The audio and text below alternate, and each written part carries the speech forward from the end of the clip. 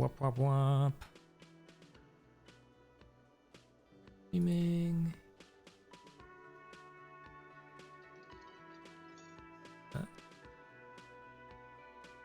We are on. Are we on? Yeah, black screen. Ah, we're on. All right. Welcome everybody. It's been quite some time that I've been away from you, that you haven't heard anything from me, but I guess that is what XM season does to you.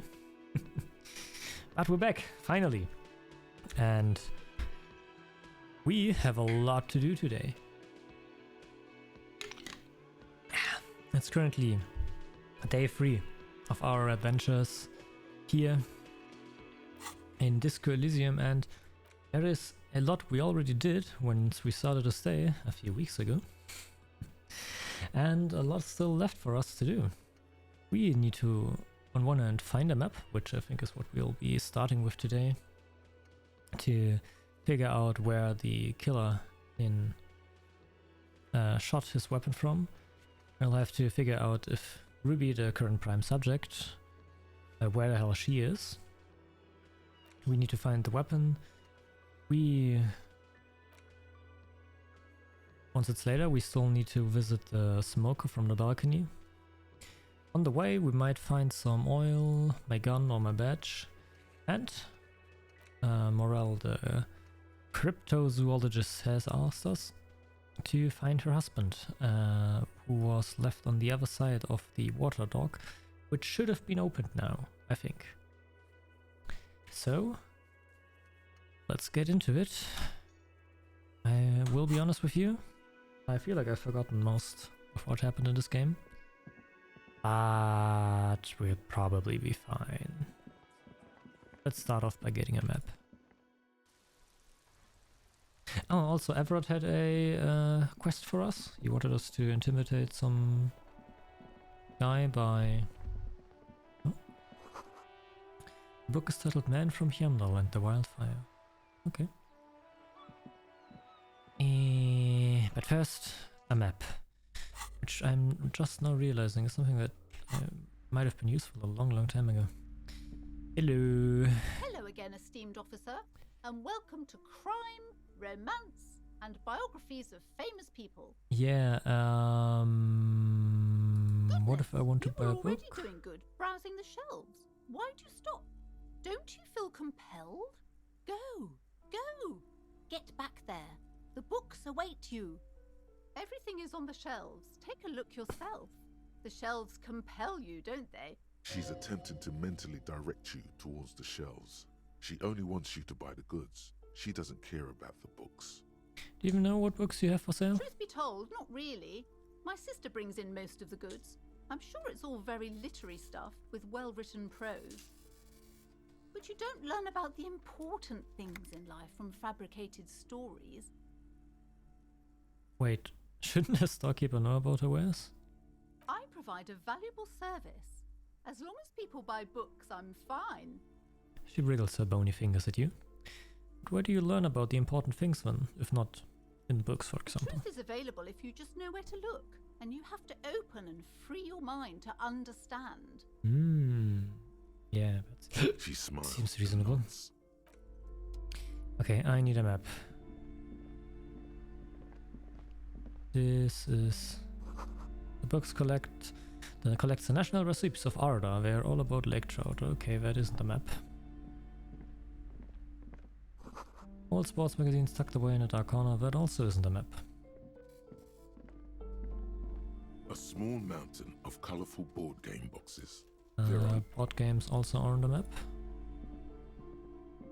The display rack is brimming with worn paperbacks featuring an extremely muscular, sword-wielding barbarian on the cover. Nearly all the titles contain the word Hyamdal somewhere. That's also not a map. Don't worry, we'll get back to this, but I really want to find a map first. Maybe upstairs?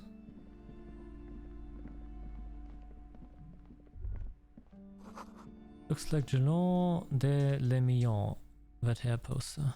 Cool. These shelves are overburdened with books from the same series. You see the name Dick Mullen. Also not a map.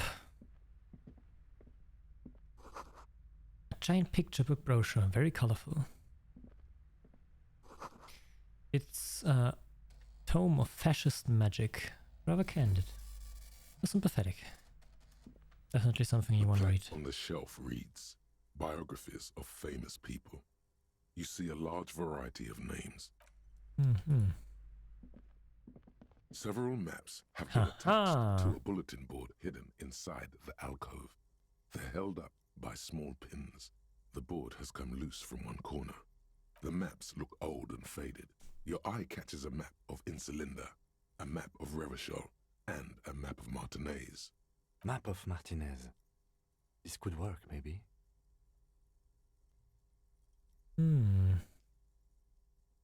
Let's look at it. It's not really a map. It's a tourist thing. A picture postcard with buildings on it, drawn from an isometric perspective. A date in the upper right corner says 48. Still, it's detailed. Could be pretty useful for scouting ahead. You see the jagged boxes of an industrial harbor, even the whirling in rags there.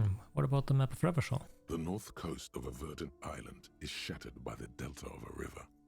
It is the River Esperance. Countless bridges put the shards back together, connecting city blocks to river islands.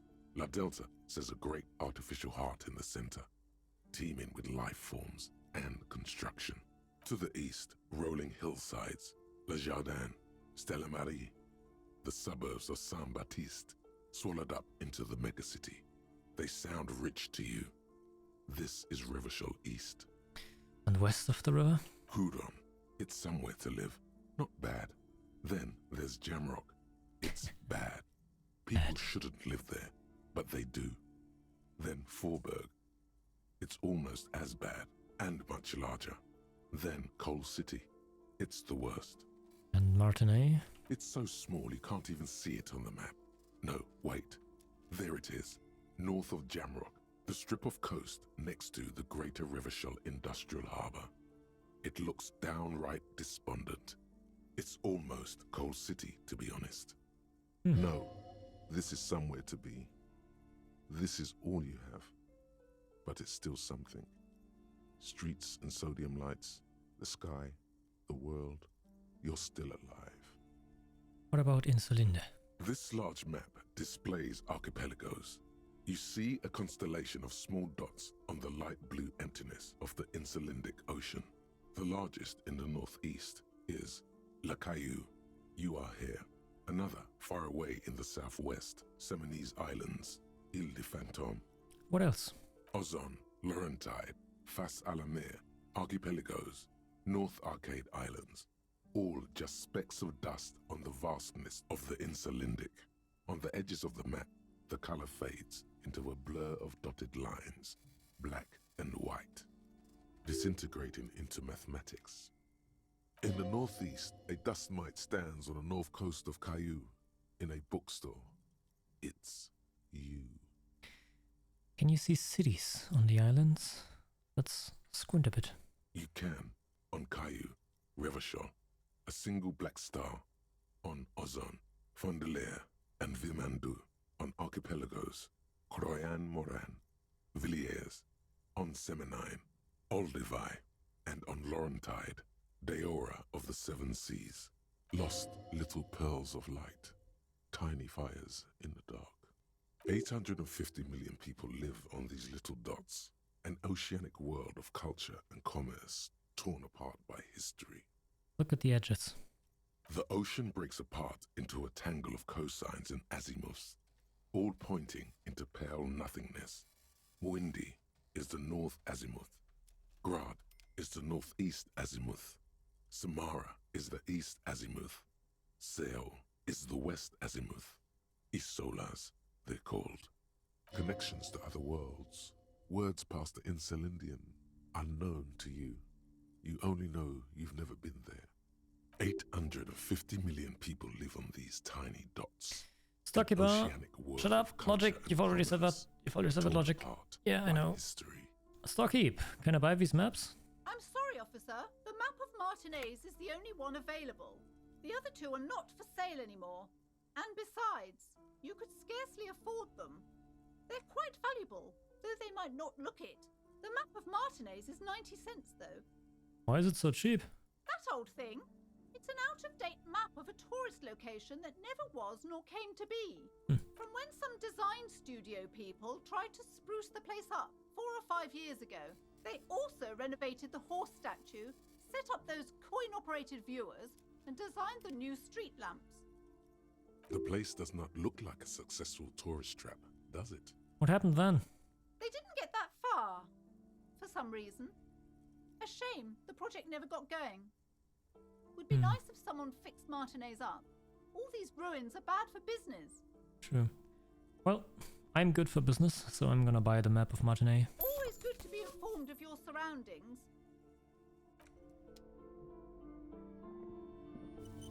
This bookstore is not strictly about crime, romance, and biographies of famous... Another blind book, just this card here. Alright, we've got a map. Finally. The worn map features the patchwork grid of the streets of Martinez, with directions to appropriately touristy locations. Year 48 resides on the upper right corner. Let's trace a path through the grid. Your finger moves through the various streets, across Rue de Saint-Ghislain and Rue Saint-Cypar, over Saint-Brun and Martinez North, finally coming to a halt on the spot where you are currently standing, although the map gives no such indication itself. For a more detailed view of the map, go to your journal and select the Map tab. And let's do just that. Oh, look at it. We actually have a map. There's the church we saw from the pier. There's the ship with the capitalist lady on it. Sorry, the liberal lady on it. There's the... What the hell is that cube? There's a big cube. Ah! And I can track all of my white checks. That's sick.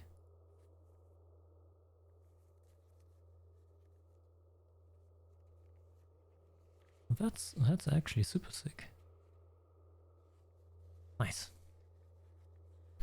We got a map. Let's get back. Okay. Everyone knows the most interesting thing about fascists was their magic. Yeah, surely. I wonder how successful the fascists got in this game, in the world of this game. We know that there was a big communist revolution and that that swept up one of the biggest islands, but was pretty swiftly crushed by the you know, the people that I'm working for. I forgot it. I forgot the name.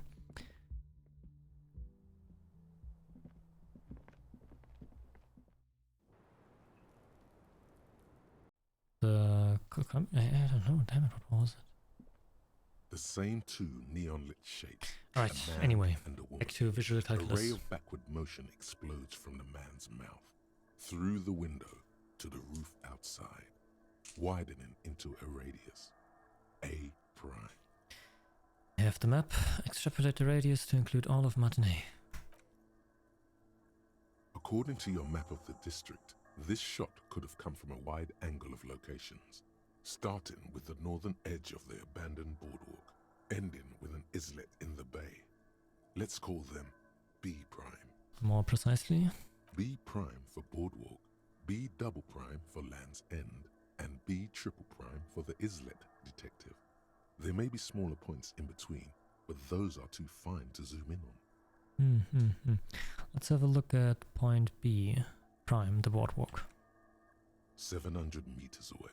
The likeliest of these B positions, 20% chance. A skilled sniper could have made the shot, provided he had a safe sniper's nest. Even with the light on inside, we're talking military training. At that distance, the perpetrator would have had to take wind direction direction into account. Point B, prime, Land's End. 1.2 kilometers away, the least likely of these positions. Let's say 3%.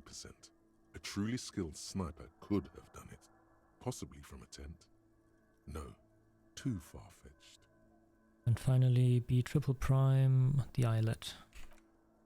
1 kilometer away, a point beyond the docks, on an islet in the bay. The fort is ruined, but the perpetrator may have found a stable spot on the beaches surrounding it, where the concrete crumbles into the sea, as you saw in the coin-operated viewer. The shot would have been a small miracle, 5% likelihood. There is an extremely narrow field of view from the bay to the window, between Rue de Saint-Ghislain 10 and 33A. The angle would have been extreme, and access to the islets is questionable. Kim, do you think the shot could have come from further than the roof in Martinez? From where, precisely? Let's say B prime, B double prime, or B triple prime. I see you have given this a lot of thought. Are those the locations you've singled out in addition to the roof? And what is the likelihood, in your opinion, that it came from a further distance? Much less than from the roof, but I think it should still be considered. Okay, well, we should see if there is gunshot residue or sniper nests if we go down the coast. Rule these spots out one by one. Yeah. It would be the diligent thing to do. Until then, personally, I'm going with the roof version. A simple hypothesis can be wrong, but it's something to build on. Absolutely. Alright, let's get down.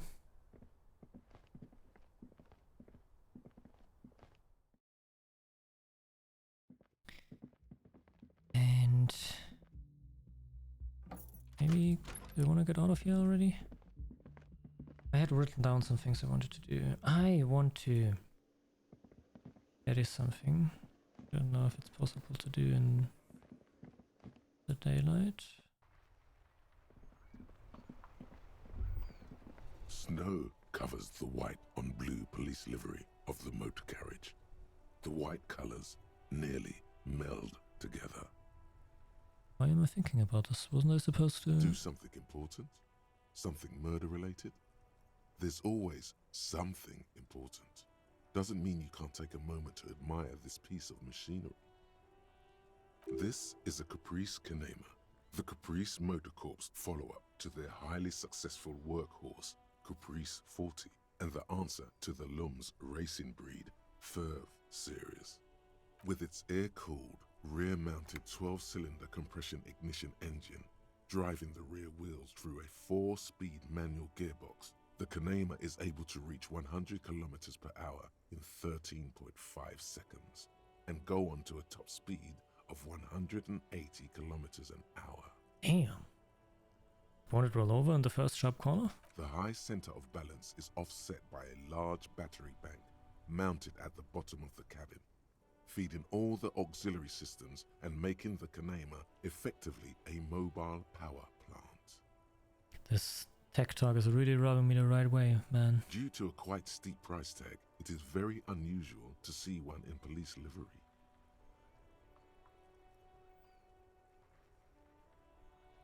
The machine really puts the loco back into locomotion. Very cool, Kim. Mm-hmm. You want to take a closer look? What's it packing there? 130. I reckon that's a 7-liter V12 there. That's what? 7-liter V12? 7.2. Supercharged. The lieutenant is trying to suppress a smug smile. Unsuccessfully. Saying these words brings him immense joy. Fine machine. Yes. An extraordinary machine. Helium headlights would improve the range and quality of the visual field a lot. It's a bit girly right now, fitted with some proper off-road components. Ever thought about switching it to helium headlights? Actually, I have a pair at home. Just haven't gotten Oh. around to fitting them yet. I need to lay some wiring for the ballast first. If we ever get this case off, do you mind doing that together? Maybe. Yes, definitely maybe. And means no. Okay, let's move. Inside, you see a set of steering levers, I a know, radio I know. microphone, a pull-out Kim, how do I turn on the toolbox, headlights? All right. Ready? I turn, you press start. It's next to the preheater. He's downplaying his excitement. The lieutenant is more than happy to show off his precious carriage. Press engine start. Sorry. Press engine start.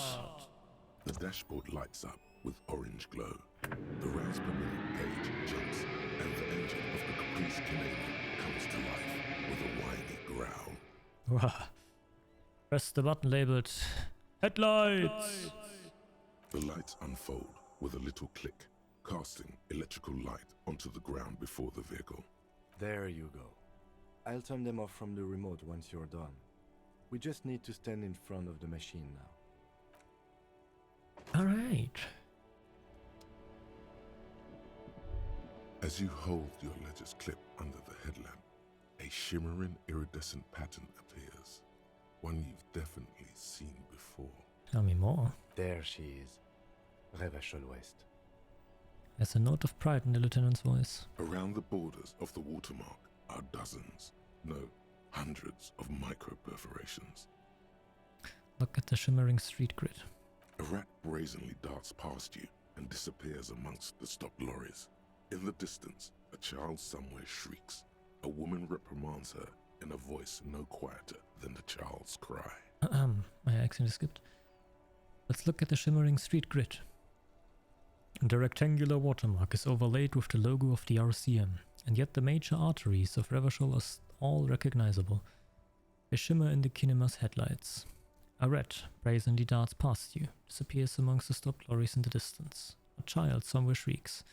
A woman reprimands her in a voice no quieter than the child's cry. Ah, Martinez. He smells the air and says, "Where are we on this?" Let me see. Right here. He says, his finger near the top of the map on a segment of coast jutting out into the great ocean. I'm sure I've seen worse. Oh yes. Coal City. Le Royaume. The burnt-out quarter. Let's look at the perforations. There are many of them, and they are divided into 3 separate rows. Let's tally them up. The first row has 18 dots. Not bad. Not bad for what? You don't even know what it means yet. Yeah, still 18 dots. Doesn't seem bad. What about the next one? The next is the longest. It runs all the way around the border, and then some. There are so many, it's hard to count. More than 150, at least. Maybe even 200. And what about the last row? The last row has 3 perforations. That's it? That's it. Kim, what do all of these holes mean? Those are perforations. They represent your record as an officer of the RCM. They are your statistics, as it were. I should have guessed you'd keep a record. Officers often do. Let's take a look. Alpha male officers who are proud of their numbers often do. It's meant. The first row represents your years of service. 18 years. Okay, not bad at all. What did you do before you volunteered?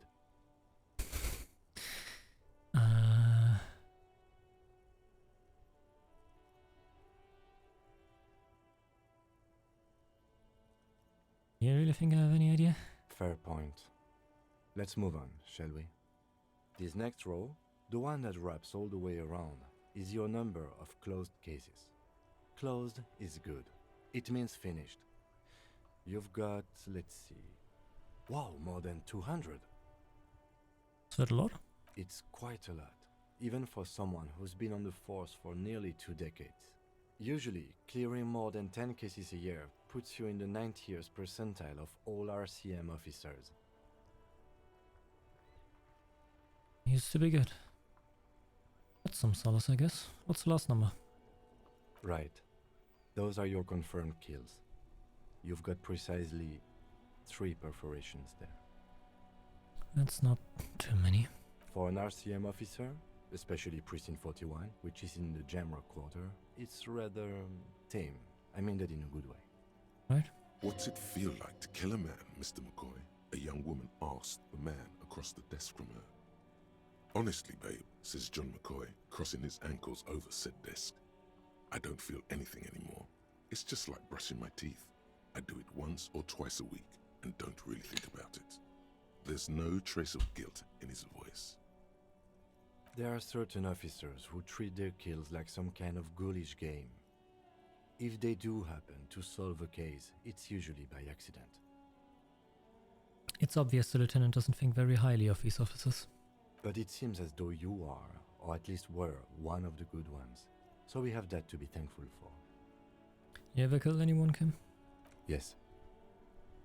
It's not a problem for him to state it, however. How do you handle the strain? Everyone has their own method of coping.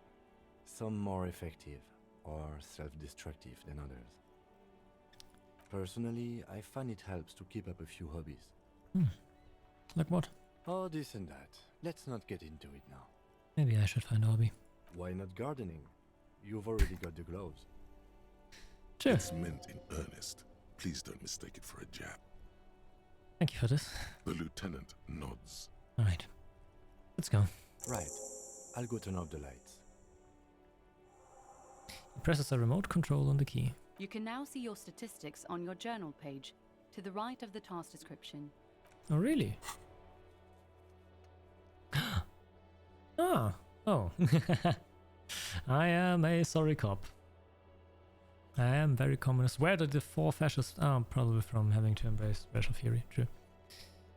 Bit of a bit more fascist points than I want, to be honest, but I guess those will eventually go away.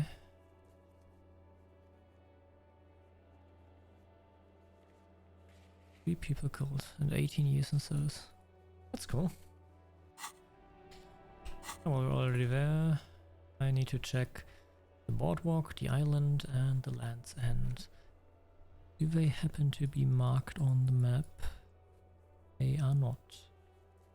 That makes it a bit more difficult, since I have no idea where any of these places are. I guess we can talk to Titus first, and then we'll figure out all the rest. And then we'll get Lena's husband. Yo, Titus! It's you again. What is it? Take your time. Just come up slowly. Talk to Klaasje. No, I need to talk to Ruby. Why? Okay.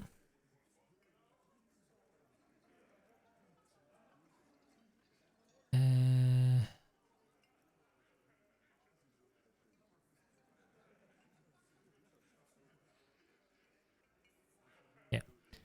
When I look you, she's the next link in the chain that leads me to Lily's killer. Sounds like you're making her a suspect in this. Not on my watch, you're not. Ruby's one of us. We're not gonna throw her under your moral intern steamroller. Fuck that shit. And fuck you too, moral Okay. Ruby is missing. If you hide from the police in a murder investigation, you become a suspect.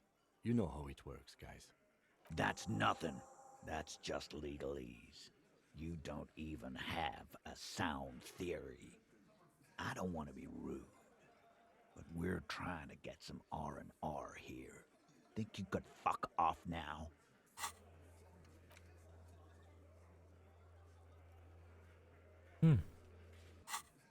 I think we'll keep sticking around, Titus. You'll be surprised at how quickly a theory presents itself if you keep looking. Well said, Kim. I think we actually From already the have corner one. of your eye, you see a little bird fly into the bush, Oh god. right behind the window. Oh god, that's gonna be behind hard. Titus's back. Well, 1/4 of a chance. I say those odds are in our favor. Let's roll the dice. Nothing is happening. Damn it. The pieces are there, but they remain unconnected. Oh no, we can do this. Sorry, you're not coming up with anything. Again, the pieces are there. She could have done it.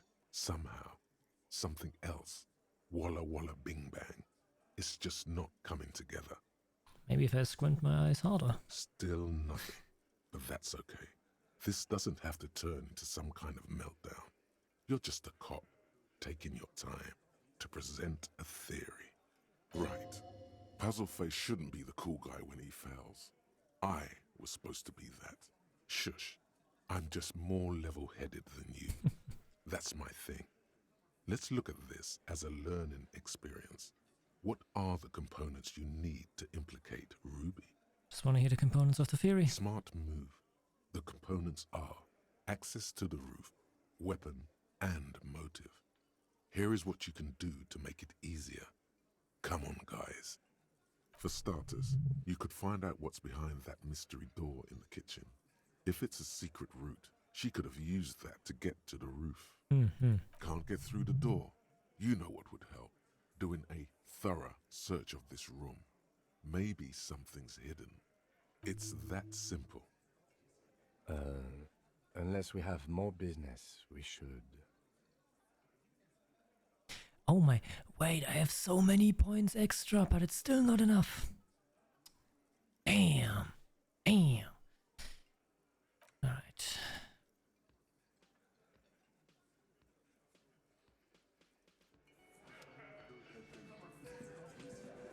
Behind the dockworkers, a ceiling height window. The hawthorn branches scrape the glass like bony fingers. There's a yellow ribbon tied to one of the branches. Light yellow. Faded with time.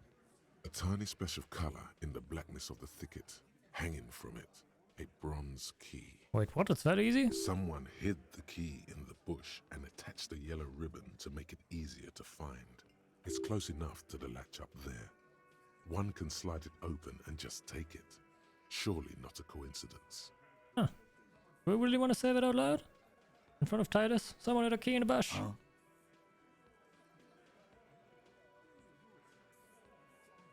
Yeah, could you let me slide by so I can grab the thing? I don't know about that. I'm comfortable here. Don't think any sliding would really help right now. Sorry, fucko. Looks like you're gonna have to go bush diving. Good fucking luck with that. The Hawthorn's got a bitch of a bite. I'm gonna enjoy the sight of you in the bushes out there. With a loud thud, the old man stands up, pushes the window open, grabs the key from the hawthorn branch and slides it across the table to you. Thank you, Theo.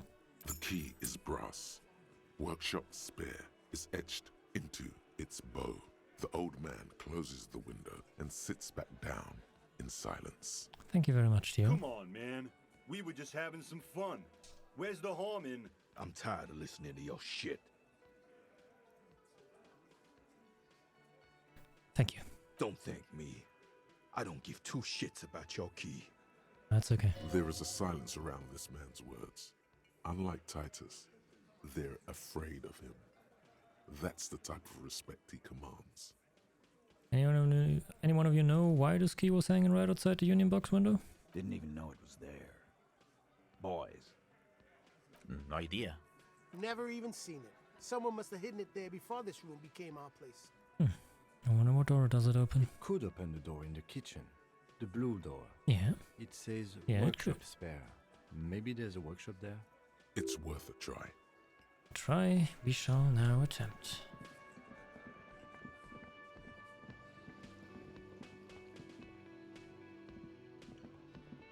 You see a heavy steel door. Let's try with the a workshop prominent spare key. Dimple lock. It's painted blue. The key fits the dimple lock. It takes a bit of effort to turn it after Let's all these go! years, but then the lock clicks. Dust rises before you like mist. A tomb haunted by regal spirits from distant ages. Yeah. Then. Let's go through the dust. Oh, an arcade machine. Sick. This pinball says Franco-Nigerian, the famous horses and swords. This pinball is White the Aura. The back glass shows a female figure in mourning. A note. NB, the spare key is tied to the bush outside the corner room window. Ooh, money. And another machine hidden by... Over there, in the corner. Pinball machine. Not just any pinball machine. This is the pinnacle of pinball. Cornelius Gordy and the Mountain Goats. No way. It's lit. You can't wait to get your hands on it. Let's take a closer look. Ah, great. Cornelius Gordy and the Mountain Goats reads the golden lettering on top of the back box. There's a small column of text underneath. The machine is coin operated. Get the game on, Fingerboy. Those flippers are ready. Let's first lean in closer and read the text. Above the painting of a mustached man climbing a hill, a column reads, inspired by the legend of Cornelius Gordy, taken on the world's tallest peak, Corpus Muindi. The Mesk legend holds that when the nation is in danger, heroic Gordy shall return and save his people. Let's inspect the playing field. The theme of the game is to explore Gordy's climb through the perspective of goats and to ascend to the top of the mountain in a time of trouble. The peak of the mountain is at the top of the playfield. All the balls have small goat icons on them and represent the goats as they race up and down the mountain. Areas around the playfield represent Gordy's climb, places he was said to have camped, which the goats can discover. Get them to the summit. What's with all the goats? Indeed. Think of them as balls.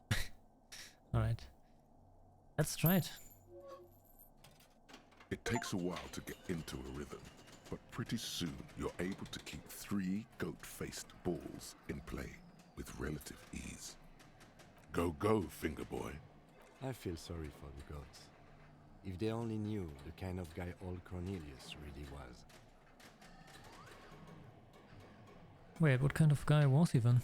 The kind of a guy who uses the word savages a lot when recounting his troubles. A masked nationalist. A racist mountaineer. An avid huntsman too. He was often photographed in his dining hall, surrounded by wall-mounted hunting trophies from every continent. That is not cool. He also hit his wife and kids. Other people's kids too. Sometimes pets. Hateful little man. But you seem to be having fun. I am pretty good at this. Your game is definitely improving. The jolly goats are flying all over the board, and although a few plummet to their deaths, you're never left with less than 3. Suddenly, a special passage leading to the summit slides open at the top of the board. This is where the balls need to go. Let's concentrate and aim for the narrow passage. Maneuvering a goat ball into a position for a perfect hit isn't easy. More fall to their deaths. But finally, the opportunity presents itself. One of them gets through. The words "Pale Rupture" light up on the speaker panel, and the machine starts filling with a thick, milky fog. Ooh. Something's happening. What's going on? Congratulations. This is where the game ends. It's a cheap way of getting more money out of the players. A stupid nihilistic finale. There's so much fog, you can barely see anything. Some is actually leaking out of the machine, and one by one, your goats start slipping, disappearing into the milky nothingness. This can be navigated. The balls leave almost imperceptible disruptions in the fog. Use them to calculate where they hit next. You're down to your last goat, going mostly by sound. Eyes are useless at this point, but that goat is something special. 5 times you snatch him back from the jaws of death. He's the goat, man. I promise, guys, I can see it. He's the goat. You're in a perfectly balanced system where neither you nor the pal is able to get the upper hand. This could go on forever. Game, it can be done. Just watch. I am. I've seen it before. Played it too. You will eventually make a mistake and then it's all over. Why do I have why am I bad at ball games? Oh no, it's a red check. Ah, okay. Gotta try. Stay on the ball. He's gotta be the goat. He's gotta be. How? God damn it. The last goat plummets into the fog with almost suicidal glee. It killed itself to spite you. There goes nothing, finger boy. It was fun. All these mesmerizing machines, just waiting to be plugged back in and played. Run your finger across the dust of the white Diora machine. Feels like it might jump back to life any moment, the lights illuminating the white-robed woman. What's white Diora? Some kind of inane pinball theme, probably related to Messina during the DeLorean age. The history themes are the worst. Diora was one of the 3 crown cities of the DeLorean era, on the Muindi Isola, the others being Ria Silvia and Advesperasket. This theme is all about early airships and beautiful, sad, pearl-laden women. It's quite nice, actually. The lieutenant grimaces looking at the machines. Sounds like you don't enjoy pinball, Kim. No, I love it. I love pinball. Who doesn't love pinball? Let's move on. He doesn't. What about that other one? The Francoringian ball. Wanna play that? No. Okay. Let's move on then. This small elevator is dimly lit by a bulb that's been glowing for ages. The latticed cage is open, inviting you to step inside. Let's look in. Smells of nougat and sweat. Your head brushes up against the ceiling. There is a control panel to your right, and just enough room for 2 people to fit in. Let's look at the controls. There are large rectangular buttons, monter, descente, and an international call for emergency assistance. That third one appears to be broken. Obviously. A small steel plaque reads Halter 800. Halter is a Koningsteiner lift company who went out of business a long, long time ago. A Königsteiner lift company. Wonder what this elevator was used for. Seems like a small freight elevator for transporting machinery. For that, it's pretty quaint. He taps on the one... What? He taps... What? He taps the guttering light bulb. It's golden in the dark. Alright, let's get in and go up, eh? Now. Where did we end up here? Small windows taped shut with black plastic. You can't see outside.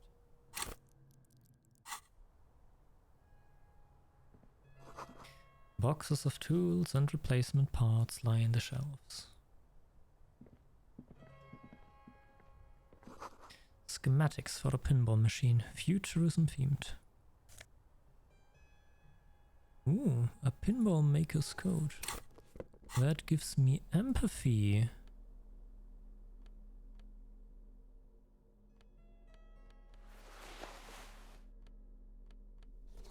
Empathy and hand-eye coordination as opposed to esprit de corps and shivers. I like that. Take some empathy.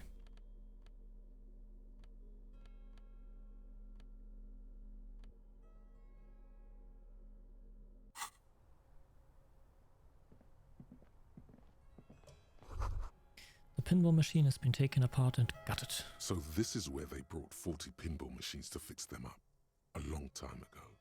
Everything is covered with dust now. The lieutenant looks around the dusty, crowded room, inspecting the tools on the shelf.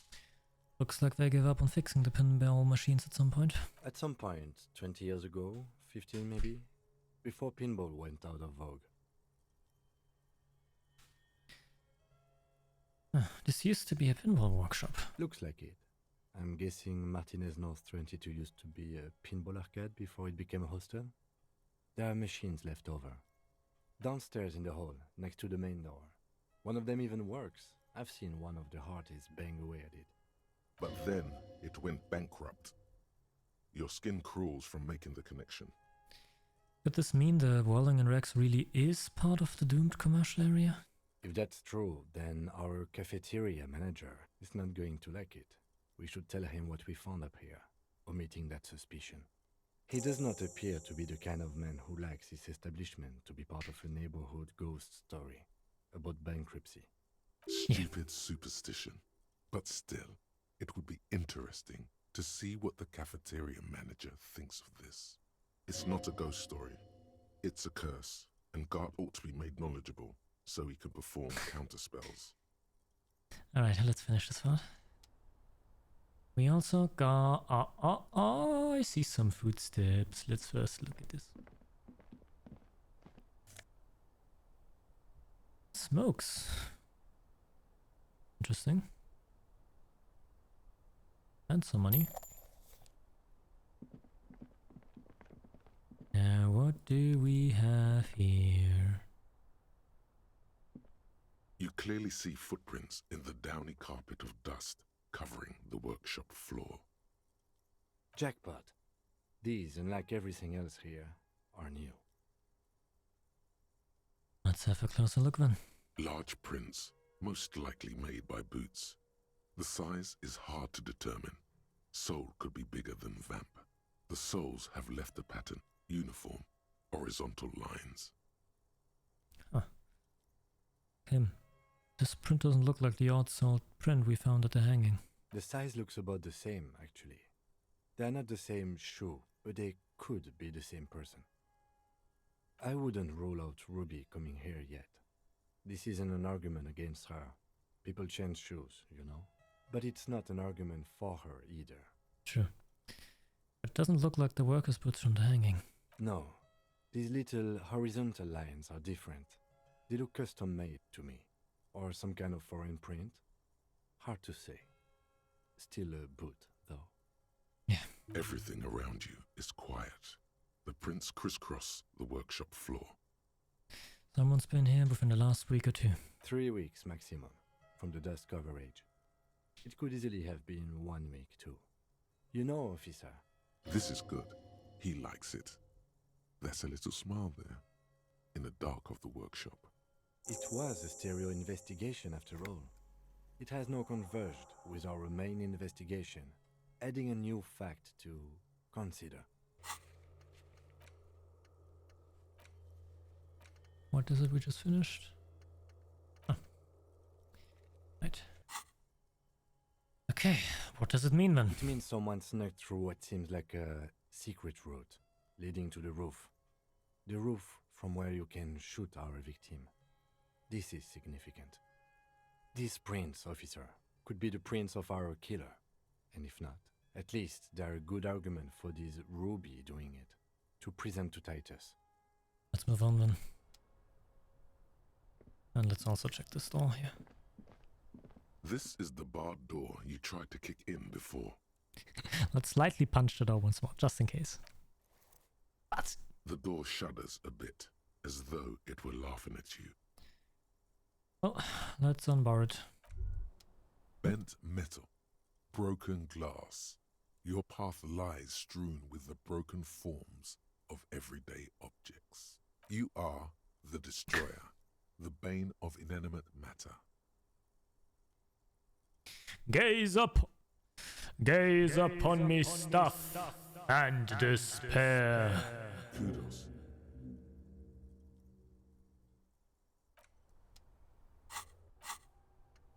Hentai Object Task Force. Take a look at your hands. See a bruise there? See those little scars? This is Exhibit A. The material world is holding you back. Containers, mailboxes, doors, chains, they're all your enemies. Always have been. Atoms themselves are in on the conspiracy, forming shapes and structures that you hate. You are energy stuck in a body. You are spirit trapped in matter. Break free. Beat up that lamppost. Let it know just how much objects suck. That sounds funny. Right. Let's open the door. Hello. Officer, it's a fine day for questions. I actually think we've finished all our questions for you.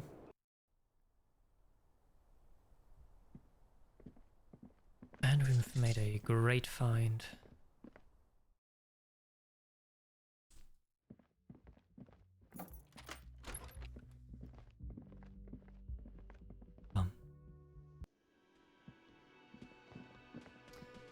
Alright.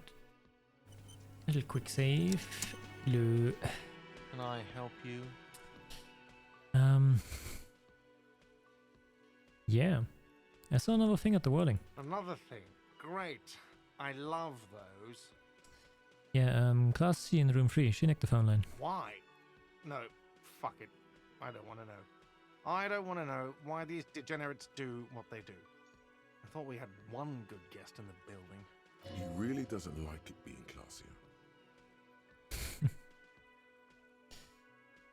Oh, you also have Lena. Lena is a good customer. Yeah, well, she's not a guest, is she? What? Did someone mention my name? We were just paying you a compliment. And finding out a degenerate from room 3 nicked the phone line. Everything is okay here. Good thing that guest pays for her stuff on time. I'll forward her the bill and be done with it. Was there anything else? What if I told you I got into the back room? Behind the blue steel door.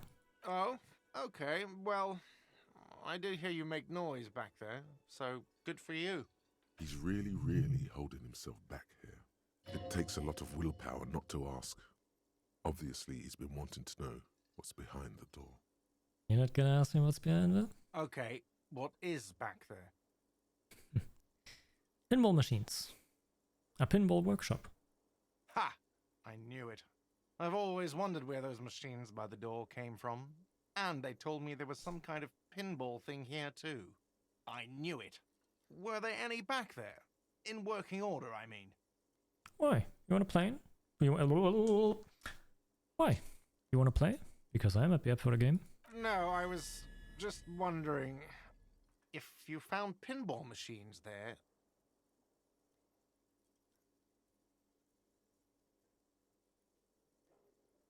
Thinking of turning this place back into a pinball arcade? No, but we could diversify the entertainment options, seeing as you've opened the door back there. The machine we have in the corner now is broken. It wouldn't hurt to get a little life in here, other than the hellish karaoke machine. That one's always causing trouble. Yeah, those numbers he's adding up must be making good sense to him right now. Sounds like he cares about the place. He's not going to be overjoyed to hear that it's part of the doomed commercial area. He should still know. You have to be forewarned about these things. Yeah, let's not tell him. What my bill for tonight? Also 20 real. Not yet. Why are you wasting my time and yours? Well, just hoping that maybe you would cut me some slack for opening the door back then. Date of birth generator. You were born in the year 07. In the last year of the commune of Revachol, right before it fell, in the old military hospital on the ground floor, where people usually came to die during a snowstorm. The revolution had about 1 year left to go, and the fires were still burning bright. There were explosions in the blizzard. This was 44 years ago. You are 44 years old. The bloating might never leave your face, but beneath it, you still have some years. You still have some hope. Winding for logic race to 4. -1 difficulty to all physics passes. Nice. That seems pretty good actually. What are the hours?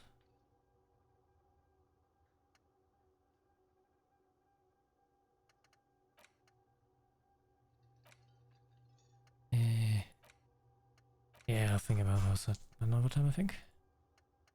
For now, we've got a Titus to break. It's you again. What is it? Take your time. Come closer. Cross your hands. I have a solid theory about why Ruby could have done it. And I will explain it to you now. A sudden flash of lightning in your neocortex. The hostel cafeteria is lit by its airy blaze.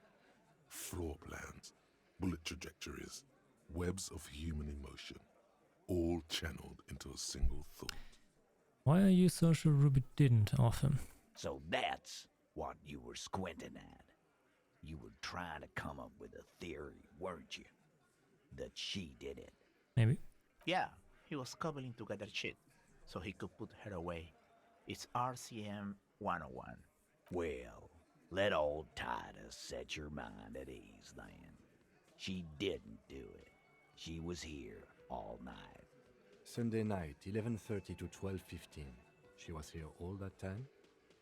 Yeah, with us, drinking, near the stage there. Didn't go to the toilet? No. In the whole 45-minute window. She was with you all the time? All right. She took a fucking leak, okay? For one moment. Maybe went out too. She has an operation to run from her lorry. We're not getting into what that operation is again, Carl. Yeah, sure. That's probably for the best. Don't break your stride now.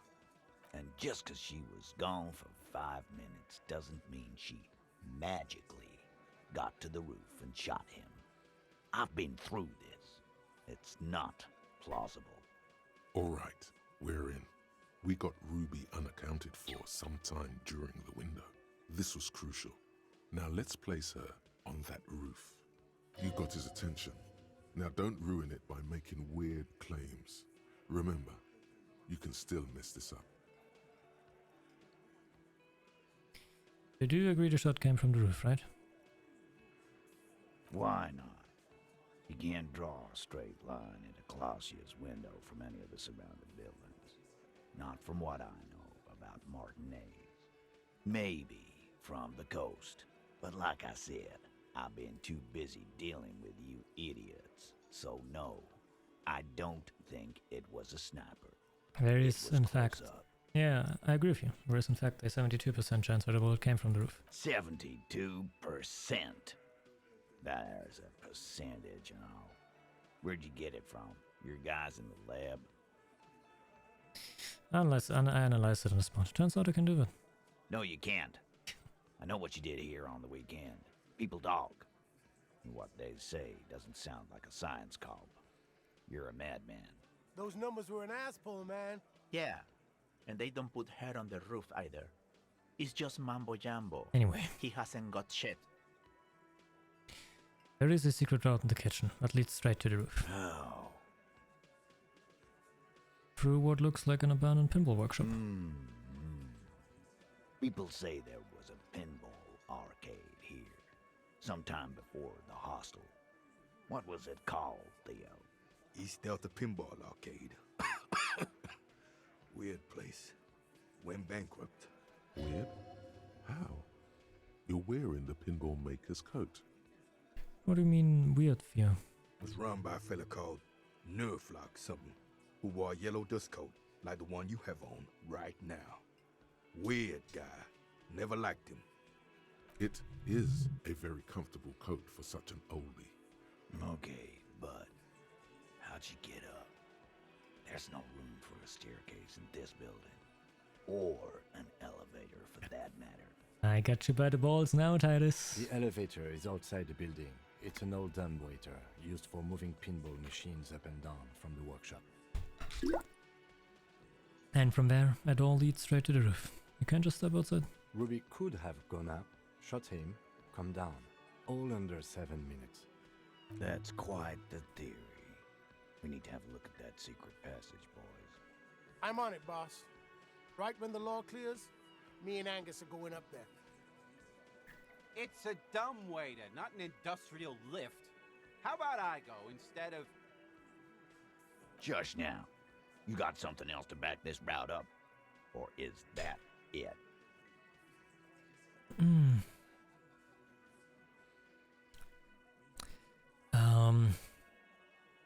Guess what?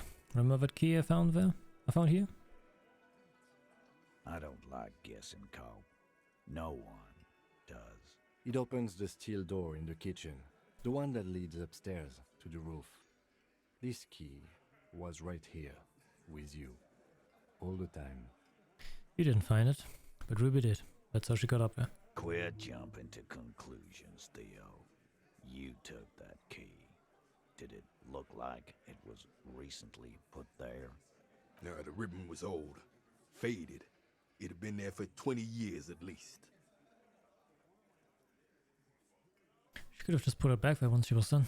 Why? This just doesn't make sense. It's damn interesting, but it doesn't fit well, and you know it. It doesn't fit well, but it fits, and he knows it. Also, it has to be said, this man would make a good RCM sergeant, or maybe even lieutenant. Just don't let him anywhere near women. Well, aside from that, I also found footprints upstairs in the old workshop. Footprints. Recent.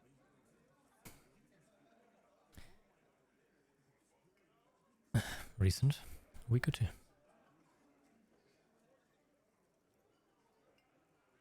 That close, huh? How fortunate. I'll take a thorough look at those prints myself before I believe that call. Good news is, I'm still listening. Right.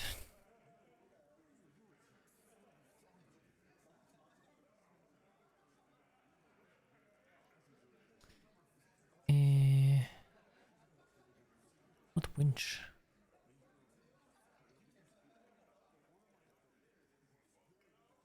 Have you noticed the winch up back on the other of the building? What does that mean? What's a winch? Wait. Google Translator. A winch. Ah, Winde. You noticed the winch up back on the outer wall of the warning? I've seen the winch. I'm not blind. You saying it's part of the elevator she used to get up there? That's right. That's one mystery down then. An architectural mystery. Doesn't much concern Ruby, does it? He knows it's something.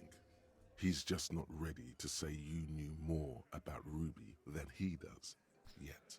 There were also some pinball machines in the workshop that were still operational. Right. What the fuck does that got to do with Ruby?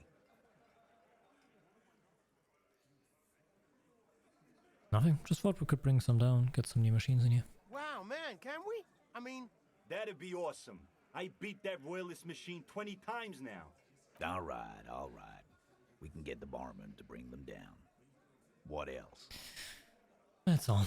But I think we have firmly established that Ruby could have very well have access to the roof and where the man was shot, right? Firmly doesn't go well with could've. There's a route to the roof.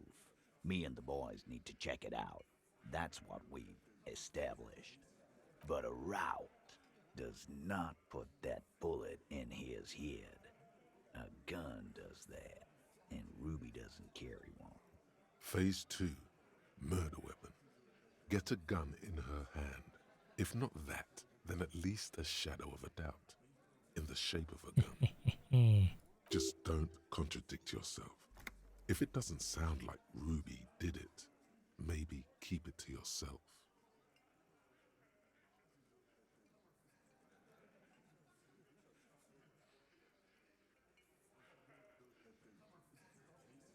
I've already established Ruby's running drugs. Could have also smuggled guns too. God damn. That's just about your favorite topic, isn't it? Every fucking 5 seconds. You were warned not to bring it up. Your best shot here is to just back out of it. Fine, Titus. Not getting into it if it touches on your precious business. Okay, cop. She's got connections. I could see how she could have access to a gun. That still doesn't mean she did. That's all you needed. Doubt.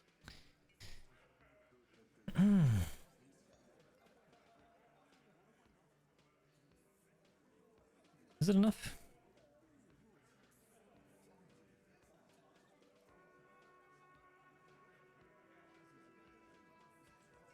False analyst the bullet would kill him. Let's check it. So it had to come from a breech-loading rifle. Military grade. Not even you militia monkeys have those. This goes against your everyone has a gun theory.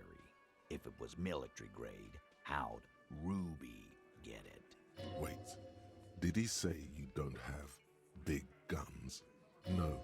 Just say you're honest with him. Don't challenge him.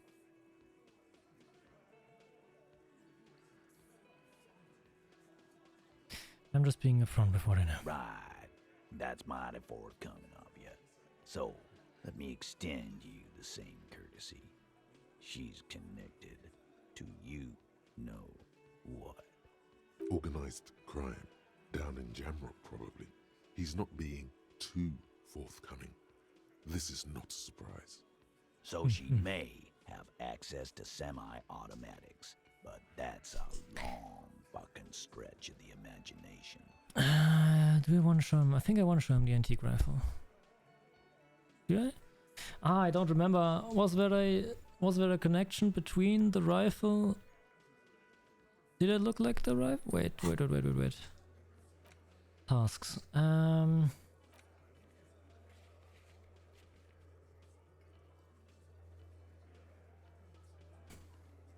Okay.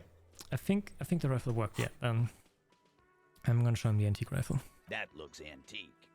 A Belle McGrave. It's inoperable. Where'd you get it? There's a cell under the bookshop. We're sitting there with others, just like it. 20, maybe 30 rifles, Titus. Also broken, but still, there were too many. And there must be other caches too. God damn it. We need to close that dump down for good. That's a goddamn breech loader, too. Find one that works, and you got a military-grade weapon that shoots jacketed ammunition. He sees it. This is coming together. He must. Time to really close the deal. Show them the bullet. This is the bullet that did it. 4.46 millimeter. The Belle McGrave uses the very same caliber. The blonde man looks at the mushroomed Deathbringer in the evidence bag and says, Yeah, the bitch is jacketed all right. 4mm too. Whoa. Well, goddamn. It's not proof, but it's a possible murder weapon. Close to her. Too damn close.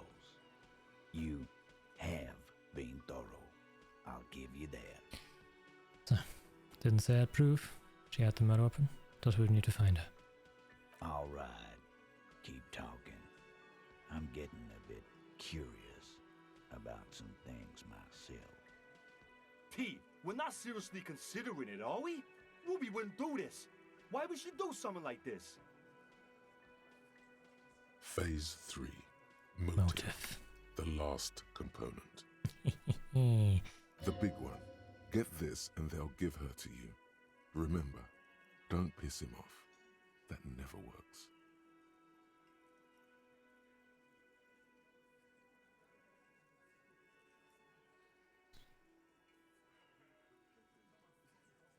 When Class C came downstairs, Ruby appeared to know that something was wrong.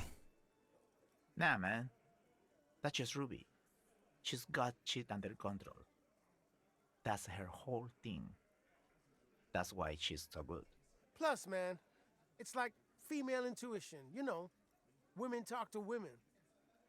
Which is sort of why we need someone on the team who they talk to.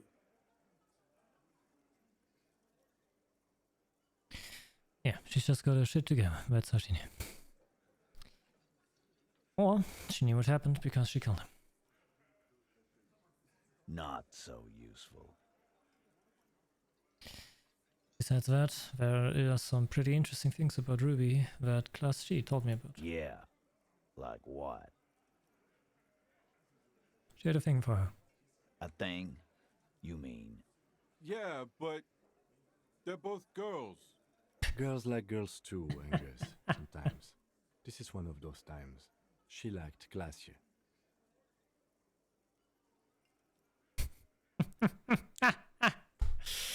I don't want to anger him, but I feel like Titus is gonna laugh about that. Come on, guys. She hangs out with you, meatheads. This cannot come as a surprise. Yeah? No. Ruby's got more balls in a ball pit. You'd have to be an idiot not to... Guys, I'm not the only one who knew. Right? My man Eugene got the gator! Knew what? First he says she's murdered him. Now she's a too? Oh, shut up. It's a lie. Come on, Glenn. She likes Monica's titties more than you do. Everyone knows which way the wind blows there. I did. I knew it. That's why she didn't fuck me at Fatty's birthday party. Eh? She didn't fuck you, 'cause you're 40, and you still live with your mom, Dennis. I love him. Yeah, right, Dennis. Shut up, Dennis. Light laughter sounds off in the room. It feels nervous. Classy said she made advances on her, and she thwarted them. Ruby then threatened her and told her to end her relationship with the deceased. This is some sordid shit. It's also the kind of garbage our Miss Aronier puts out to cover her own ass.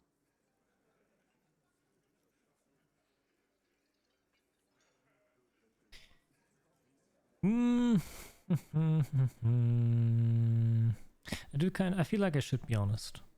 I feel like Titus does value honesty. And I think the thought is in his head already, and it's not just gonna evaporate simply because I tell him the truth. She did tell us when we were close to arresting her. Figures. But that Ruby is queer as cabaret, now that I start thinking about it. So there is some truth to it. And that's okay. Some are queerer than others. You can still be a Hardy. But if you bring your own personal shit into our outfit... If that's the case, then it's not right. But it's not the case, right? I love how accepting they are. That's so cool. There are many pieces that fit together that way, Eugene. Face it.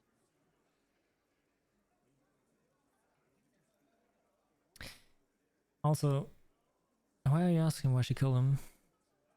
We can also have to ask ourselves, why did she organize the cover-up? And I suppose you have a theory about that too, cop. Why she could have just been covering up for herself, Titus. Think about it. Why go through all that effort? It was her idea, wasn't it? The hanging. You went along, but she suggested it. She had, like, a fully formed plan and shit. Right when she came back downstairs. Really, Shanks? Claudia wanted to talk to another girl, that's all. She was just the first one up there. I could have come up with that plan if I'd have been first. Time for a logics demonstration. Eugene, let's assume you killed him. He scoffs. Think. You kill him. Get up there. Shoot him. Get down. Would you prefer to go on trial with your friends, as part of a lynch mob, or alone for committing murder? The man is silent. If she used us to cover her own shit up, well, that's a serious violation of the Hardy Code, boss. Which is why she didn't. This is fucking stupid, Titus. This and the queer thing, all of it. Why aren't more of you defending her? This is fucking stupid, Titus. Don't be homophobic now, Glenn. Glenn, I thought the same thing when she skipped town and left us in this shit. Oh, so he didn't rule her out completely. And she skipped town. This is good. Titus, you have to see it. Things don't add up. We need to talk to her. Silence. He looks around the room. The old man in the corner nods. This is the only option he cares for. The only opinion, not option. Yeah, I see it. There's one more thing I've been wondering about. Ever since you asked me where she is. Add it to your list of suspicions, if you want. I don't know where she went. She just got up and left. Got real scared, too. Wouldn't tell me where. However hard I asked. Wanna know why? Yeah. Why? She was afraid I would tell you. Maybe she was right. By now, I probably would. She knew there's evidence on her, and she knew we'd find it. This is typical suspect behavior, why fleeing is always incriminatory. Perhaps. Ask her if you find her. It won't be easy, though. She made sure of that. Do you know when she left? Friday afternoon, when you first arrived. I got word the RCM was in town. Then she came in to see me. Told me she was leaving. That's when we had our little conversation. What was she scared of? I told you. You. I mean me as in the RCM, right? No, you. As in the cop with the sideburns and the disco clothes. And a hole in his heart. That first. And the hole in his heart.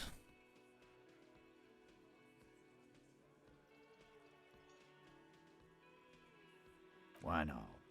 You suck on that gun like someone tore you a brand new asshole.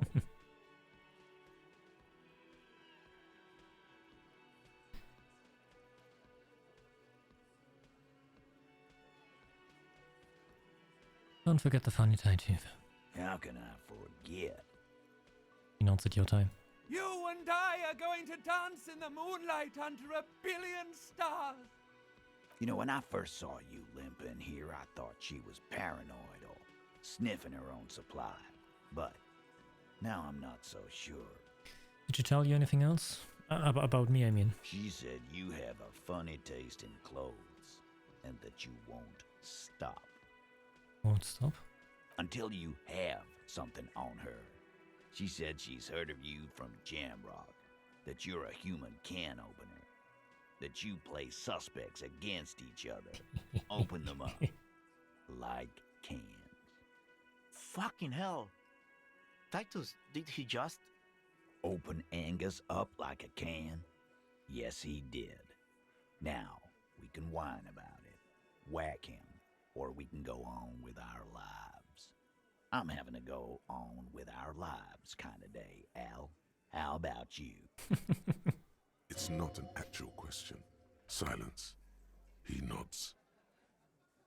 Huh, I trick him. Am I a can opener? You are insistent.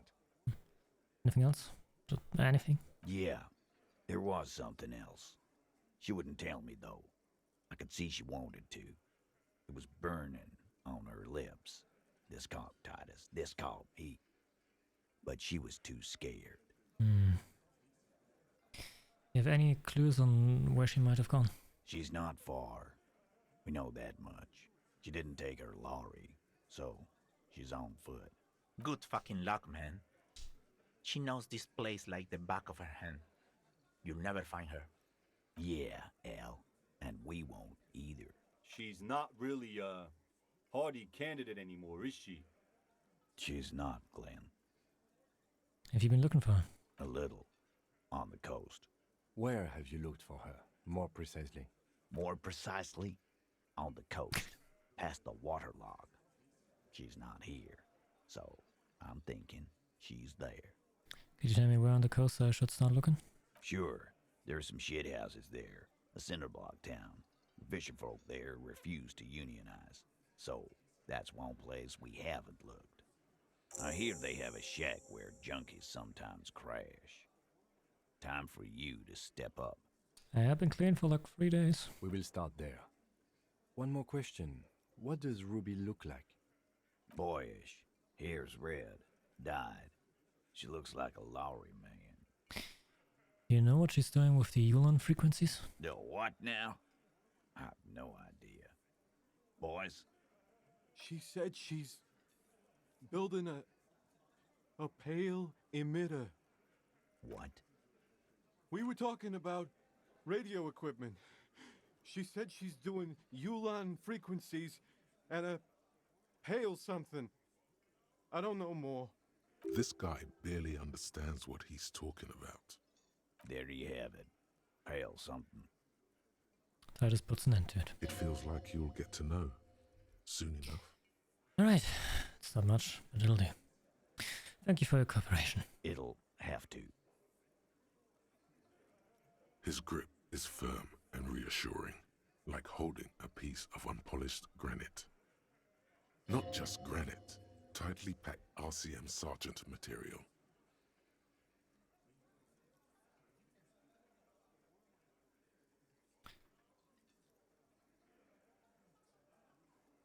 Should be a cup, Titus.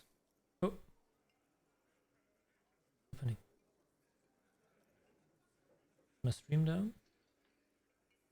There's something about a network error on my internet. Switch it down, maybe?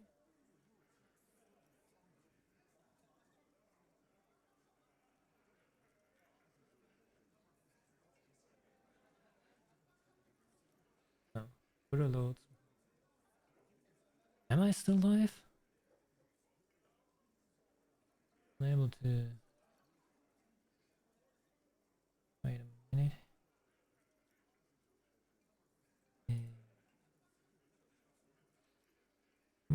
I'm not downloading anything, I think. What the hell is going on right now? Sorry, we're having some technical difficulties, it seems. So I can't really say why. Or even where.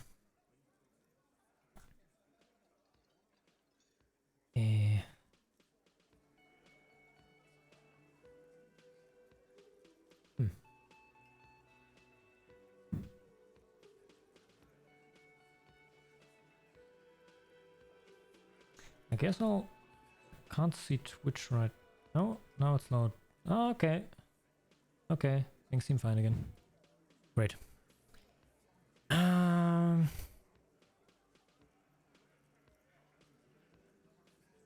Should be a cup, Titus. When are you gonna get it through your dumb head? I already am. I just wasn't sure you were. And he still isn't. People aren't afraid of good cops in the way Ruby was afraid of you, he thinks, then turns back to his men. Alright. That's some good news. We've got a lot more knowledge about Ruby. We got 2 level ups.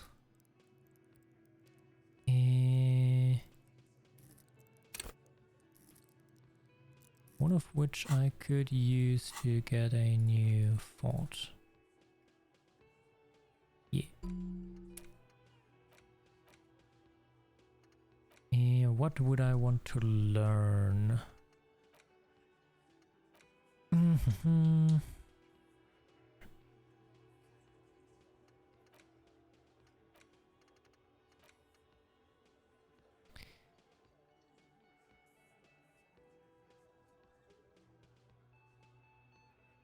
Wait, who was Guillaume le Million again?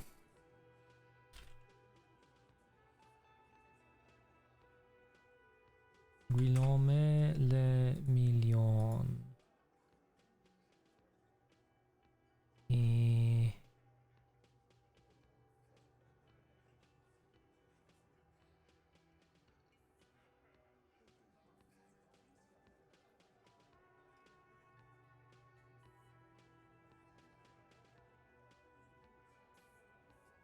Who was that again?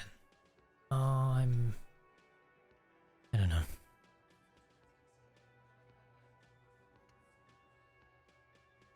Yeah, let's try anyway.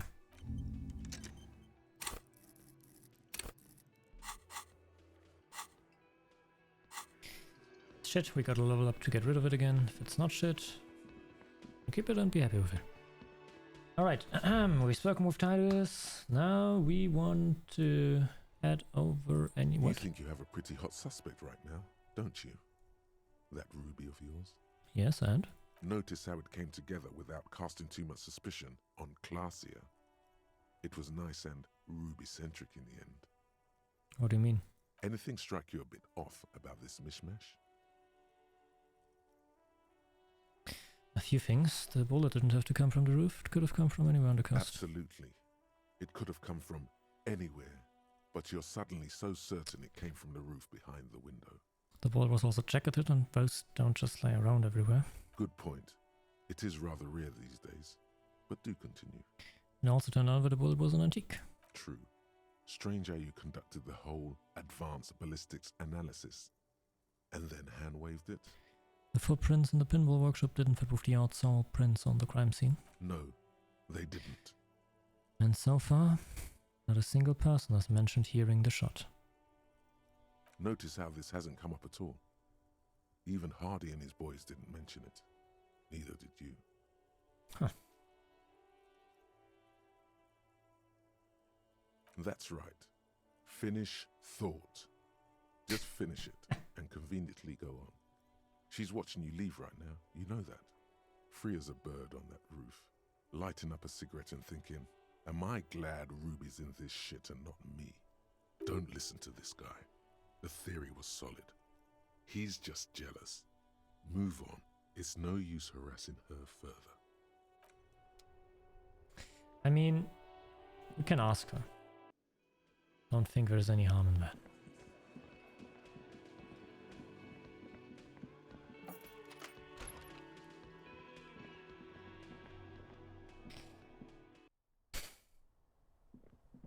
It is an important point after all, but we don't have to ignore it. But I don't know. Officer, it's a fine day for questions. Classy, how do I feel like Leaf won here? I really don't know, sir. I certainly don't feel like I've won. I feel like shit, sir. All the time. She smiles, a bitter little smile. She means it. But all of this turned out quite well for you. You've slipped past all suspicions. Clearly, I haven't. We're having this conversation, aren't we? How well could it have gone? I mean... The wet wind, heavy with brine and industrial pollution from the stacks nearby, ruffles her hair. I'm stuck in Martinez just like all of us. I've been up here for... I don't know how long now. I like to call this my rooftop containment facility. What do you contain for them? For my sins, of course. The long-standing sins of a bad, frivolous person. For destroying my first love. For working for bad people. The list goes on and on. Yeah. The thing is, there is something that does seem off with this theory I've developed about Ruby, you know. I don't know what to say. It all seems very fortuitous for you. None of this is fortuitous for me. It did all of it did turn out to be well enough for you. You didn't up and as a subject. That's what I mean. Did I? Why do I still feel suspicion hanging over me then? What I managed was to get him killed. I'm the love that does people in, remember? The lieutenant looks away, over the railing. He feels uncomfortable with this conversation. He doesn't know what to add. That's it then, I guess. She nods, slowly, carefully even. There is suddenly a strange glint in her eyes. Not malicious, but dangerous. See ya.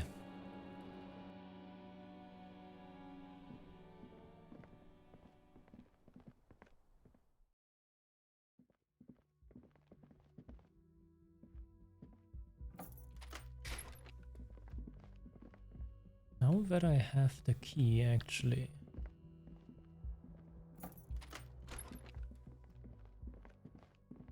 Can I open this door? Oh, okay.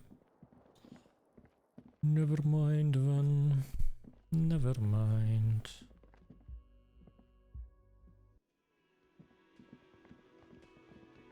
Hey, you, Lena.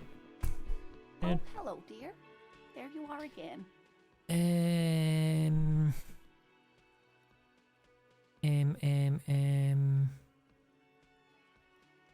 And more about Morel, Luke's character, your relationship. Dear. I'm not sure where to begin. What does he look like? Well, his expression is slightly grumpy, but his eyes are always bright and curious, like a small boy's. And his palms are quite coarse from all... It's always a challenge to describe the person you know best in. Oh, well, he's a bit shorter than you, but with a larger frame. And he has... The lieutenant pulls out. One other thing. He'll likely have all kinds of field gear Right. on him. I hope I've Thank been you. useful. Yeah, that's all for now. See ya. Try my best to find him now.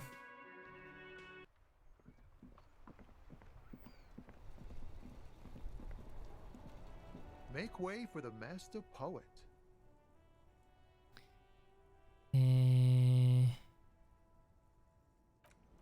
And I wanted to let him know how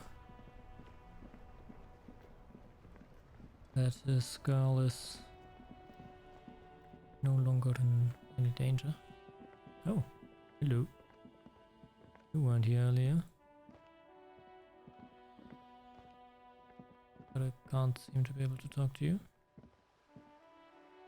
A couple of indicator lights are missing from this control panel.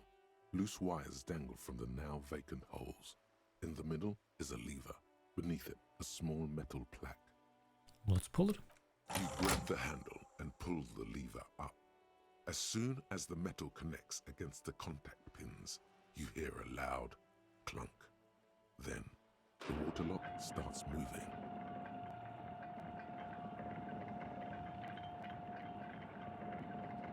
It's moving at an alarming speed.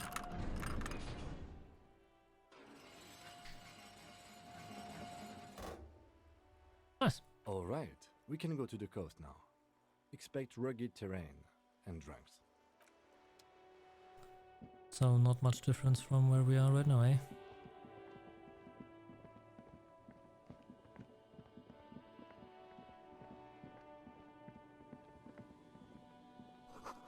The radio relay hums with electricity. Oh. And there's something on the ground. I'll take those.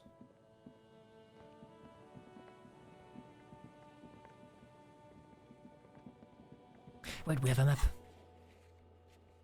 A map that doesn't tell me so much. Never mind. Traffic beyond the gate. More abandoned motor lorries. The sign says no entry. Someone scribbled an inverted star on it.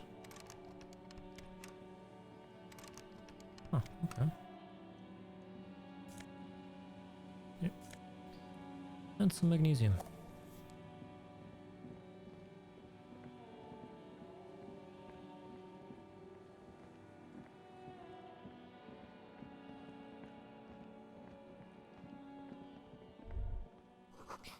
Ahead. Decades-old concrete defenses. Children play on them now. A breaker box to power the radio pylon above you. Maybe there's something inside. Money.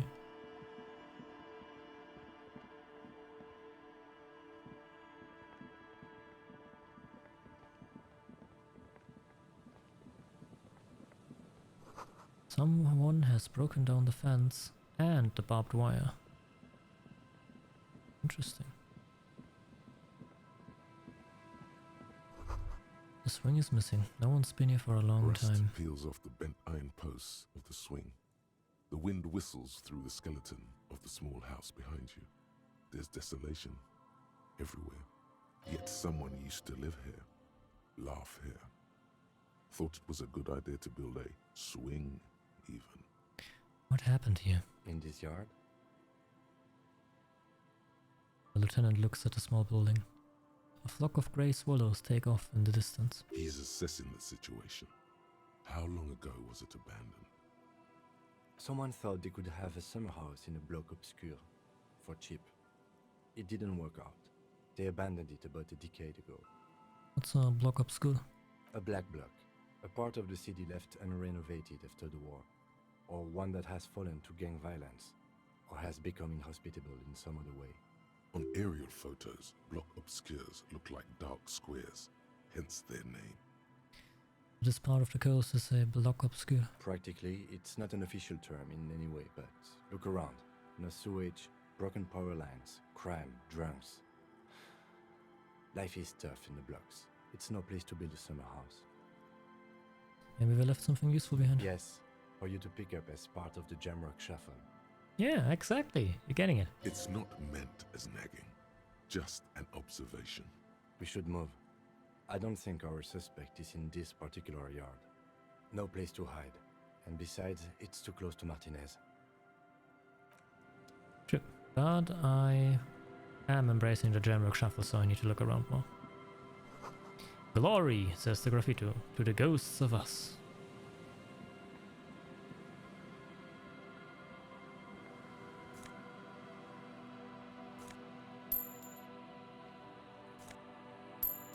Why is there so much money here just laying around?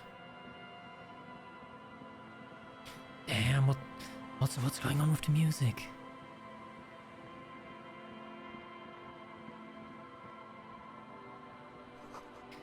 Someone has left the music collection beneath the tarpaulin. Oh, I wanna take that. Tape, smallest church in Saint-Saëns.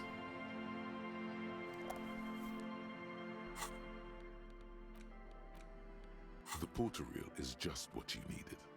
The reel's attached to the apparatus with a satisfying click. The tape is routed behind the magnetic reader. Let's press play. You press the large button marked Commencer, and the tape starts spinning. There's a small delay before the song starts playing. Let's press my ear against the speaker. It sounds like someone's moving in the room, getting comfortable.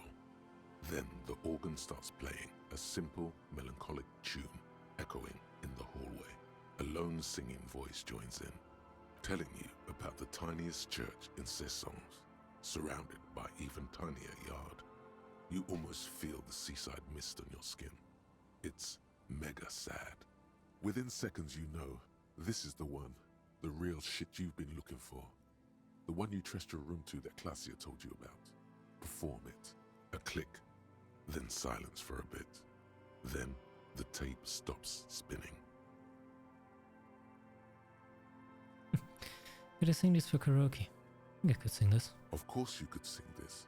You could take sad to a whole new level with this.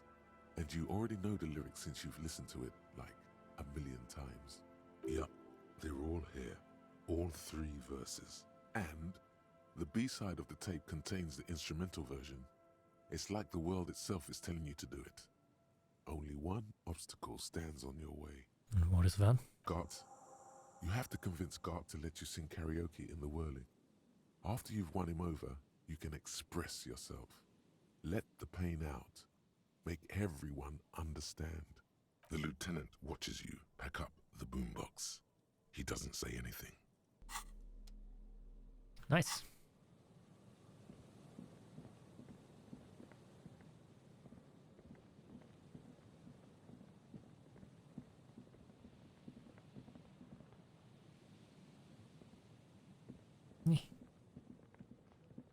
Come on, keep walking. You can do this, Harry.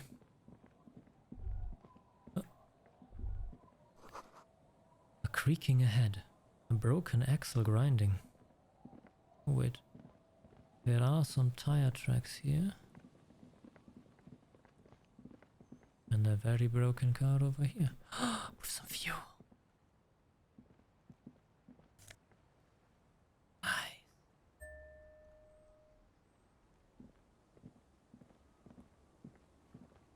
A banged-up motor carriage lies half submerged in the icy water, slowly sinking into the Insulindian Ocean. Only the cabin top, rear wheels, and the engine remain visible. It must be cold and lonely down there, in the icy water. The seawater has already started to corrode the metalworks. Remember the tire tracks in Martinez? This is where they were leading. Oh. This is where the tracks on the plaza were leading to. It appears to be so. Let's investigate. I agree. We should definitely investigate. You get a sudden sinking feeling. Stomach acid comes up as you look at the motor carriage in the deep, dark, cold water. Why the doom and gloom? It's just a sunken motor carriage. Some motor carriages are bound to end up in the sea. Oh no, that's my car, isn't it? Run your hand over the cold metal. The motor carriage is properly stuck in the ice. Getting it out would require a team of specialists. A single day in the salty seawater would ruin most vehicles, but this one looks worn even in places the salt water hasn't touched it. What is the make of this MC? Can I see a logo? The logo is too deep in the murky water. You can't make it out, but you do see a monkfish float by. How long has it been here? The ice hasn't closed around the vehicle yet. My guess is it's been here since last Saturday or Sunday. The estimate is correct. The incident probably occurred on Sunday evening. What should we do? Let's wait for the low tide and see what's inside. How long will it take for the low tide to come in? I don't know. An hour or 2 tops? We could sit on the swing and wait for the tide to recede. As you sit down in the old, rusty playground, the world around you becomes very silent. Nothing but the sound of seagulls high above in the sky, echoing like distant laughter. Ice cracks around the blue motor carriage in the sea.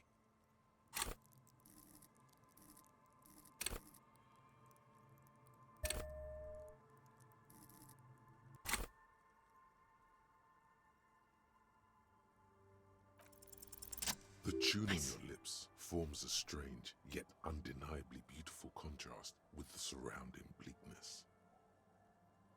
The lieutenant gives you a quick glance, then, still looking straight ahead, he joins you with a higher pitched and slightly more melodic trill.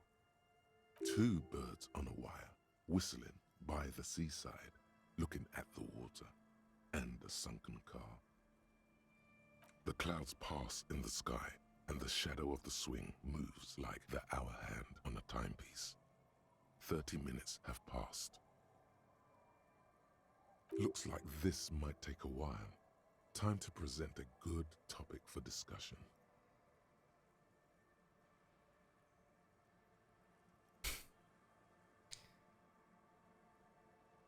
Hydra is taking its sweet time. I believe it's following a pattern set millions of years ago by cosmic forces. But I suppose it could move quicker, yes? Clouds on the horizon grow darker, and the shadow of the swing set keeps climbing. You hear the distant rumble of the city. 30 minutes pass. If you ever have to decide with either the strikers or the shipping company, who would you choose? Luckily, I am already a member of an independent organization, and therefore do not have to choose between a rock and a hard place. But if someone puts a gun to your head? Your voice echoes on the water, strange and out of place in the environment. 30 more minutes pass. Can I make out the mark now? Detective, I've been able to make out the mark ever since we arrived. I find it odd that you haven't. It's a Capri, Model 40. Yes. Why haven't you? It is a simple and rugged machine, favored by working men, government offices, firefighters, animal control people, you know, those kinds of people. Is there a number on the side? Yes, 41. What do you think it stands for? It is Micah. It's as if he knows what it stands for, but wants you to say it. It's pedagogical.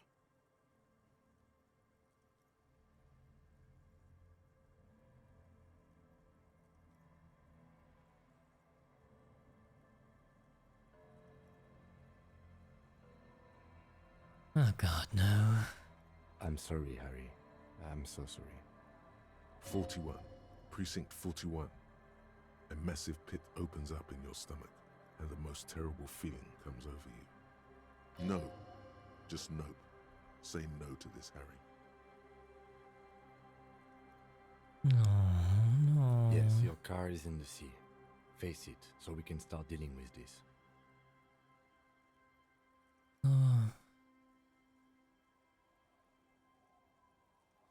It's mine. Oh, fucking... God, I drove my own car into the sea. I'm afraid so, yes. It looks like you started in front of the whirling, jumped over the canal, and then drove your vehicle in the sea right here.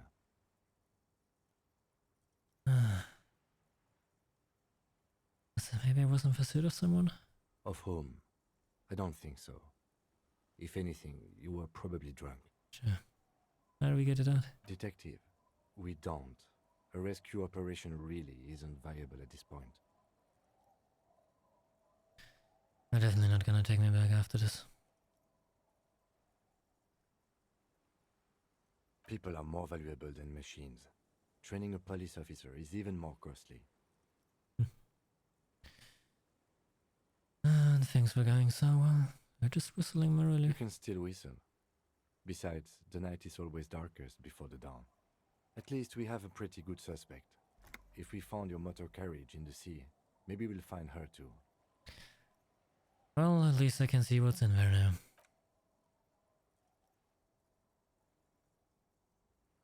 Yes, let's go take a look.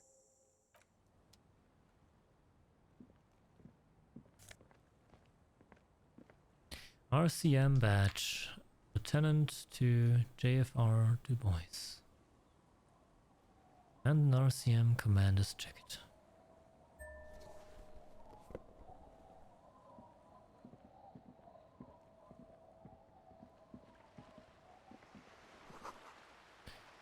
A bottle drained of all its booze. It's frozen to the ice. Yes?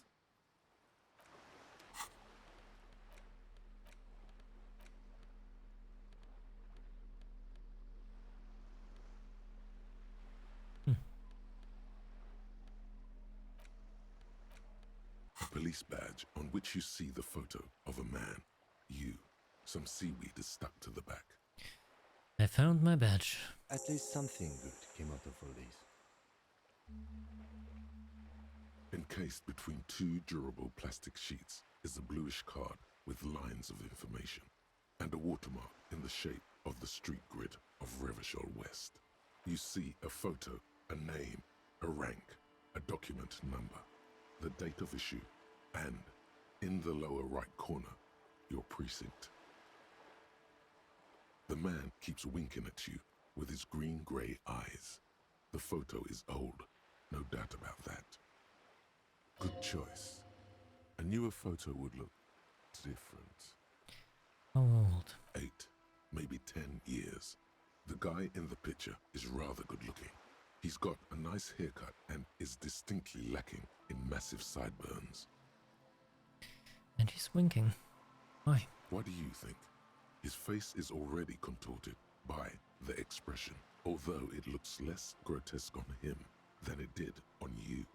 It looks like you had quite the charming face way back then. Your hair is brown and slightly curly. Your eyes seem more clear somehow. The lack of alcohol swelling is a bonus, though there's a pinch of that in your cheeks already. Don't be fooled. The bad times have already begun. The badge in your hand shines as you rotate it, catching light. You see lines of information on it, and a shining watermark. Name? Harrier Dubois. Harrier? That's long for Harry. So you are Harry. Evrard was half right. Probably not a lot of people know your full name. Whoever told him you're Harry Dubois didn't. What kind of name is Harrier? It's a wartime name. Revolutionary. The kind mothers give their sons during troubled times. Like Undying or Boxer or Ironhide. A name like armor.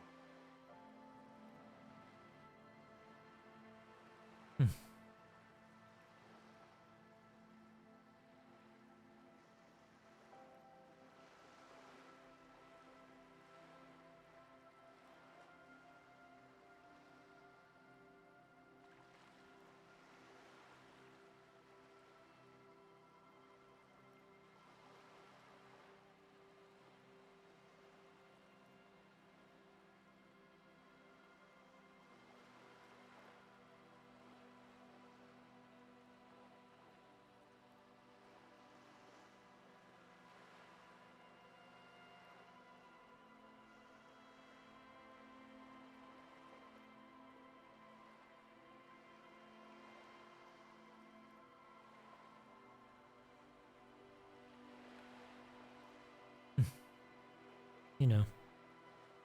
It seems like my life wasn't always as shit as it is now, and these past few days, thanks to the help of Kim and I guess because Harry did his best, I started to take back this life that I once had.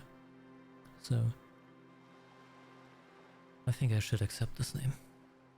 After all, it is what my parents gave to me, and so far I don't see any reason for them to be doing so with ill intent. Harrier Dubois it is then.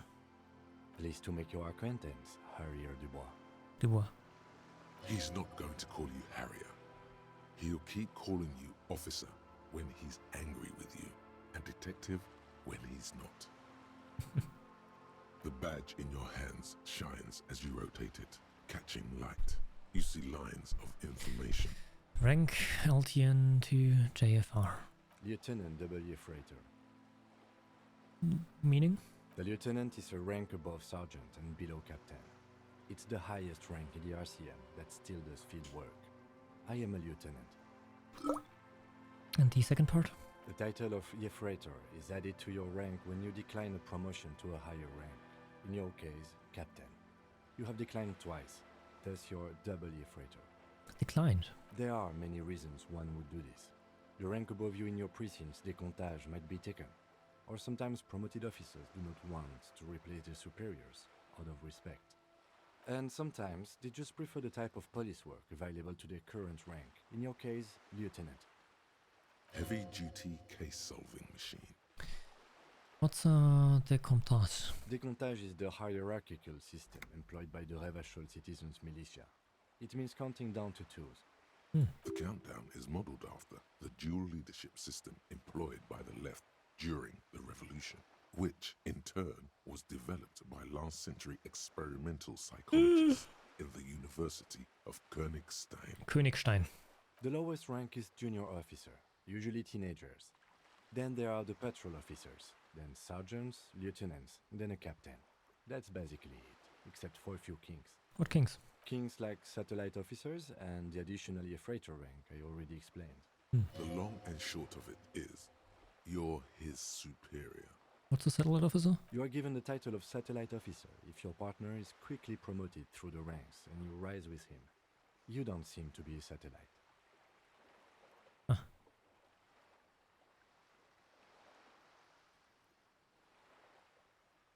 So you've been putting up with me because we're of the same rank, eh? No, I've been putting up with you because despite an unconventional approach, you are doing good police work. Thank you. It matters more than driving your motor carriage into the sea. And now we've even found your badge. He trusts you, for now. Try not to spoil it. Alright. Such a small yet precious thing.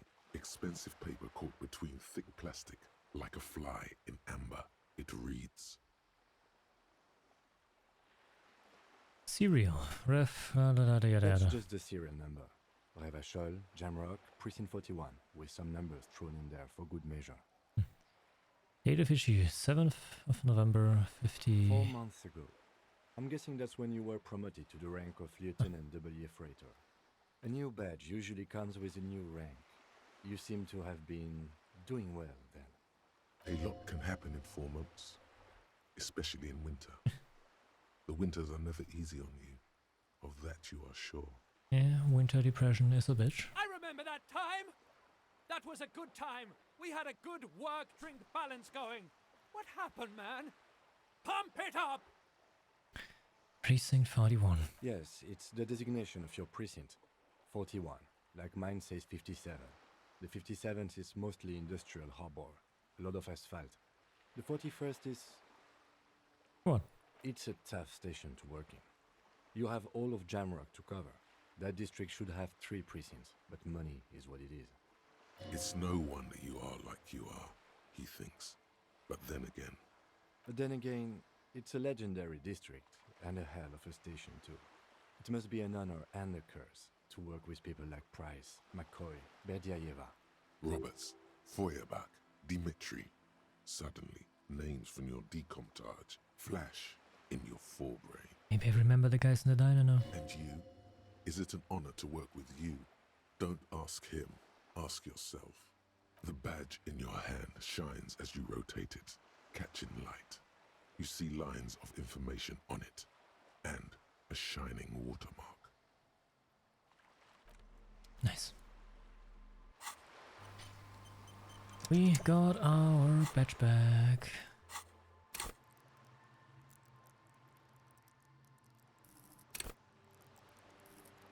That's something.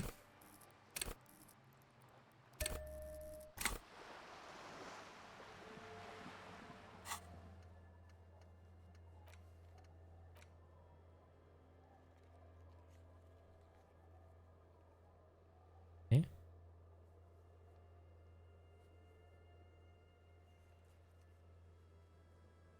Ah. I see.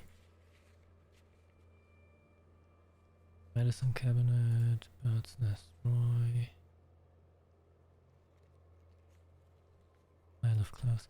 Okay, we'll get back to us at a later point. For now, I want to find Lena's husband and Ruby, of course. Footprints in the snow. They lead away from the incident. Oh no. Boat. It's a boat tucked away underneath a tarpaulin cover.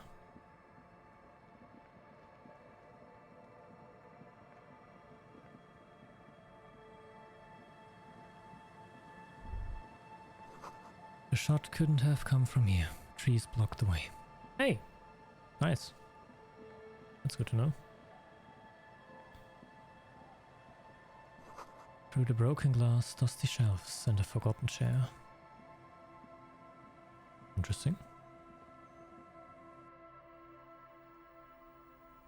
That's a bit of a depressing shack. Aww. I wanna wear that.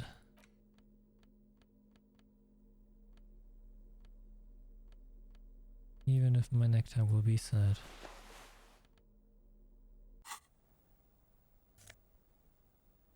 And a postcard. You see a dark red chair in the dim light of the room. Creepy.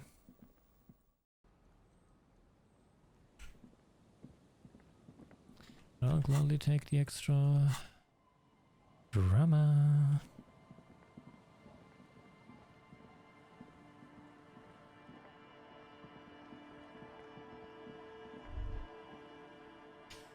Sounds of life in the north. A washboard scrubs filth from fabric.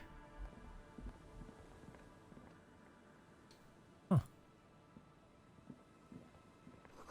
The bushes are too thick and thorny to pass through. Aww. Cinder blocks, charred. A makeshift fire pit with magazines for lighting.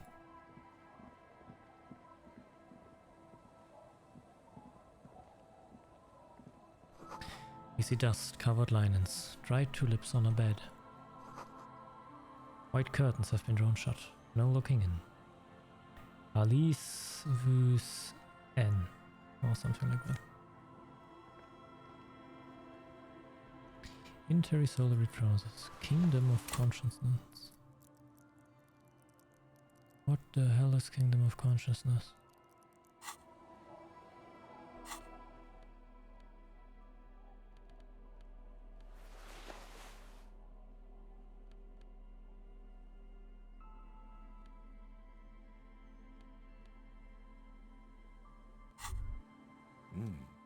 These are some wonderfully regular pants.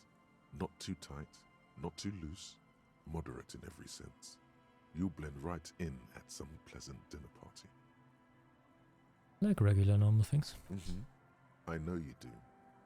These inter-Isolari pants are like wearing a perfect compromise in your nether regions. No one will call the moral intern on you like this, that's for sure. You're a little more moralist now, buddy. A little more normal, even if you didn't want to be. Makes sense. This is what wearing boring office trousers does to you. Oh. What's this? We're getting reports of normal, reasonable, temperate, political opinions somewhere in Martinez. Huh? No. No, you must be mistaken. I'm a real radical. Of course. A radical centrist. In these bright and loud times where 1,000 frequencies drown one another out, sober thinking is a radical act. It's time to become a citizen of the Kingdom of Conscience. Where is this Kingdom of Conscience? It is not a place. It is a moment in time that can only arise in the right circumstances. In all of human history, it's only been achieved a handful of times. How do you bring about those circumstances? Incrementally. History's greatest catastrophes have been brought about by people trying to make the world a better place. Too quickly.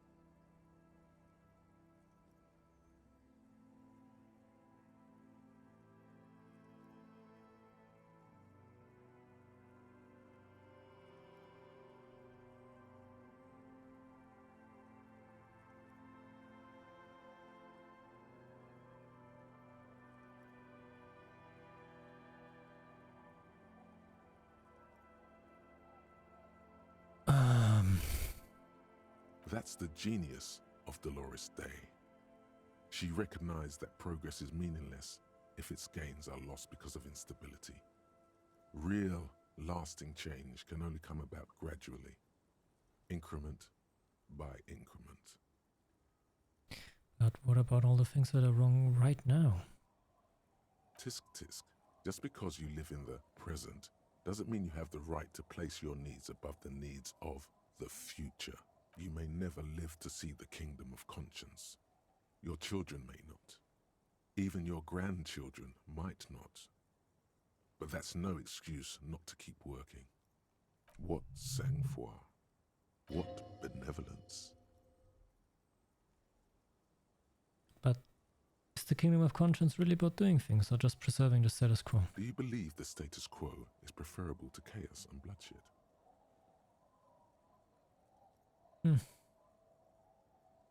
Yeah. There you have it. Sometimes holding the line is progress. Yeah, but what's the kingdom of conscience actually like? The kingdom is difficult to comprehend and even more difficult to describe, partly because humanity will need to discard many of the categories that define and limit it today. The kingdom of conscience is post-capitalist, post-national. It's also post-industrial, post-ideological, and even post-sexual.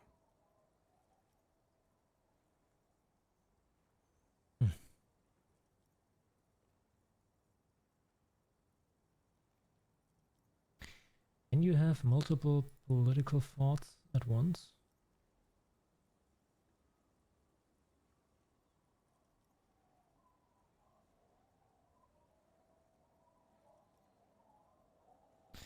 I mean, sure, it's not fascism. Can't be that bad. Slow down, Mr. Reasonable. Did you miss the part about compromising and taking things slow? Alright, then let's get there eventually. That's right. Remember, real democracy is just around the corner for Revachol. When that real democracy kicks in, a long time from now, we are all going to be so much happier. Good point, empathy. Maybe I don't actually want it.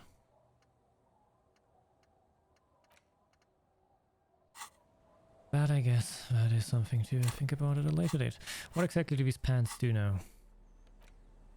+1 to Kingdom of Conscience. Whatever that means. No, for real, what does it mean? I don't get it.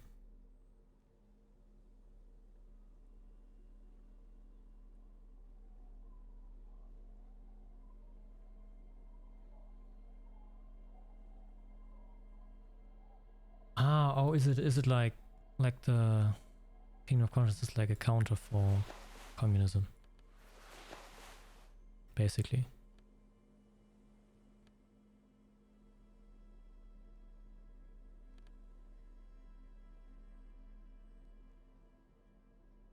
I think that might be it. Alright, nothing here to... We could go through that route or... The worn and beaten wooden planks of the bench do not look overly comforting. True. We can sit on benches after we've solved the murder. Let's go. You can revisit the bench if you ever need to pass the time when Lieutenant Kitsuragi is gone. Oh, that's nice. I think I'll want to head along the coast for now. Okay, I can't go to the coast from here. And we'll take the long way around.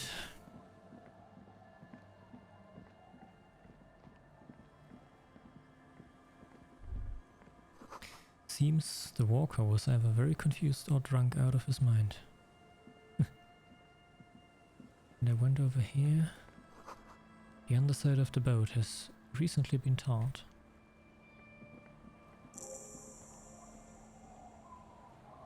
Quick travel? The heck is quick travel?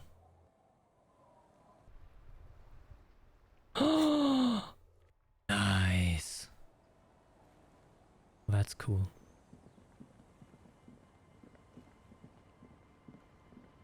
That's really cool. I like that.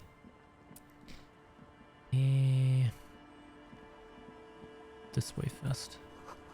What are these doing in the fish? Hi, officer. A woman in a raincoat stands on the quay, considering an overturned boat. A sword and a scabbard hangs from her hip. Anything I can help you with? Well, kinda depends. Where are we exactly? A fishing village on the seashore. This place doesn't really have a name. It's sometimes called Elysium. Why? The sign on the street leading here is illegible. Has been since they built this place. I have questions. The first is, what's your name? The name is Lillian. People call me Netpicker. I think I have time for questions. And that was actually the second one. True. Indeed, you're always confused as to your whereabouts. Ask her about the cool sword. Helps to break the ice. Nice sword. Does it come with a story? Unfortunately, the factory sold this one with a 3-year warranty instead of a story. It's to intimidate folks mostly. It is imposing. It's a regular mass-produced sword, like a shovel or an axe. Nothing fancy, just for intimidation. Why do you need intimidation tactics? From time to time, people need a lesson in respect. That's just the way it is. Back in the day, I caught the eyes of many men. And believe me, men need a lesson in manners from time to time. Why don't more women harm themselves if it's so effective? What makes you think we haven't? The truth is that almost everyone in this life is scared and tired and stupid and too dull for that. That goes for men too. But they put on an act for us. Pretend like everything's good and living in shit doesn't bother them. Like anyone falls for that. Behold.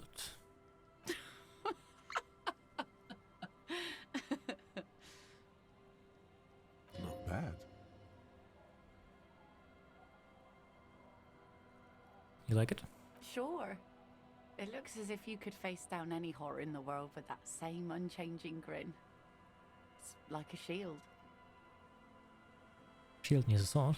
Could I borrow yours? No, I'm afraid not. Tempting to confiscate the blade I used to keep these animals in check. It would put me in an early grave. She refuses, but your word is the law. You are law. So where are all of these men now? Some went to patch their wounds, their lesson learned. Others were more thick-headed. And one of them, I ended up marrying. Where's your husband now? Gone. Oh. Oh, come on! Come on, Harry, you're not this stupid. Where? To the waves. The sea took him. Oh. It was a long time ago. He didn't respect the sea. Went out there, drunk like a skunk, and sure enough, one day the boat was found floating empty. The bloated corpse turned up 2 weeks later. Now, before you tell me how sorry you are for my loss, know that it was 4 years ago, and I've moved on. There's only so much mourning you can do for a drunk with sinewy muscles.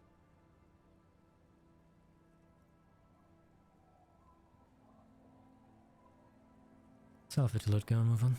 Gotta keep the wheel spinning. Us working folk don't have the luxury to be bedsick with melancholy.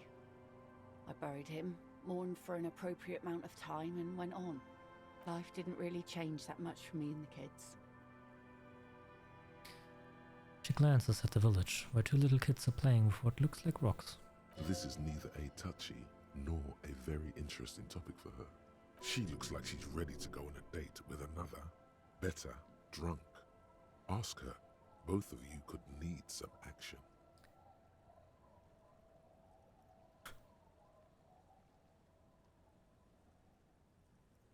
Is that your boat? Sure is. The sun, I call her, coated with a fresh layer of tar just yesterday. It'll take some time for it to dry, assuming the sunny days continue. What do you do around here? Like I said, fish mostly. Sail the waves, take care of the kids, pick nets. Right now I'm tarring a little skiff. Enough to make a living? Sometimes I also walk to the beach to see what the sea has given up. The sea is full of surprises. Keep it professional, man. Don't make it sound like you're hitting on her. This is what is called a conversation. You don't have to be guarded right now.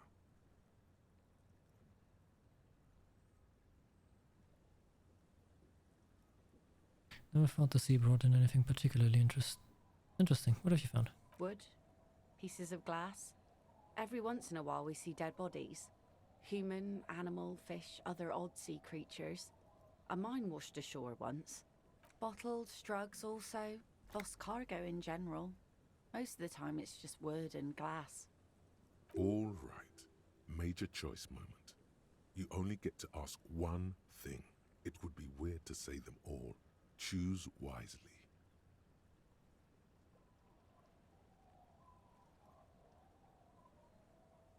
I feel like I should know about this.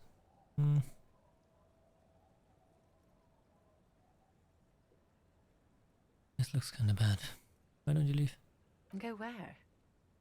The fish are plentiful here and we get enough orders to get by. It's not great, but it's something.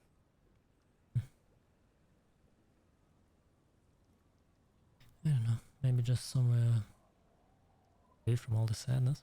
People imagine picking up and finding something better is an easy solution. But how is that supposed to work when all your time and energy goes to staying alive? You have almost nothing to set aside to actually fight your way out. I don't mean to complain about my pauper life. We are warm and fed here and... I don't know. There's just something about this shithole. I see. By the way, I'm also looking for someone. Maybe you could help me? Who are you looking for? Two people. One is a missing cryptozoologist. I don't think I know what these are. Care to elaborate? People who look for animals who are hard to find. Aha! Like snowmen. Snowmen. Haven't heard about those. Two odd guys have been wandering around here. Nose in sand, talking nonsense about snowmen and the like. Oh, the like? Right. Not only snowmen, also green men, monkey men, burning rhinos. You get the picture. Oh, you're getting it. And it is gorgeous. Did you know where they went to? Don't really know. Further down the peninsula, I guess. I mean, that's where they were heading. Who else are you looking for besides snowmen? I'm also looking for a suspect who might have stayed in this neighborhood. Okay. When did this person stay here? Just very recently. Over the past few days. She might have arrived on Friday. Oh. I've been out on the sea for most of the past week. The weather's been good for fishing, so I usually start at 4 in the morning. Really? Yes, that's the optimal time. Got to make the most of the calm. I've been sleeping like a corpse after. The sea really takes its toll. Now I'm just waiting for the wind to settle to get out there again. Sorry I couldn't help you out. Maybe I can help you find someone else. Oh, that's it for now. Not looking for anyone else right now. How can I assist you then, officer? For now, nothing. I'll be seeing you.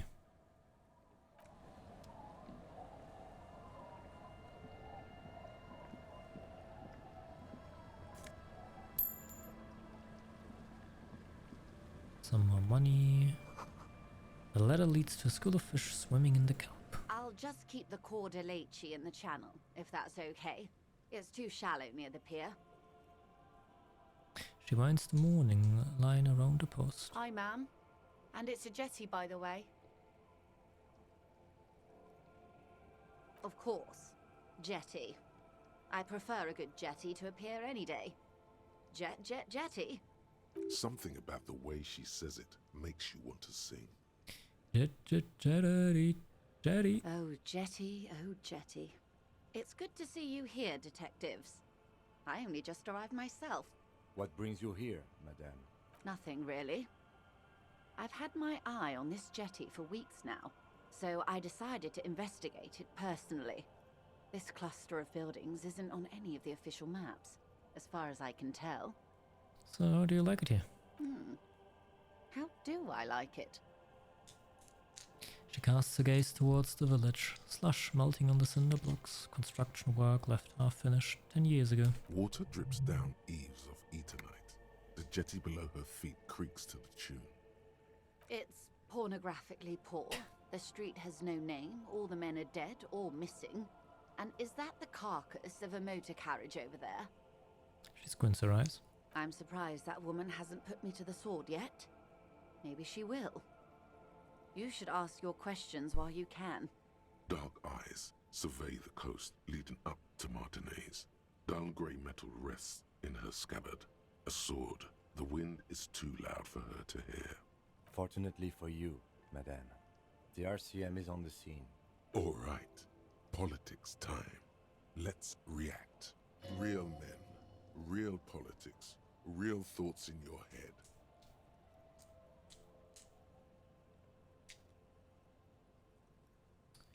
I was not ready for politics. I will be taking a little toilet break though.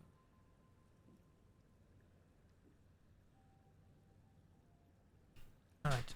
See you in a minute.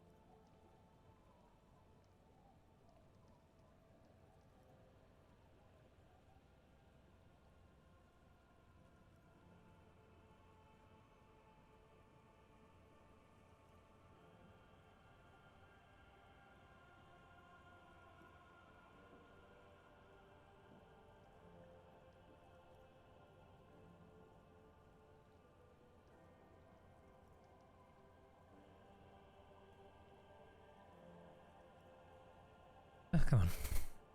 Try not to be scared. This is just how the real city looks. Oh, I'm not frightened, officer. I'd never... Hmm? Have I told you how they discovered this place?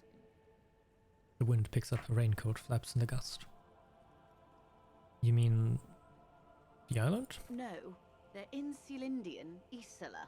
No, I don't think you have. Well, your condition has left you no worse off than most of these people. The literacy rate is around 45% west of the river. 50 years of occupation have left these people in an oblivion of poverty. True. Oblivion, that is me. I knew you would sympathize. Most Revacholians will never know what this place means. Our home. This island of matter. Or why they were ferried over in the first place. Remind me to tell you one day. For now, how can I assist you in this new location? Do we? I hear you have singled out a suspect and are in pursuit. This is cause for cautious optimism. I would not want to delay you. This story she will tell only before she leaves Martinez, at the very end of her stay. Maybe there is something else I can assist you with, while you're hot in pursuit? Not really. But I did find my badge, by the way. By love, you did. She inspects the piece of blue plastic, her eyes scanning from left to right. Fast, observantly, like an electronic printer. Pleased to meet you, Lieutenant W. Frater Dubois. I am glad to see a man of high qualification. The situation is precarious. It is, isn't it? What can I help you with, Lieutenant Frater? Nothing really. Just saw you here and wanted to say hi. Bye. Yeah, you're not gonna stab the woman, right? Aye, the sea's gonna calm down soon. I can feel it. The wind is turning southeast. What's on your mind, officer? It's my motor carriage in the sea, by the way. Oh. That's good to know, I guess. Why is it in the sea? Got drunk, apparently drove it into the sea. This calls for a funeral, if you ask me. Suggesting we honor the carcass of my former motor carriage. Aye. Feels deserved, don't you think? Falling in the line of duty like that and all? What for? Maybe I should. Why odd? Our things are a part of our life world. They're made with our human sweat and they share human history. We should care about them as we care about humans. To some extent, at least. Life world? Someone's been reading up on last century Gottwaldian philosophers. Play it cool now. Alright, I'm in. But organizing a funeral takes a lot of time and effort, doesn't it? Oh yeah? You won't even be able to get it out of the water before early June. And where are you going to bury it? Who to invite? What music to play at the wake? Take it from someone who's been through a few funerals. It's easiest to just leave them there and let nature take care of it. That's all we have time for right now anyway. Come back here in June and see how you feel about it then. It's not like it's going anywhere. It's a pity we don't get to do more frivolous side activities, you know? Like rejuvenate the doomed commercial area or... Yes, that is a pity. But for now, let's focus on the things we do get to do. Like the murder investigation, for example? Yeah, sure. You like the Capri funeral idea? Missing you.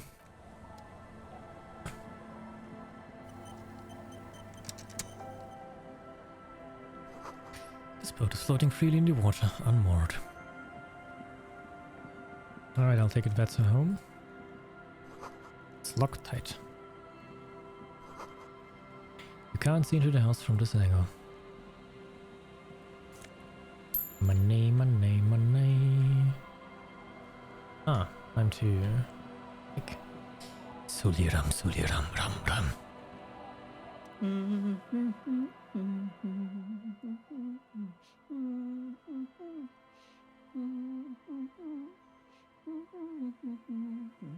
Da da da da da, bing bang bong, bing bang bong. Ruda Jakob. Schlafst du noch?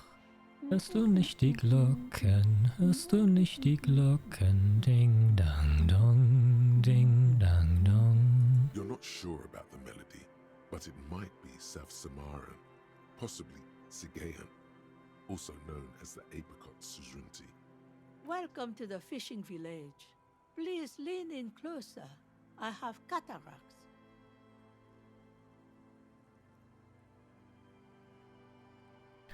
Can't see then. How did you know I was here? I still have a golden ear. Come, come. Alright. Oh, welcome, police officer. We don't cause any trouble around here. And we don't want any trouble either. We are not here to cause any trouble, madame.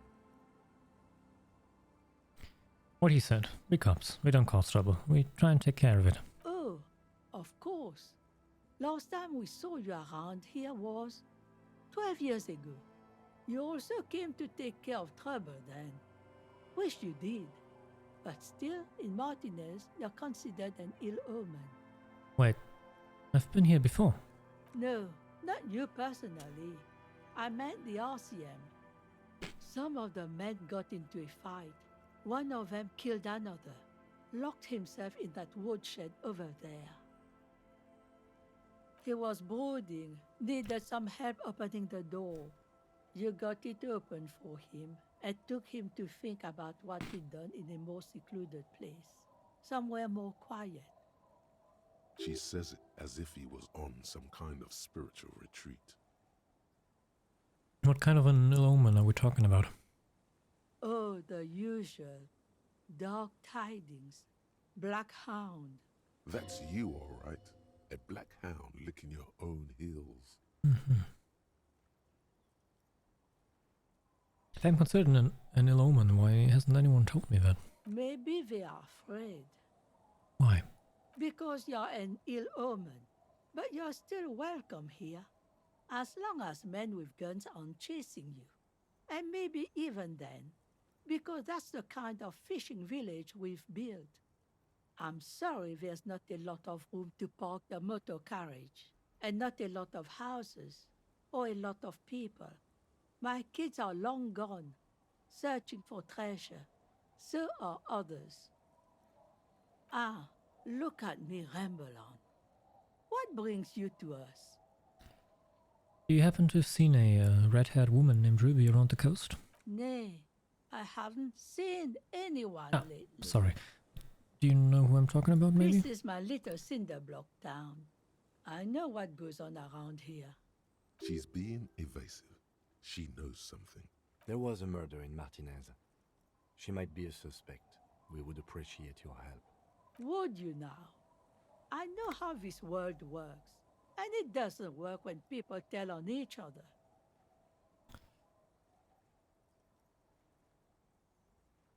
This is just like when that man locked himself in the woodshed. We just need to help her come out. No, it's not like that, man. With him we called you. Right now, you just arrived by yourself, like a raven plucking at the window glass. I see. You know something, but you've decided not to tell us. There's not much to tell. People come and go. Now, was there something else? I see, ma'am. I hope you don't mind if we look around anyway. Ruby was here. You know it. Ask her about lodgings. Just out of personal need. How could someone stay around here? Stay? Most people here are trying to leave. Which would mean that there probably is a lot of space that has been left, right? That said, if lodgings is what you're looking for, I've got a free room in the shack. How much is it? I won't charge you for it. Take it as a gesture of goodwill from the village to the RCM.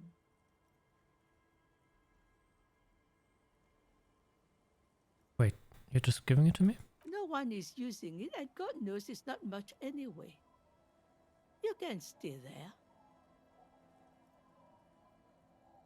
Thank you. I'll take it. Don't make an old woman regret opening her house to the police.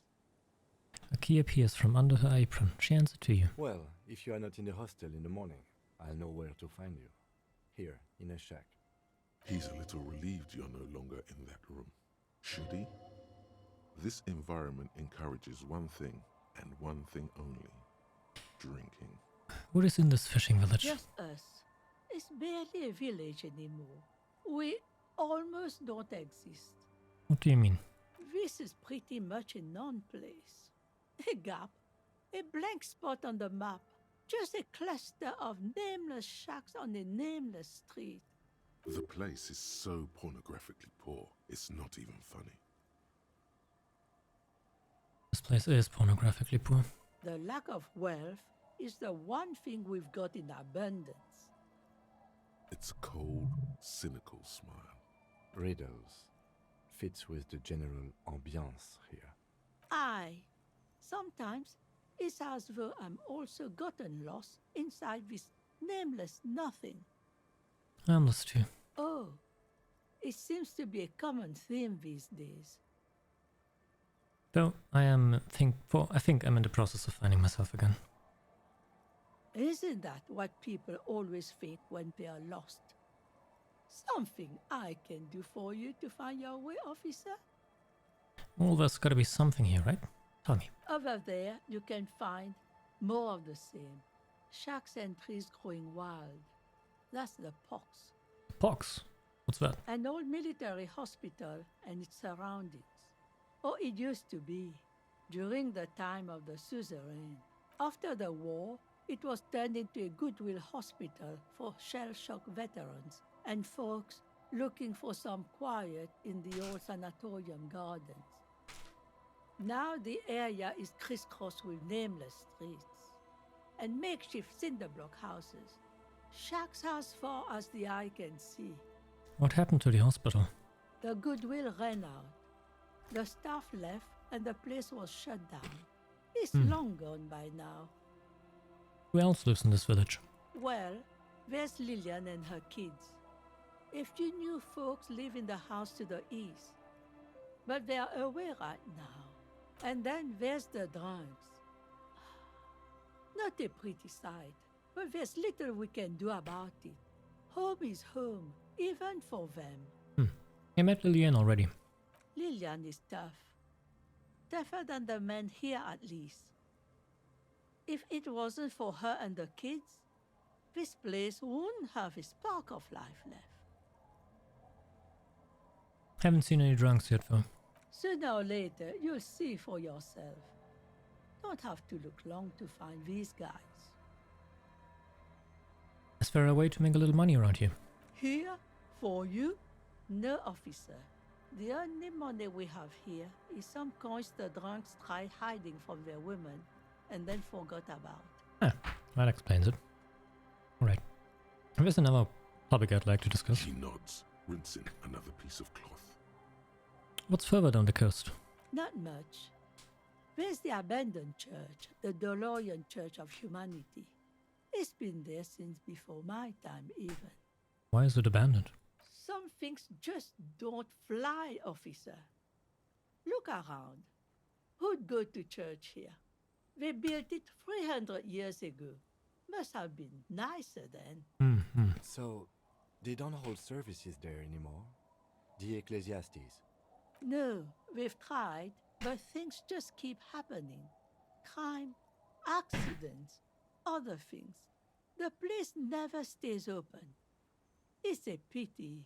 It used to be such a nice church.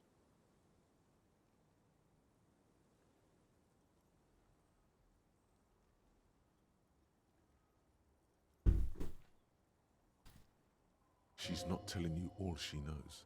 Keep her talking.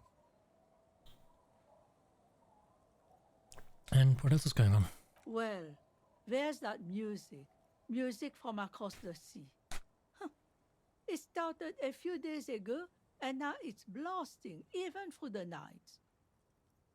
Disco! And now, suspicious-looking people are sneaking around the church. I don't like that. What else is on down coast? Before you get to the church, there's some ruins. An apartment complex or some kind of electrical plant. Run-down bunch of houses, empty. Which is it then? Apartments, electrical plants, houses? I don't know exactly. A pre-war place. It used to be something. Before the war. I wasn't here then, you know. Was born in Samara. Anything else of note? Of note? The old fish market up on the boardwalk. But it's closed. Hey yo!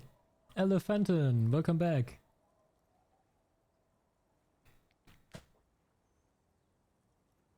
Ah, sorry, I was eating some cookies just now, so I didn't notice you. I've gotten a lot further since the last time. It's day 3 now, and I've narrowed it down to Ruby being the main suspect. And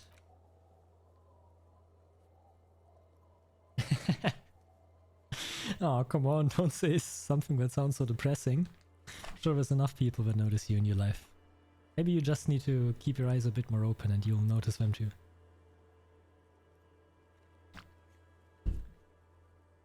Anyway, I've gotten a lot further. As you see, I've now entered the fishing village. And I managed to get through the racist asshole up on the pier and met Everett, who I recognized I liked even less. And now I'm currently talking with an old woman who is telling me a bit about the village here. And I really want to find Lena's husband and Ruby. Aside from that, I'm just looking around and exploring a bit currently. Who would want to come to a fish market out here? No one. That's why it's closed. It was once a bustling place, back when I was young, and so was everyone else. Now, what catch we do bring in goes straight into a lorry for the Delta or somewhere else. That's it? There's gotta be more along the coast. What? You're one of those real estate people with big plans? If you want a development opportunity, you can check out the abandoned building over at Land's End. Used to be a supply depot, we think, sending goods and ammo across the bay. It's jammed shut though. We tried to get in, see if there was anything to sell or scavenge, but it's impossible. And now you know everything there is to know about this coast. She drops a bar of soap into the bucket with a splash. Could you also tell me about yourself? Who exactly are you here? Me? No one. Just an old washerwoman. Mother called me Isabel, if that's what you're asking. And my married name is Sadie. Oh. Now it's your turn, Mr. Lieutenant Double Gefreiter Harrier Dubois. Quite a handle you got there. Right. So many titles. One of them, double. She's got a couple of ranks herself. Honored chief and so on. Well, thank you for your time then. I'll be off for now. And saying hello to my new home. The door has seen better days. The layer of paint has started to peel off due to the salt and wind from the sea. Even the lock looks slightly rusted. I'll wait outside to give you some time and privacy to check out your new living arrangement and look for any signs of Ruby. But just so you know, after we are done with the day, I'll still be staying in the whirling in rags for the night. We'll meet in front of the shack in the morning. The key turns with a satisfying click. You can enter the shack now. Yoo-hoo. Oh, that's so much more cute. But I think I want to inspect it more closely when I go to bed later. Inside you hear the cozy sound of some kind of heater sputtering. Yes. Right, Kim, let's go. Oh, we also finished, what was it called? The asshole kid? I don't know, Kuno. We also finished Kuno's quest. I ended up not giving him this part of the kilo, but I did find his dad, who seemed like an incredibly nice human being. The street sign is illegible below the graffito.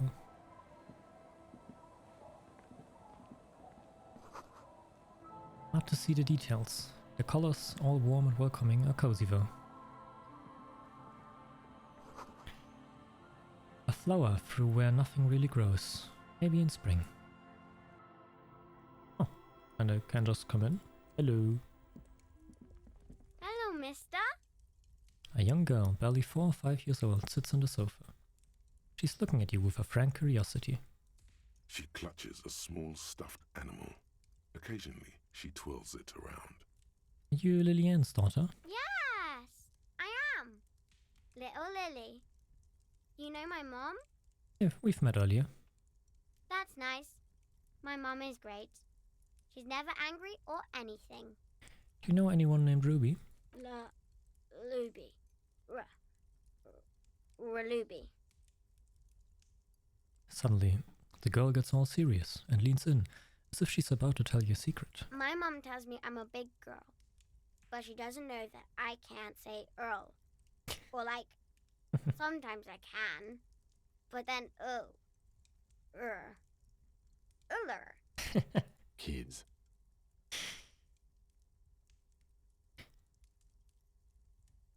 What's that thing you're holding? It's Lammy. He's my friend.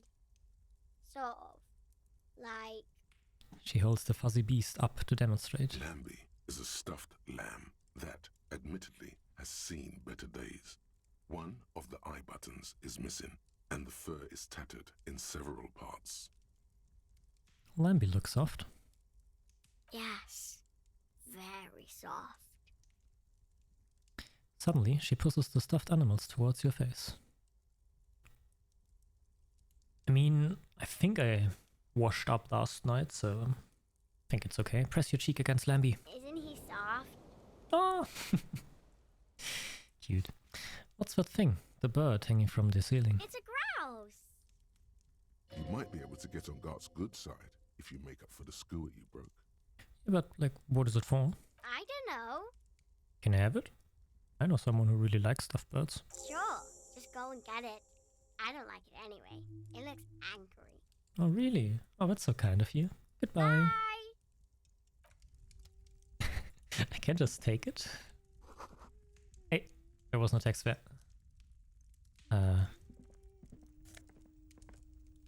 Can I really? Should probably ask Lillian before just giving that to the guy at the inn. Hello, other children. The scruffy-haired little boy kicks a stone. He can't be more than 5 years old. The other one looks indistinguishable from him. He watches his brother kick the stone with his tongue lolling out of his mouth. You must be Lillian's twins. This one doesn't say anything, kicking the concrete with his worn-out sneaker. Lily's our mum. Explains the other one, tongue still lolling out of his mouth. I already said that. The stone kicker laughs suddenly. His head is too large for his shoulders. The other one laughs as well. Is Lily your sister? Yes. Yes? Yes. Oh. Okay. Yes. Have you seen any bad people around? What bad people? One of the twins looks up, his mouth slightly open. I don't think questioning 4-year-olds without their parents present is going to crack the case. Good point. Then we're definitely doing it. You guys look identical. The stone-kicking one becomes frantic all of a sudden, as if that's something to be scared of. The obvious fact that you just stated. He looks just like me. The other one says, yeah, I said it. The boy doesn't answer. His brother throws another rock. Both of their hair is covered in some kind of dirt. The rock kicker was just being shy, but now he's enthusiastic again. You're bad with kids.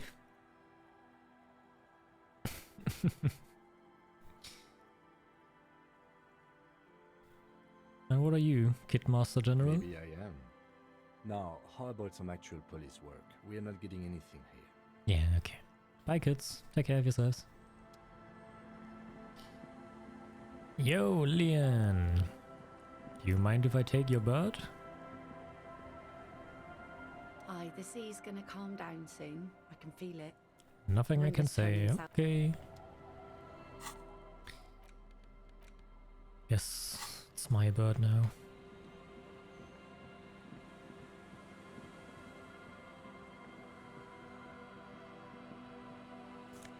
Some money.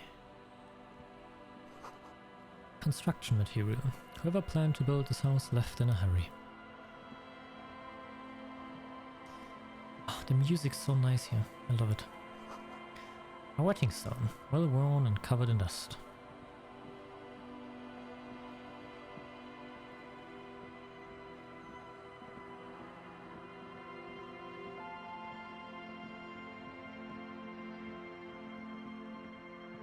Hey, the drunks. Hey, tequila! 30-something man clad in a two-piece lycra TM tracksuit puts down his pilsner and extends his hands in greeting. Good to see you. How's business? How's the whole reality situation treating you? So what's happening? Wait, tequila?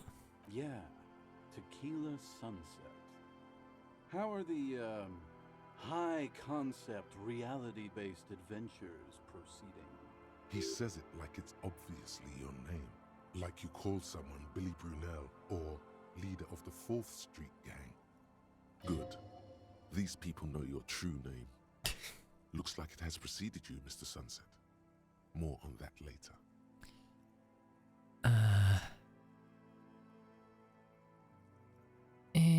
I have actually re-entered reality to conquer it, to bend it to my will. Oh no, wait, that's I am the law option. I don't like those.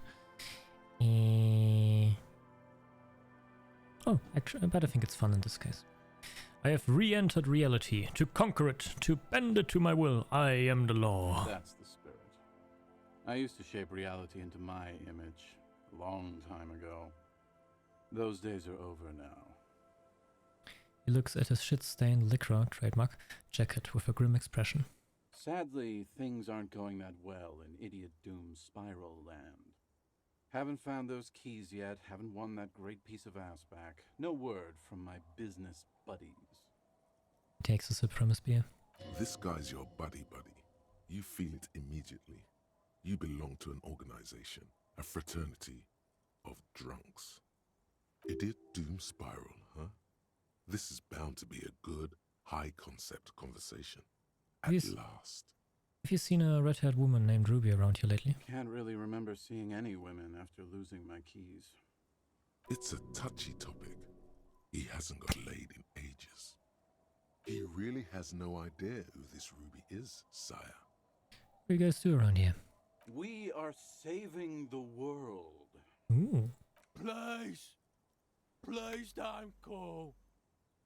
Don't go. Begs the man in the pipe.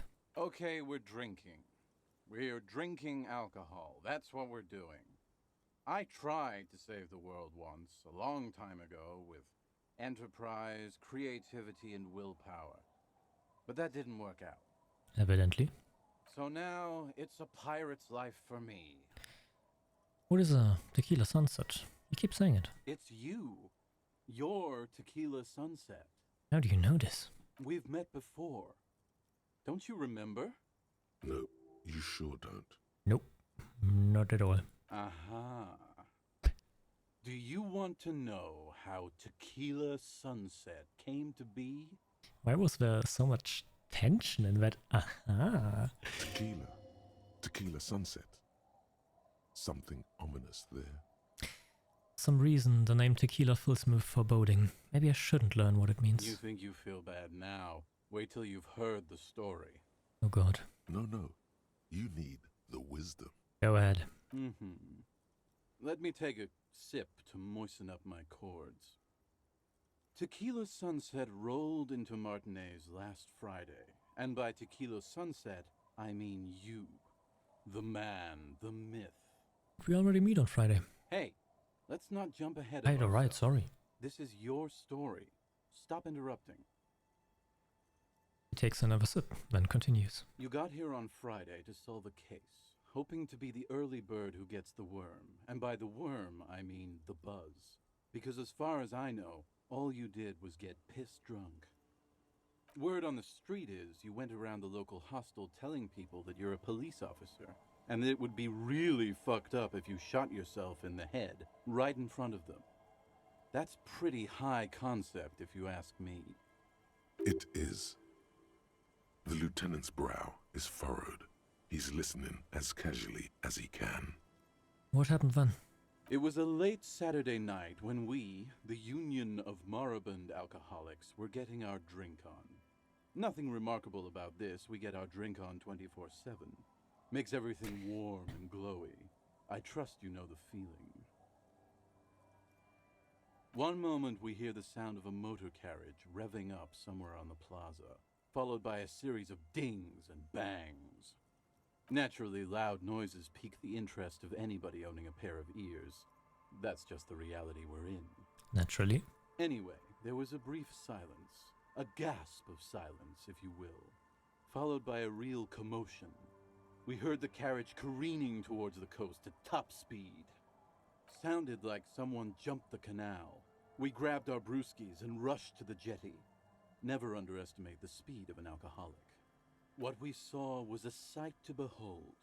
A beat-up police carriage containing you. Right there on the beach. You revved the engine and screamed at the top of your lungs. The time hath come! So, naturally, being the curious cat I am, I asked what time hath come, to which you replied, the time hath come for tequila sunset, the end of all things! Say nothing. It's more dignified that way. After which, your reality contracted. You jammed the pedal, plowed right off the jetty, and through the ice. We ran towards the ice, whilst you crawled your way out, miraculously unhurt, covered in seaweed and shit, like some kind of sea monster. When we finally got there, you were sitting on the beach crying. You said that your badge and uniform were in the car. It was too late to get in there, though. The carriage had sunk too deep. In this way, you and your motor carriage have a lot in common. Recognizing a brother in need, we offered our condolences and invited you to party with us, which you naturally agreed to.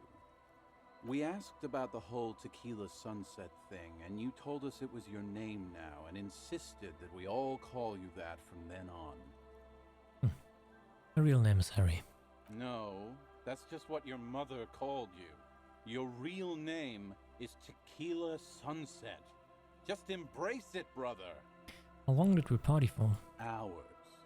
It was an all-night drink-a-thon. Oh god. Then, at some point, I think it was Sunday morning, you got belligerent and wanted to talk about Revacholian women. Oh god. How they're beautiful and also whores and so on. How one of them fucked you real bad. After a short while, you crossed the event horizon, looked sullen, got up, and left without saying anything. Wow, that's quite a story. Yeah, I bet Tequila's a fucking legend around the precinct. You must be proud to work with him. If you only knew. Did I tell you anything specific about this person that fucked me? You were pretty vague about it, but you kept saying you got fucked real hard, and that we've all been fucked too. Ah, why does it damage my health? Please, don't open that door.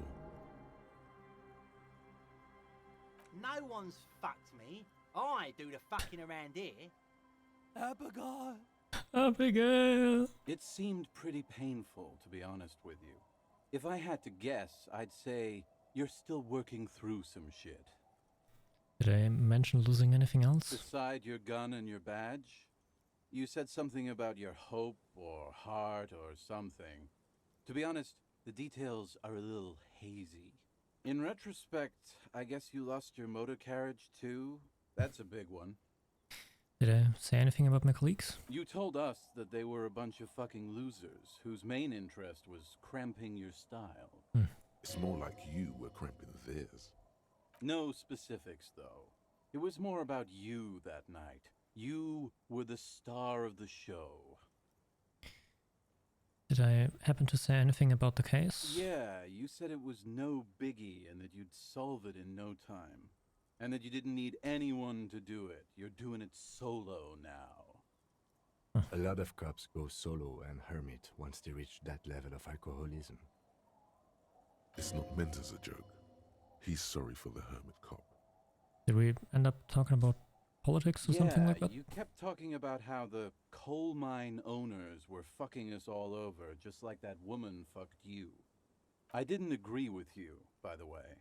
The spectral hand of the market makes sure everyone gets exactly what they deserve. He says, wearing a jacket covered in shit, sitting in a dump and drinking with a man that only screams about Abigail and another that hasn't really said that much. Did you get a read on what kind of cop I was? You kept apologizing for being such a bad cop and for the damage you inflicted on everyone around you. You also kept pausing to knock the heel of your hand against your temples, saying, "Stupid, stupid, stupid." Oh. I don't need to hear anymore, I think. It's a hard thing for a man to confront his past.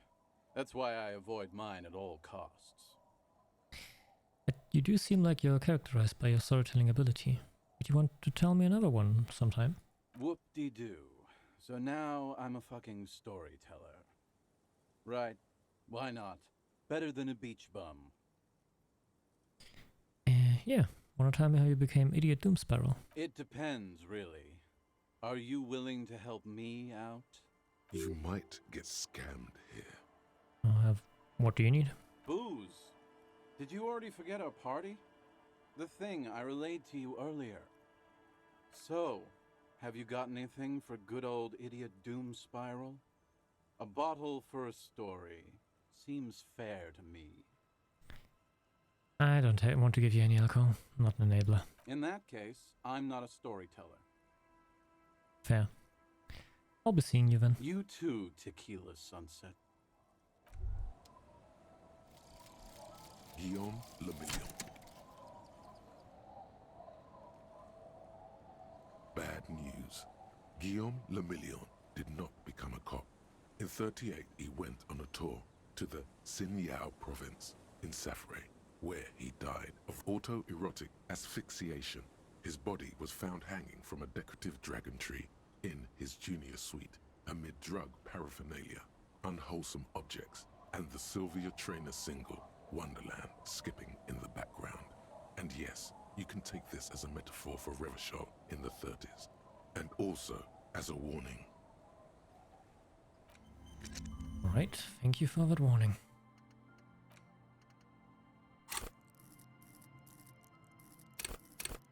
It's one I shall be keeping in mind.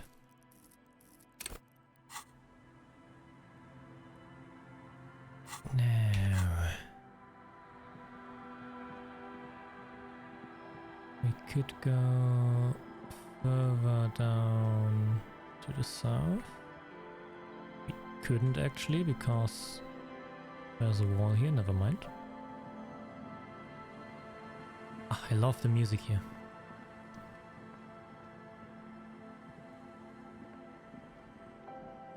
We could head to the church or look around a bit more on the shoreline. I think I want to stay on the shoreline for now.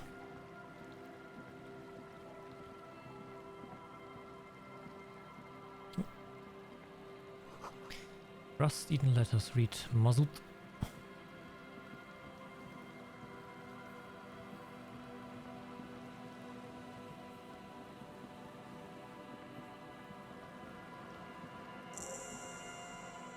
Nice, another quick travel point. Where are you going, Harry? Why are you going back now? Ah.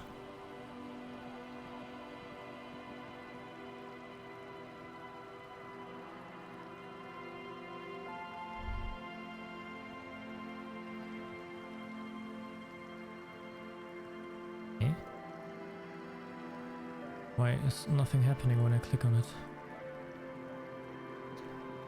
Okay.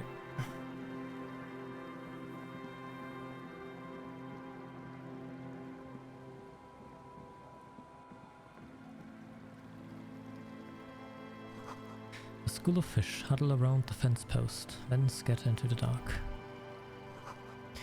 Before you, a drawbridge. It can only be lowered from the other side.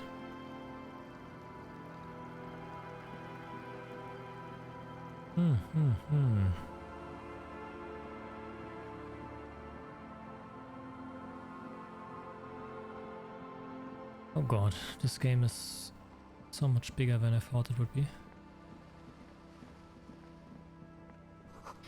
Must have taken a lot of patience to do this.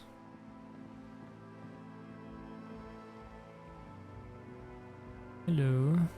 A shaggy-looking girl in her late teens or early 20s kneels on the ice with an electronic contraption in her hand.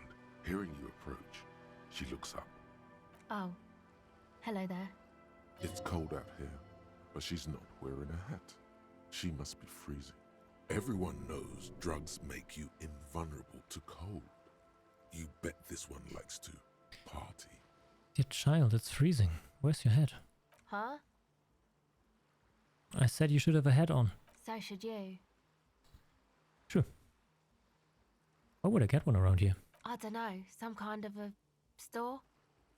Maybe a general store? Look, man, fuck the hat.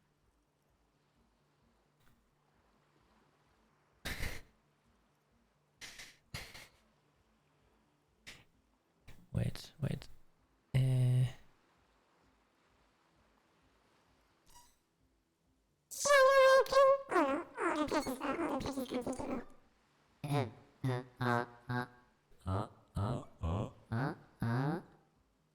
General Kenobi. Ah, that still didn't sound proper. What did she just say? That's not how a civilian is supposed to address an officer of the law.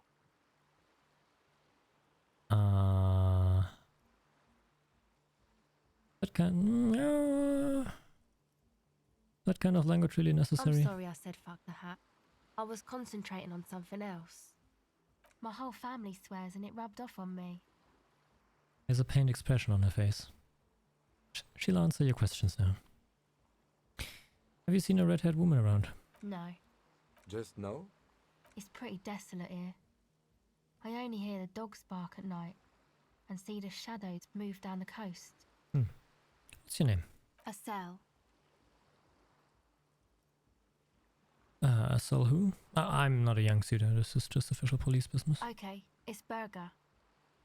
A very common name. You have little reason to doubt that's her real name. But she's not all that surprised by this cop show questioning, is she? What's the device you have there? This is a portable recording device. It's for field recording. Low quality, but still. And the wires? Actually, just one wire. I picked on it till the braiding came loose. The wire leads to a contact microphone. A what? A contact mic records sounds from inside things, like this ice. Your mangled brain would like you to know there is a boxer called Contact Mike. What? What am I supposed to do with this information? No idea. Okay. How does it work? The mic? I don't exactly know. Somehow it doesn't pick up vibrations from the air. The book said it only picks up structure-borne sound, if you like technobabble. Where did you get it from? Same place I got the recorder from, the Palaceum. The what now? Oh man, you haven't been to the Palaceum? It's the coolest place in this whole drug-addled shithole. It's a music club and a synthesizer workshop on Boogie Street in Jamrock. Musicians live there, like real musicians. I once saw Arno van Eyck. Thinking about it really cheers her up. It's a long way from here, though. Huh. That sounds... What's that? Sounds like a place for congregating homosexuals. Harry, you can't say stuff like that. It sounds interesting. Who's this Arno guy? Oh yeah, guess you wouldn't know Van Eyck. Or really be a Palaceum going kind of person. Oh, come on. I get down. I don't know what that means. I grind. I don't know what that means either. Nor do I, but I have concrete evidence that I rock. In the form of a wrecked tape player and a completely trashed hotel room. That's cool. She breathes on her fingers. Looks like she doesn't know what to say. You're right. Time has deserted me. Sucks, man. Was there something else? About the contact mic, perhaps? Actually I had some non-mic questions about you. What are you doing out here in the cold? Recording, I guess. Yeah, but what is it that you're recording exactly?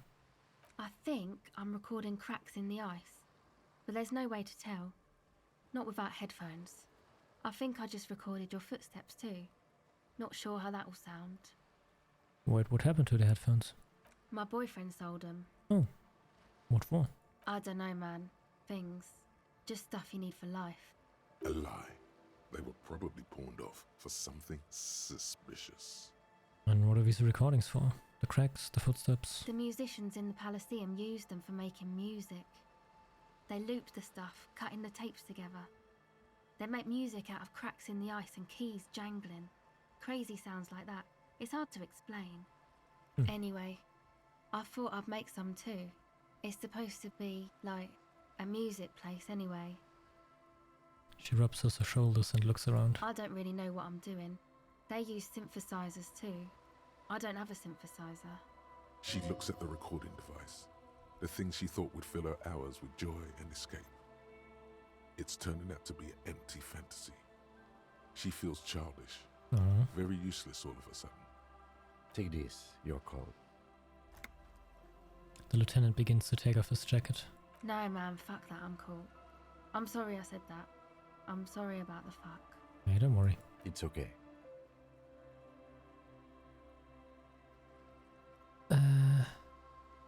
Now this is where a hat would come in handy. Yeah, maybe you were right about the hat. You said it's supposed to be a music place.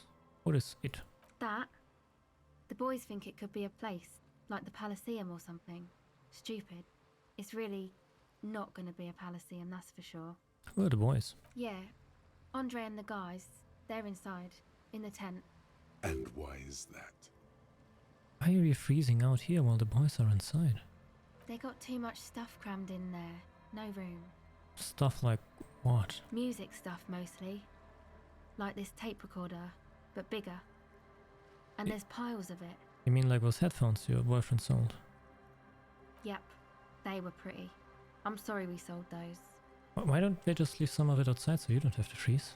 That stuff is more expensive than I am. More shut expensive up. than any of us, really. Doesn't matter. I can take the cold. Oh man.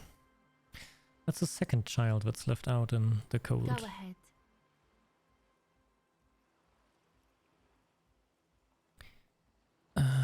You seem surprisingly comfortable with being questioned. Why is that? Well, it's just questioning, right? You're just questioning me. It's what cops do. I guess. Fast and clean. A good one. Can't quite say it's a lie, but it feels like one. She's better at lying than she'd like everyone to know. Have you been questioned before? Once or twice, yeah. I'm sorry I haven't had the Revershaw experience they get east of the river. What's east of the river? Rich people. Rich people are east of the river.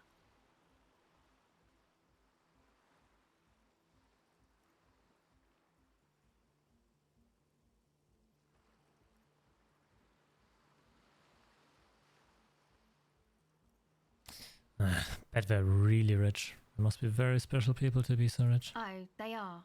And I'm scum. I'm scum too. No, wait, you're not scum. That's the better thing to say. Oh, but I am. So, what trouble have you gotten into with the police? The usual. I had a shitty run as a teenager. What's the usual? You know, drinking, getting into fights. The ugly stuff that happens when you move out your parents' place at 13. In Forberg. Interesting term. Time to glean some knowledge. Wait, What is in Forberg? Is this a rhetorical question? No, I literally can't remember even the most basic terms sometimes. Forberg, not in Forberg, is a massive banlieue south of Jamrock Quarter. It is the largest ghetto in Revachol, possibly the world. Why did you have to move out when you were so young? My dad was a drunk. Plus, I guess I just wanted to drink too, you know, get my party on.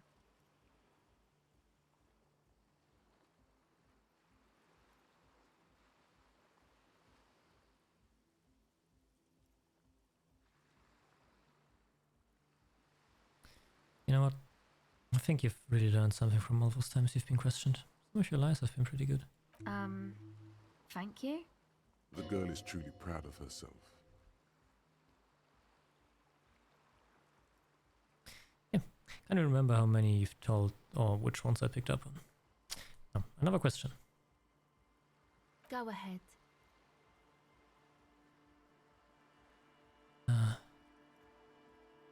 Yeah, tell me more about this music place you've been planning in the church. It's supposed to become like a club for anodic dance music, like that new style of synthesizer stuff they play at the Palaceum.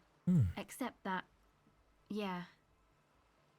She looks at the old wooden church up on the poles. As a mean wind comes blowing in, the 6-story structure lets out a doleful shriek. What is anodic dance music? You know, anodic, cathodic, music that's made with electronic instruments. Like? Synthesizers and tape consoles. Microcomputers too. Anything that uses electricity, but isn't guitars. Also found sounds, stuff like that. You see clear, beautiful, violent flashes of light. Light cutting through a smoke-filled darkness. That is what the future will look like, if it ever comes.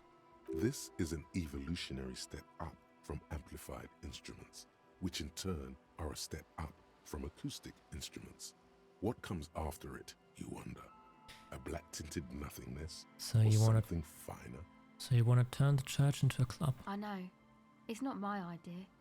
Make Andre techno. and the boys found the place. It was supposed to be deserted, but now they can't even take it.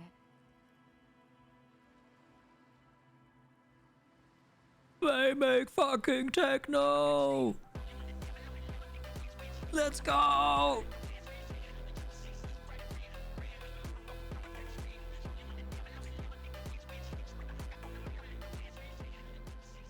Sorry, I know that was more of a trap remix, but I don't have anything techno on my soundboard.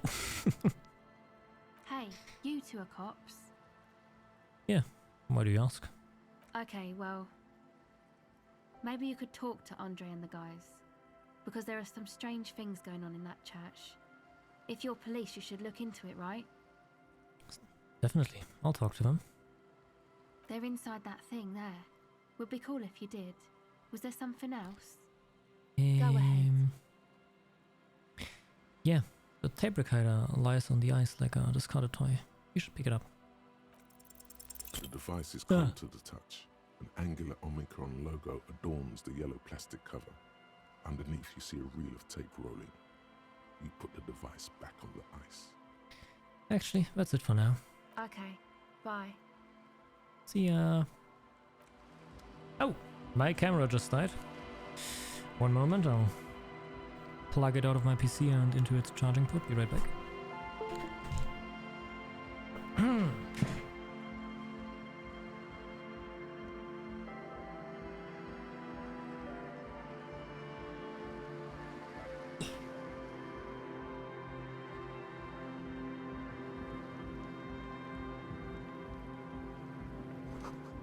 More tribalistic markings. This post is covered in little humanoids.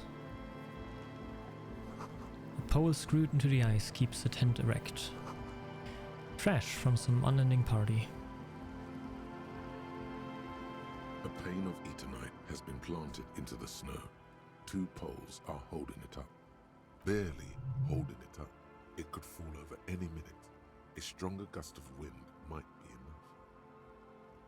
Oh, then let's push it over, eh? The pane falls into the icy snow with a soft thunk.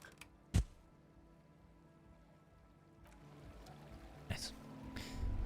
Hey. This is someone's home away from home, just like yours. Well, in that case, let's say hello. The tent is just tarpaulin fabric covering a pile of stuff. The flap is open. Inside, 3 young men are listening to some new form of music. It's like nothing you've ever heard. One of them looks at you. Come on, get in and close the flap behind you. The warm stuff's getting out. It's safe to assume this is their leader, or at least he thinks he is. Right. Sorry, we barely have room for one. You go ahead. I'm too old for this. Come on, Kitsuragi, you're younger than me. I'm actually not, he thinks. I just dislike delinquents. I'm sure you will feel right at home. I'll keep watch. Just as for me to squeeze in. Ooh.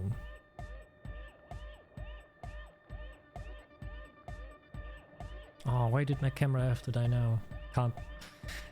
You can't see my model wobbling because I need for my phone to recharge a bit. But I am vibing. Canisters filled with what appears to be water. The label says distilled. A speaker, the big kind they use for live music. You see Yo, Andre. a youngish man bleaching the tips of his hair with a toothbrush. He puts the toothbrush down and extends his hand in greeting. Hello, I'm Andre. It's a pleasure to meet you. Pleasure to meet you too. There is definitely something futuristic about his hair, aggressively so.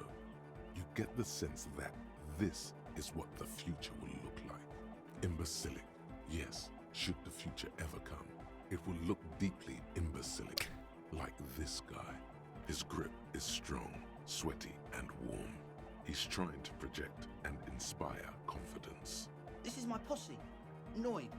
The young man with earrings looks at you suspiciously. And Egghead. Egg! Egg! The tape player high above his head continues to blast what is probably anodic music. Together with a Settle Burger, who's out there right now, doing some seriously progressive sonic experimentation, we like to think of ourselves as music venue organisers. How many music venues have you organized? We have many in the pipeline, officer. Huh. That means they haven't set up a single one yet. Why are you here? You see, we've been all over Jamrock North, prospecting for real estate to establish a new venue in.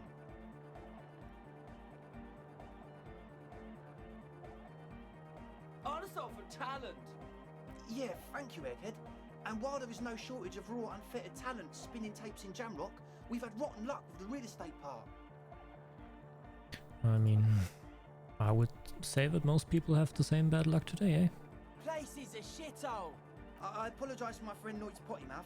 I realise this is not how you speak to a police officer. He has authority issues. There's no need. The place is pretty bad. Which brings me to the problem of occupied ecclesiastical property. I bet you've noticed the derelict hive of narcomania on the coast. The what? I'm talking about the church. And I'm not exaggerating.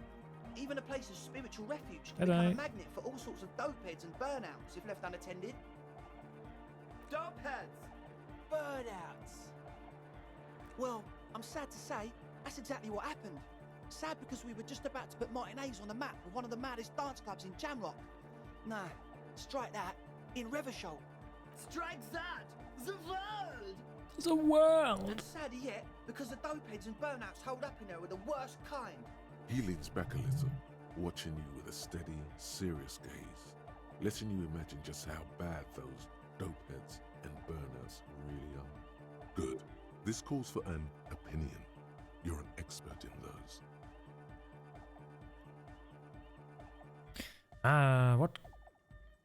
What kind are there? The spooky kind. Oh, come on, what do you mean by spooky? I was hoping you would be the judge of that, officer. All I can say is, their spookiness is the kind that keeps us from restoring this church into a community centre and a place of spiritual refuge. Also, they don't eat or clean the building. Shit's gonna collapse. People just want to spin tapes without them spooking it up.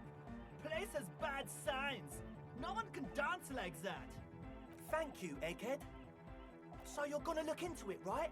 It should be a police matter. Getting them out. Whatever spooky stuff they're doing, I'm sure it's not what the Ecclesiastes meant their property for. Alright, I'll look into it. Tell me more. All right, man. Claps his hands enthusiastically. Andre's obviously very happy you took him seriously. The whole tent is. The boys exchanged giddy looks. Wow, what's the status of the church? Haven't gotten inside the building yet.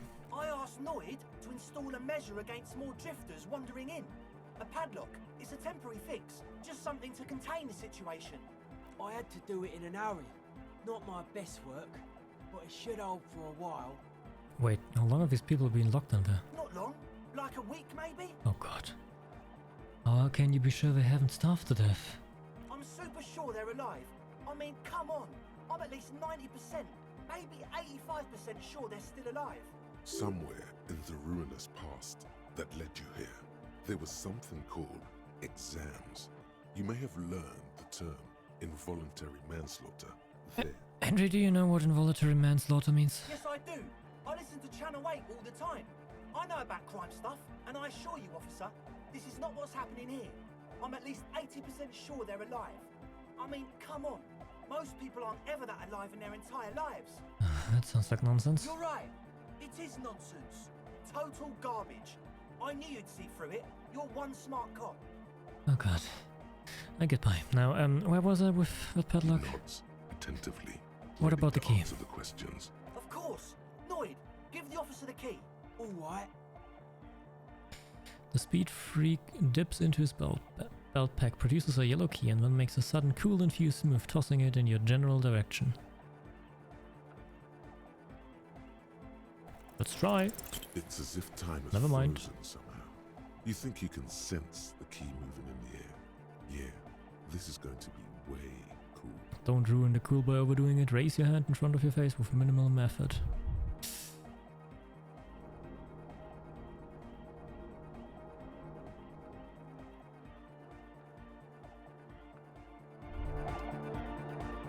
You feel something in your chest, an unnatural pressure. Huh? It's spreading to your left arm, your jaw. I'm guessing this is bad.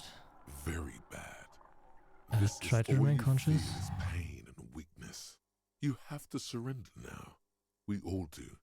It gets so dark. You don't even see her face. Like you always thought you would. You only see pain and fear. Cop suffers final heart attack. A detective lieutenant. of the RPM passed away yesterday. No!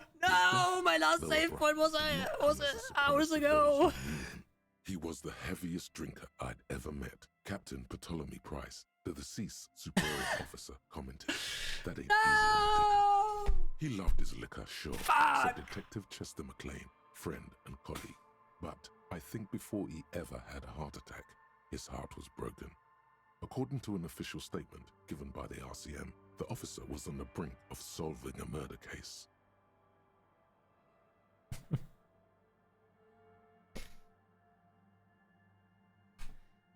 Damn it! Ow!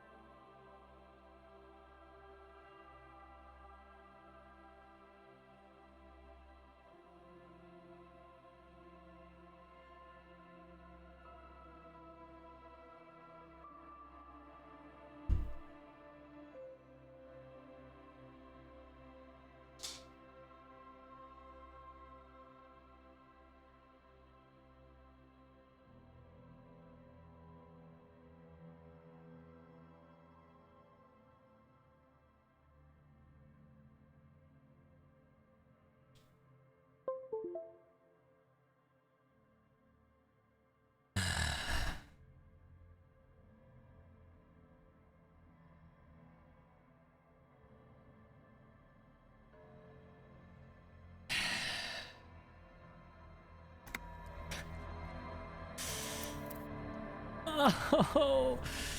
No! It's an hour ago! It's an hour ago!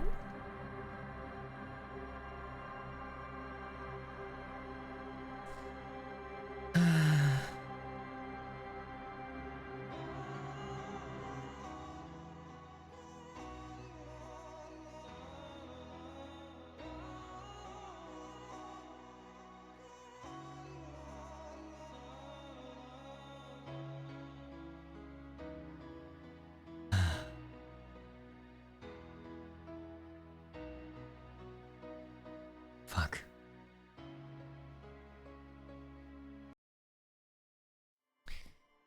Oh, fuck.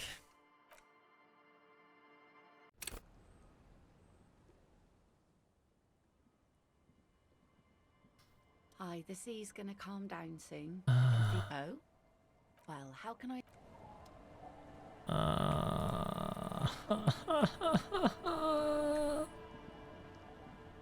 Alright. Good. What can I help you with? Nothing. Oh, damn it. Oh, fuck. Oh, shit. Oh, fuck all of this. Hey, Granny. Welcome to the fishing village. I still have a golden. Oh. We are not here to cause any. Oh, of course. No, he was. She says it as if he. Oh. That's you, all right. A black hound licking your own heel. Maybe they are because look at me, remember. What? Nay, I haven't seen any. This is my. She's be. There was a murder. Would you now? I know how this world works. That you are, Dark Omen. There's not much. I see, ma'am. Ruby. That said, if I will charge you for it, no one is using it, and God knows it's not much anyway. Don't. Well, he's a little shitty. This environment encourages one thing and one thing only. Just this is. The place is so. It's riddle. I'm just too thinking process. Isn't that what people always Got to be something. After Yeah. now the What's happened goodwill to the ran out. hospital? Who else Well, lives in and this then there's village? Lillian is. Sooner or later, you Any way to make a little money? Alright. What's further down the coast? Yes, yes, She's yes. not telling you all she knows. Yes, Well, and yes, now, yes. Before you get, yes. I don't know exactly. Yes. Of nerd? No, Oh, now, I see. Okay, what? cool. You, Thank and now you. do me. Thank you. Now Fuck. it's your turn. Okay, goodbye. Oh, it's gonna take forever. That is going to take forever. Hello, little kid. Hello, She clutches us. my mom. Kids. Yeah, we that's met. nice. My mom. It's a What's gra- that? Cool. What's it I don't for? know. Is Sure. that cool? Just go and get It's Yeah, lamb. right. Lambie is a stuffed lamb. Looks soft. Isn't he soft? Yes. Bye. Make the bed. Cool. Nothing else here. Hello, other kids. How are you? The scruffy hit, the other one, looks indistinguishable. This yeah, one, yeah. the stone, the other one laughs. Yes. Yes. Yes. What? I don't think. Then when?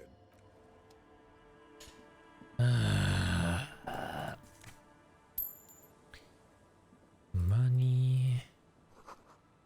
Law. Door I can't open. A wetting stone. Oh man. Oh man. Hello. Hey, good to see. So what's happened? Yeah. He said, good. These people know your true name. Looks like it has. That's the sad. This idiot doom spiral, huh? Can't. It's a. He really has no idea who this Ruby is. Okay, we're so now it's you. We've met. No, you sure don't. Uh-huh. Tequila. Tequila sunset. You think? No, no. Hey, Let's not jump ahead of us. You got here word on... It is the lieutenant's brow. It was one moment naturally loud. Anyway, sound what we... The time! So, the time hath come after we ran... When we... In this way... Recognize... We asked about the whole Tequila Sunset thing, and you told us it was your name. No, our. How they're beautiful. Wow. Yeah. If you only knew. You were pretty vague about it, but you kept... Please, don't open that door. No, Abigail. It seemed pretty painful. Beside your... In retrospect, you told... It's more like... No specifics, though. Yeah. A lot of... It's not meant as a joke. Yeah, I didn't agree with you, but you also kept pausing. It's a hard thing for a man to confront. Whoop-de-doo. So it depends. You might get scared. No, booze. So, have you got anything for good? Then I will see you again once you've... All kinds, sir. You too, Tequila Sun. Million, le million.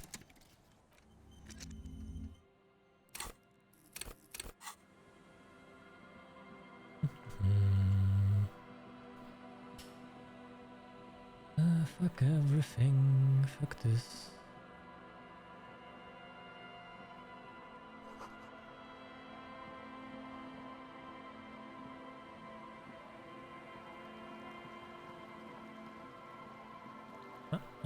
Wait, there was oil here. Mazut. This one I couldn't activate for some reason. The rear tire of a motor carriage adorns these reeds. The quick travel.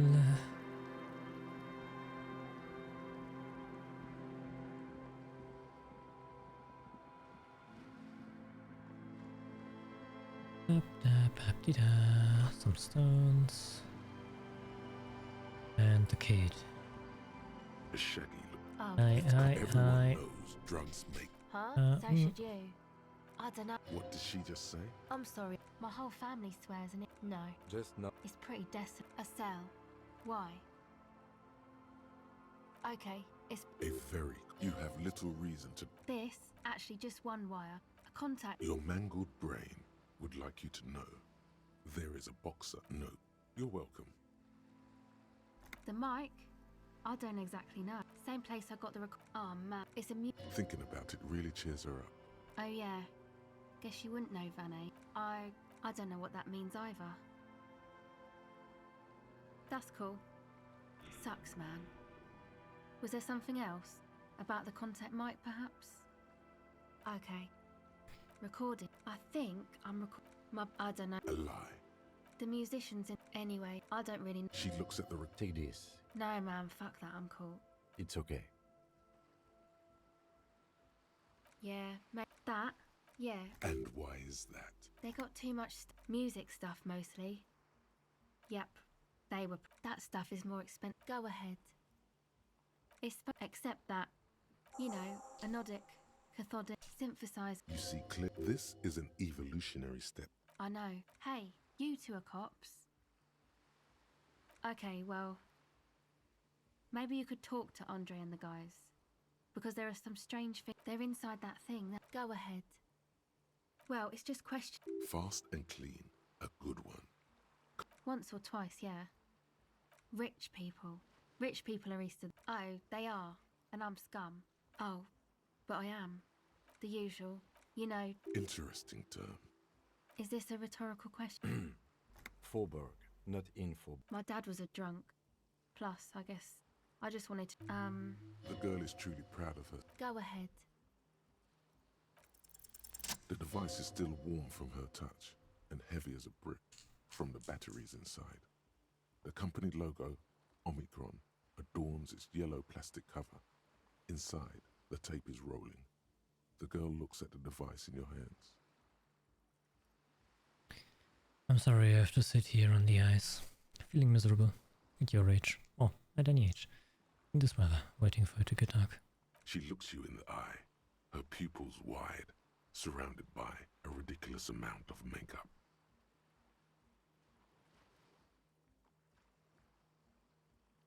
The people who built this world intended for it to be better for you, but they failed. It's easy to live in their failure with this by your side. The wind howls. She remains silent. It's real. Tell her. Not a childish fantasy. It can be a real weapon against what's coming for you now. What is? Nothing. You've got this, don't be scared. Okay, I'll stick to it. There is little you can do to help her now. But given the chance, you feel like you should. There is something about her. A weightiness. Something changes between you two. She looks at you differently now. As an equal. A fellow human being. So thanks, I guess, for the psych session. Maybe I can return it. What's been eating you, officer? You said eating me. There's nothing eating me. Come on, I can tell.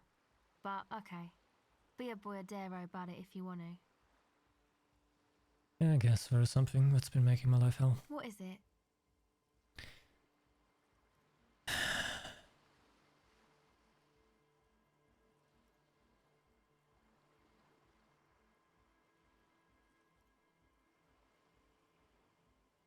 I think it's the plight of the working class. Oh, really? The golem of capital runs rampant, smashing creator and slave alike. I fear the process is irreversible. Wow. Social justice really matters that much to you? That's commendable. It really had you shaken up there. Are you sure that's it, though?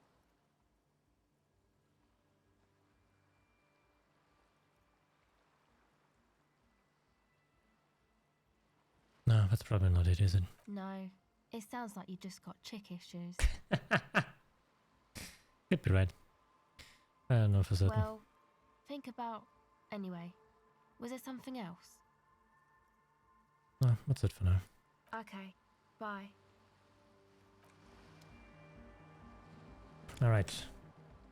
This time we quick save before doing something stupid that ends up killing me. The tent is... Come on. It's safe to... Sorry. You good. I'm sure you will. Yes, yes, yes, yes, I know. Ooh, music. Ooh. Go speak to Andre. I'm just annoyed. You see, Morning, Andre. there is the imbecilic. Yep. Shake his hand. Yes, I know. Cool, cool. How many have you organized? Okay, why are you here? Ah, yes. Nice, very cool. It's okay. I'm talking well, and sadder yet. He leans back a good. This calls for an... The spooky car. I was hoping... Oh, people just... Thank you. So you're gonna look into it, right? All right. Andre is obviously very happy you took him seriously. The whole... I asked... I had to do it in an hour. Not long. Like a week, maybe? I'm super... Somewhere in the ruinous past that led you here, there was... Yes, I do. I listen to Channel 8 all the time. I know about crime stuff, and I assure you, you're right. He nods. Of course. All right. Noid watches you pick up the key with a smirk. Sure, man. Tell us what you want to know. Let's do it. Who exactly are these people inside the church? Truth is, I don't really know. None of us do. I don't even know how many there are. All we've seen are glimpses. You haven't even seen them and you want the police involved. Well, there's also the machinery. This machinery is of the deeply mystical. When I first scouted the place, back in February, it was abandoned, empty. Took some time getting the crew together. So about 2 weeks ago, we came here hoping to set the stuff up. Suddenly, there are all these strange machines lying around. Oh, Lena's husband. One of them has wires running into bowls of water. Wires into water. Never seen anything like it. Andre, tell him about the feeling. Oh, and it felt like there was something in there with us, watching us from the dark. No, the other one. Which other one? I'm not as in tune with my emotions as you are, Egg. Felt like silence. Awful silence. For this man, even regular silence is awful enough. But that was something greater. But you haven't physically seen anyone? Not exactly. We've just seen someone who we think is a woman go in and out of the church. A couple of times. And we felt someone or something eyeing us inside. But that's kinda it. The woman, did she have red hair maybe? A lordy woman? Sure, why not? Yeah. But not really. Brown hair. Old. heavy, dark side. So which one is it? What Noid said. So brown and older, Ruby might have dyed her hair, though it seems like a stretch at this point. Was it about something watching you? Like you aren't alone, you know? It wasn't quite human, if you know what I mean. Not human, as in a ghost.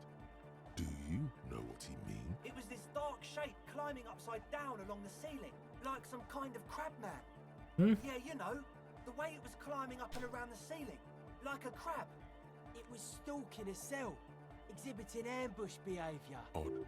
Crabs are usually marine creatures, and not known for climbing walls. Ambush behavior, Crabman. Crab man! Yeah, totally. I mean, I didn't personally see it. A cell was alone that time, but I believe her. If she comes out running and says there's a crab in there, there's a crab in there. You should ask her about it, but be nice. Don't tell her you don't believe in the crab. There probably is no crab man. Don't let them draw you in with this nonsense. Can you tell me more about the machinery? You should talk to Noid about that. I just got a distinct burnout and dopehead sign from them. Probably jacked up to some snuff station too. Probably, very likely. So how can you be sure they're burnout and dope heads if you haven't even seen them? Well, honestly, I can't, but I am. This is a below feeble attempt at avoidance. Basically, he is attempting to weaponize idiocy. Wow, you can't, but you do. Should add weaponized idiocy to my own repertoire. Hey now, I'm 70% sure they're substance abusers. Don't let all that technology fool you. Where do you think the drugs come from? Alright. Let's talk about something else. Sure. What? You mentioned some ecclesiates on the church. Who are these ecclesiates? Oh yeah, that's a meteor name for the founding party. Thought it'd be cool to use it. If you don't know what the founding party is, there might be a way to mask it with minor demagoguery. Now humor me, Andre. What is the founding party? Come to think of it, I've never really looked them up, you know? I can't give you a precise definition, but they're a very powerful religious organisation. Oh? And they have roots in ancient mass society. And they're the custodians of the Pericanassian church. Plus, they anoint the innocents. They, like, made the innocentic system, no?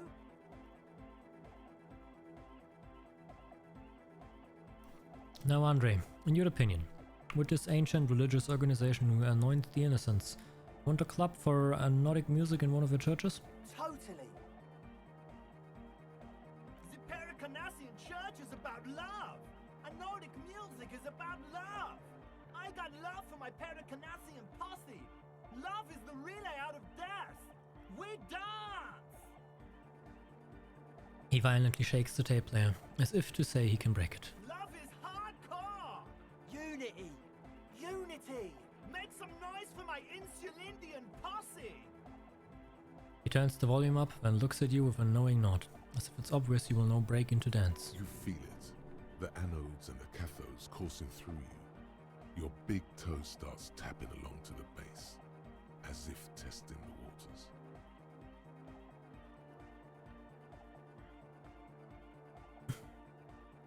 Feels good. Oh. I guess love can be pretty hardcore. Oh yeah, it can. He's coming around. You're getting it. I understand it was lame of me to suggest otherwise. Nordic music is about love, and so is the Pericanassian church. Yeah! Yakokata! The place to be! He seems ecstatic that you share his vision of Pericanassianism. Do it for the masses. Do it for the crew. I didn't want to say it, but it was pretty lame of you to imply otherwise. The one with the large head is still looking at you, nodding. You feel like you could go for a little disco when, or if, they get this club going. You've got it in you. I also wanted to ask you about the stand full of equipment. Yes. What? So you brought your own water. Yeah, good to have, bitch to carry. When I first scouted the place, I did some reconnaissance. I'm not sure the church even is running water. And it's distilled too. Oh, it's the one they sell at the fuel station. It's like he's lying to you, my liege. But he's slippery enough that there's nothing for you to grab hold of. Alright, enough of this. He nods enthusiastically. No doubt, a little relieved.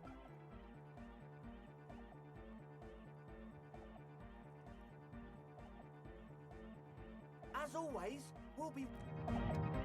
Alright, what about the other two? With peroxide blonde hair, holds up a Harman Welshi tape player, nodding along to the music as though you're supposed to be sharing some tremendous evangelical secrets. Hardcore!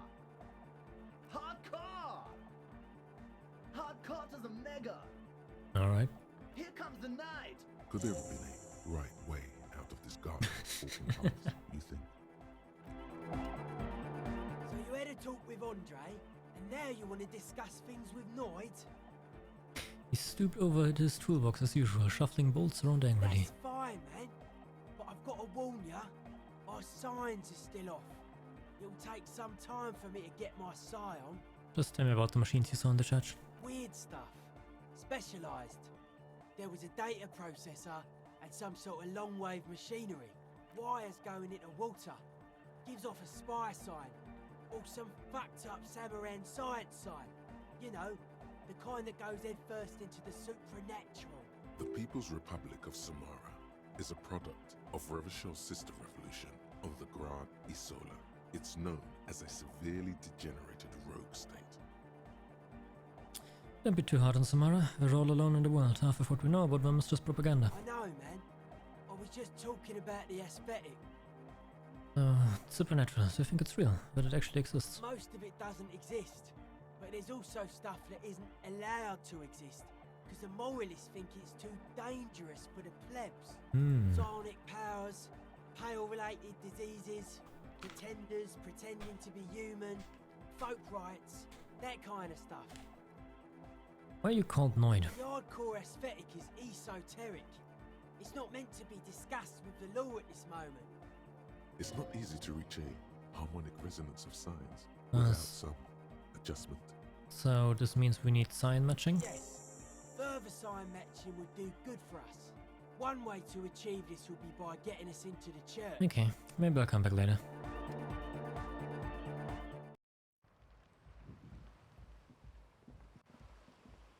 The shaggy-haired girl kneels on the seat. So you talked to my associates, right? Are you going to help us? With the church, I mean. I can't say. Gotta ask some questions first. You just told me you went inside the church. What did you see in there? Oh, that. You're not going to believe me. There's no point in me telling you. She's less prone to blurt it out, crab man, than the others. We'll see. Go ahead and tell me. Okay. I went in and I saw a woman next to one of those machines there. Noid calls it a mainframe. She was dressed like someone who's been raised by their grandmother, you know, strange old clothes. Had this absent expression, didn't say anything, just stood still. And then, you know, right behind her, a man crawled down the wall, upside down like a crab, down the church wall. I think the woman didn't even know he was there. He was completely silent. He stopped right before he got to the floor, then just hung there like that, looking at me, right at me. I fucking turned around and walked out. End of story. Like a crab, you say? What did this crab man look like? It was too dark. I couldn't tell exactly. Come on, she obviously could. She already went into detail. Come on, quit stalling on me. What did he look like? He looked like a banger, okay? He was all muscular and stuff. Had a mesh tank top. I know it sounds ridiculous, but that only made it scarier in a way. A crab and a banger? Yes, a banger. As in a mess gang member. I know what it sounds like, but that's what I saw. You're wrong. I do believe you. Why? Seems a bit too ludicrous for a lie. I guess so. Anyway, what else? I would like to know more about your associates. My associates? I haven't got much to say about them. Answer the question, please. Sorry. I just don't tell people about my friends and who they are and so on. I don't provide information on them. And that's a very noble thing of you. But and what about you? Could you tell me something about yourself? Me? I'm a silver bird. I see.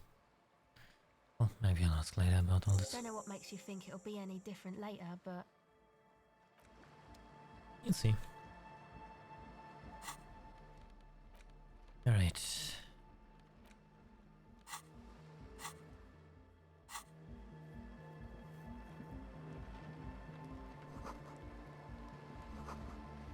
already clicked on all of these bad boys.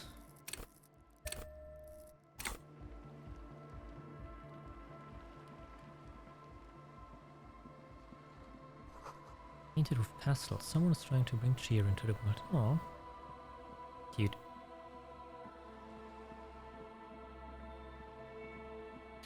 Oh god, it continues on even beyond the church.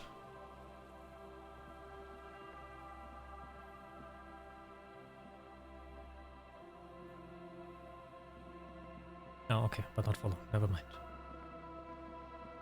Well, I guess church it is.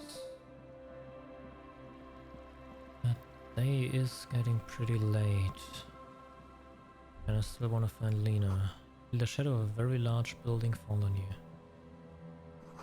Dusty pews and shadows, many seem to be missing. The sign reads St. Brune, 1147.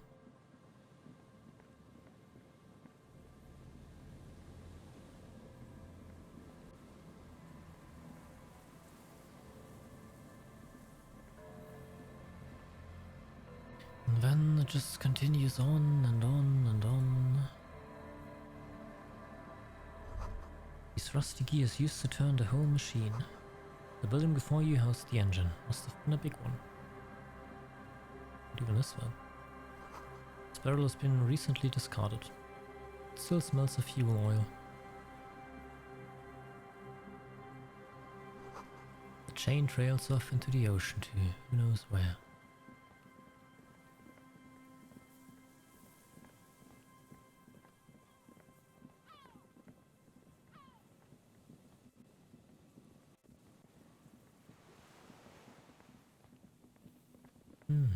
And the music stops. Someone's made a campfire here a long time ago.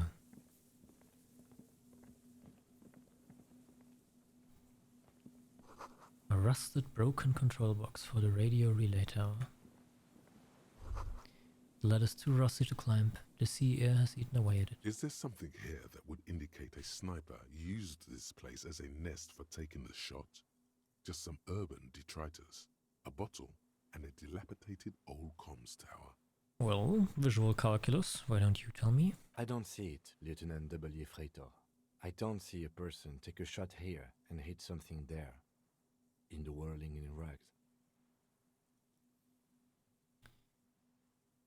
Maybe the campfire was used by the perpetrator? To warm his hands before pulling the trigger? Perhaps, but anyone could have made this. The coast is specked with fires this time of year. Truthfully, this seems like a very poor choice to take a 1.2 kilometer rifle shot from. Visibility is awful. There's water vapor everywhere. I think we can rule out Biddable Prime, was it?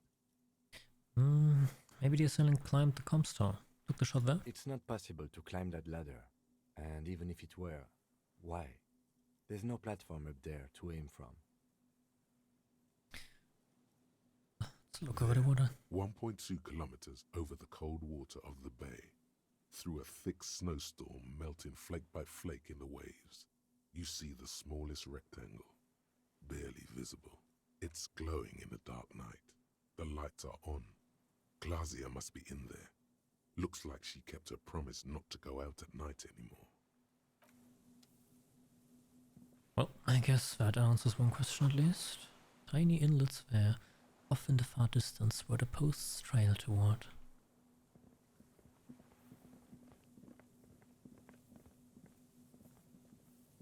That's all. This relay tower coordinates boat traffic in the bay. Barely.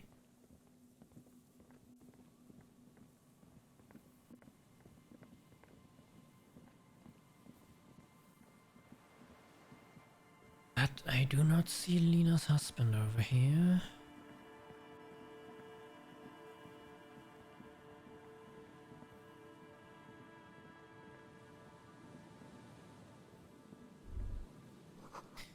The boardwalk rises to your south. It casts its long shadow over you.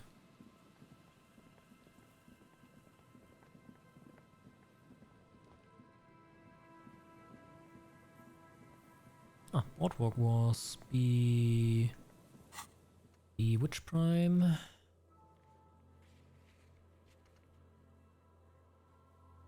the 1 prime.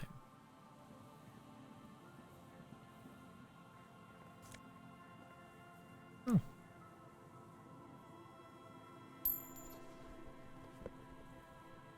Nice. A shirt. And nothing else.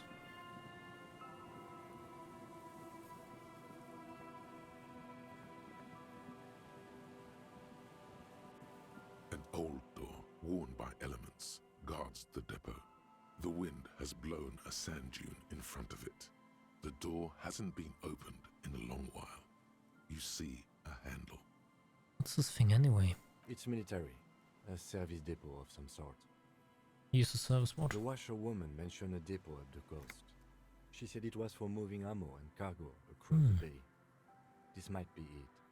Would the structure have been used to take a shot? From here to the whirling, I can't see how. The church is in the way.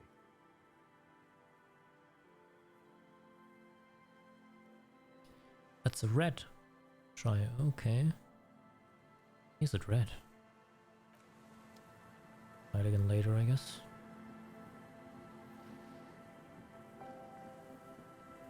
Alright. Here we have the church to our right, I think. Yeah. And to our left, we have another big structure. But that phone, a smashed receiver, like someone hung up too hard.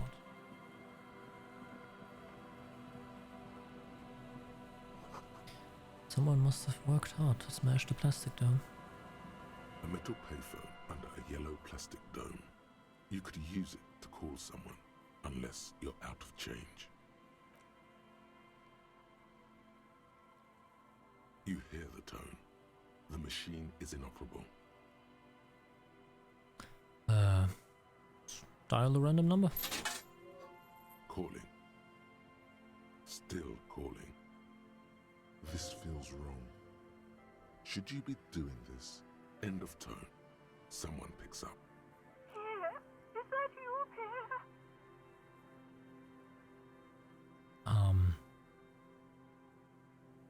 Oh, that's not good. No, this is not Pierre. Do you have any news about Pierre? Who is Pierre? He's my sister's grandson. He used to visit me as a lad. Fine young man. But who are you then? A salesman of some sort? Modern goods are rubbish, and I can't afford them anyhow. It's a shame what you did to our country.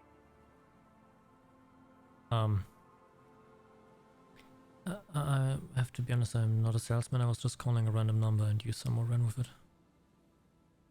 This is because we are bred to be leaders. I can hear the common or mixed background from your voice. I just so wanted it to be Pierre. Have a pleasant evening, prankster. Disconnect tone. Okay, bye.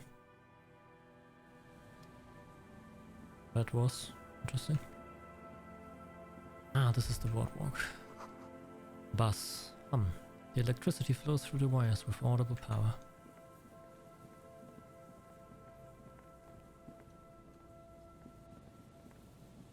Still no Lena's husband. Got some money. Someone has left an unidentifiable article of clothing on this railing. It smells really bad. Let's take a closer look. It's streaked with dried seagull shit and tangled with pieces of seaweed. A dangling arm suggests that there might be a jacket beneath the crust of filth. It seems likely that it was left in the surf until someone laid it out on this fence to dry out. Unfortunately, that just seems to have stiffened it into a shapeless mass. Please tell me you're not taking that with you. Why not? It's a guano-encrusted jacket, and you're already carrying around enough as it is. Fair point. Coin-operated weighting machine. Hasn't been used for a decade. A makeshift roof. Vagrants have tried to make the boardwalk habitable. The top will keep out neither rain nor snow, nor wind.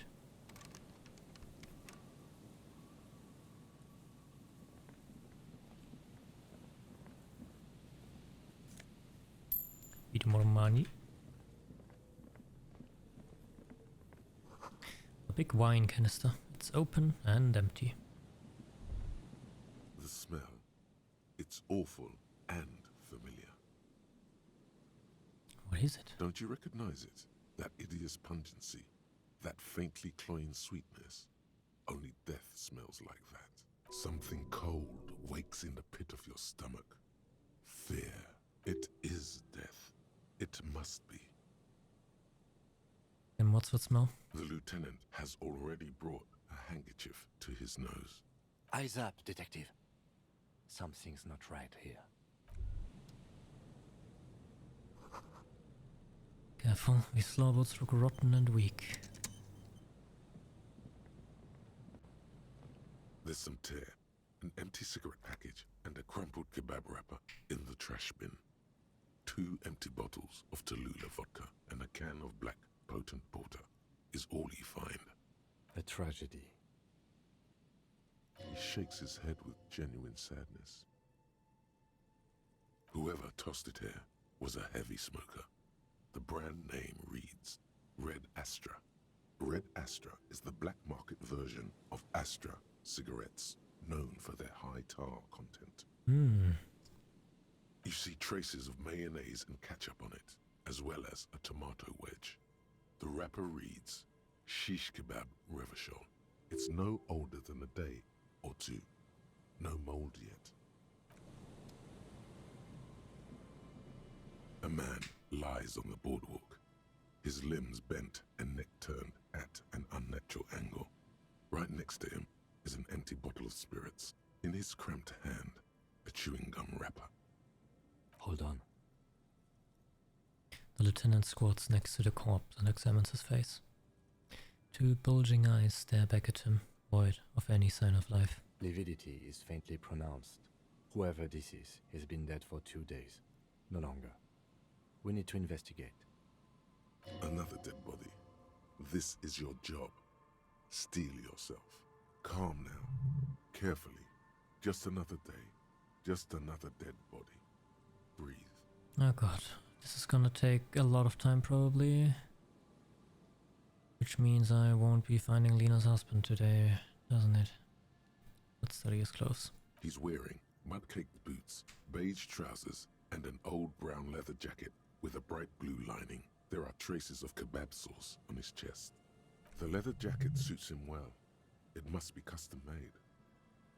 You find some sunflower seeds and a rain-soaked library card folded into 2. His jacket feels sodden and heavy under your hand. Good. We should take a look at that library card after this is done. Study the man himself. The man has fallen through a crack in the boardwalk and hit his head against the metal bench. Coagulated blood covers his black hair. One of his feet is still dangling through the hole. A bad fall. It might have been dark outside. This place is a minefield in the dark. His expression is dull, like the sea behind him. Drops of water shining on his mustache. His eyes, empty and wide, look frightening in their frozen gaze. Height, 170 to 175 centimeters. Curly hair, stout build. Age, approximately 50 to 60 years. He was confused when he died. Confused and alone, most likely. Overcome with the awful surprise of it all. There's some dried blood on the metal bench, right where the corpse's head rests. The floorboards are rotten and slippery wet around the hole. An empty bottle lies nearby. A chewing gum wrapper is clutched in his fist. A dried chunk of blood covers the hair at the back of his head. An open wound. It's sticky and cold to your touch. I guess he just slipped, fell, and died. I don't see any other major wounds, do you? Hard to say. Seems like the head wound was fatal. It's exactly the shape of the bench. They screech under your feet ominously. It's hard to say whether the dead man's weight was the cause of the boardwalk to break. It definitely looks fragile. He could have easily disappeared into the sea through that hole, and you would have never found him. Let's examine the bottle. A .75 liter Tallulah vodka with its cap missing. There's There's hardly anything left inside. Tear all around us. He looks at 2 other bottles forgotten near the coin-operated viewer. Some in the chewing gum wrapper. Grabowski spearmint chewing gum. Green leaves on the cover. The man's mouth is half agape from the terror of the fall. Yes, we're doing this again. Let's look inside his mouth. The blackness of death. Stench. You think you see white chewing gum too? He ate the whole pack, right? It's to cover the smell of alcohol before going home. The worst thing is, I've seen it before. Almost the same scenario, even the chewing gum. It's always the same. The entire boardwalk creaks in the wind as you take a step back. Who's this man? Looks like one of the locals. He'd have to know this spot to come here. You don't just walk over here. But that's just a lazy assumption. What do you think? This is an omen, a sign from above. Don't start drinking again. Looks like me. Could have ended up just like him, dead on some empty boardwalk with a bottle next to my corpse. Well, at least you're not married. Or, what if you are? But let's try to not run ahead. For now, all we know is that he's an unidentified middle-aged man found dead on the Martinez boardwalk. What do you think happened here? Death by misadventure. He slipped and fell through the boardwalk. A truly unfortunate accident. If it wouldn't have been for that bench, he'd be alive. I think it could be related to the lynching or Ruby. I don't see anything that points in that direction. For now, let's treat this case as a simple, albeit sad, accident, unrelated to the murder case. Agreed. If this somehow converges later, why not? Think he was drunk? Oh yes. What about alcohol poisoning and liver failure? Some symptoms of acute alcohol poisoning could have definitely played a role here. Severe confusion, respiratory depression, unpredictable behavior. But I think that death arrived through head trauma, not liver failure. True. What about the kebab? What about it? The deceased ate some kebab. It's probably from a nearby place, maybe in the box.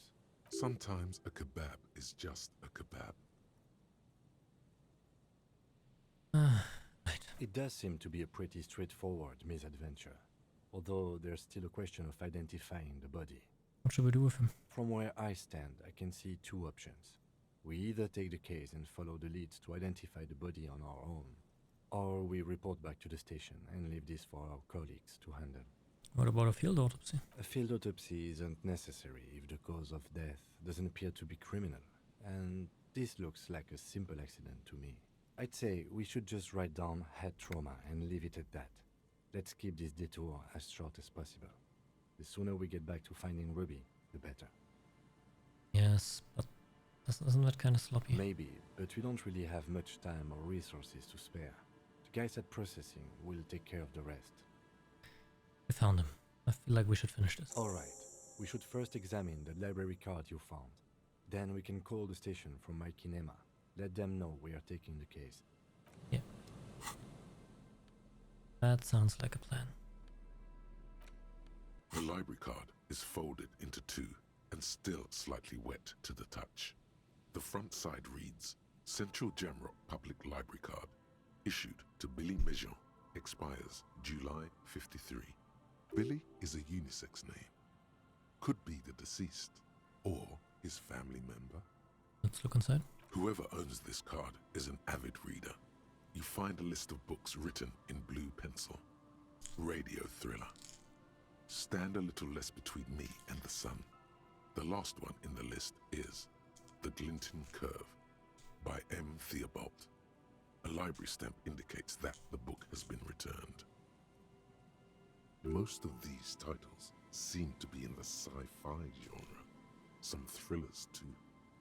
Let's look at the backside. If lost, please return the card to the library.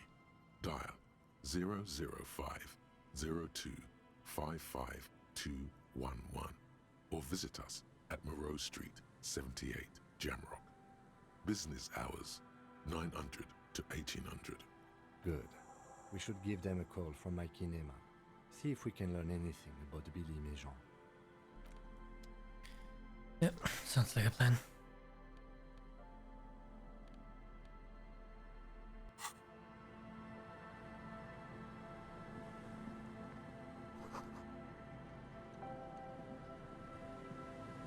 A man lies.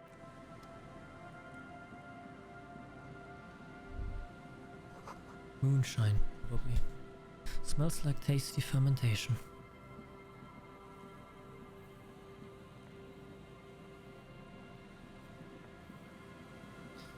But that guy still wasn't Lena's husband.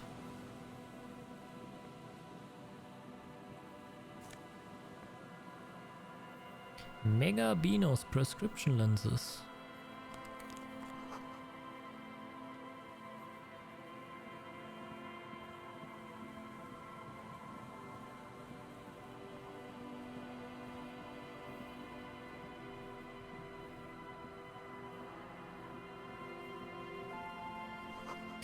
This is slid into concrete here. Sure. That's a Nordland Wing Ching, an unsuccessful model.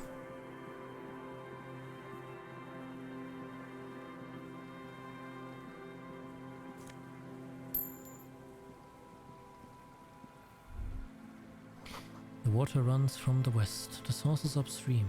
A broken pipe?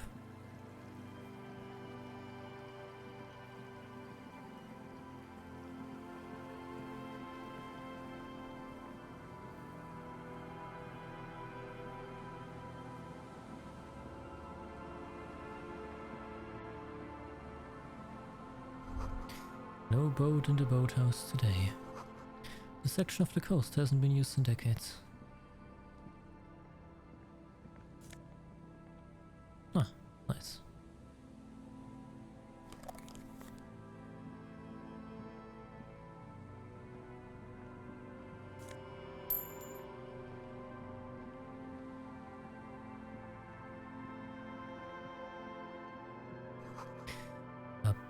Both house is shoddily constructed. A strong breeze might blow it over. Wait, these are the toilet houses that Titus was talking about, I think. Which means that this is probably taking me closer to Ruby. Which means I don't want to be here right now. Ancient paint is peeling off the roof of this shaded bench, covered in rust. A scattering of bullet holes is spread across the cracked wall, reaching from one corner to the other. Okay, even more bullet holes. Something's definitely gone down here. Correct. The density of the bullet holes is unusual, even in a general average bullet hole frequency in Martinez sense. Grim affairs. Meaning, this is a lot of bullet holes. Looks like fully automatic rifle fire. Something you don't see these days. Well, the lieutenant also nods. It is quite a scene.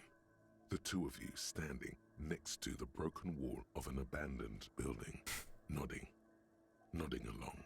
That's not even more. The lieutenant is nodding so hard it looks like his head is about to snap off his neck. Don't stop nodding. The lieutenant matches your nodding pace. He's a true professional at this. The nodding's reaching critical mass. You can't take this much longer, Captain. Gotta keep going. A bead of sweat runs down the side of the lieutenant's face. Come on. As he maintains his nodding.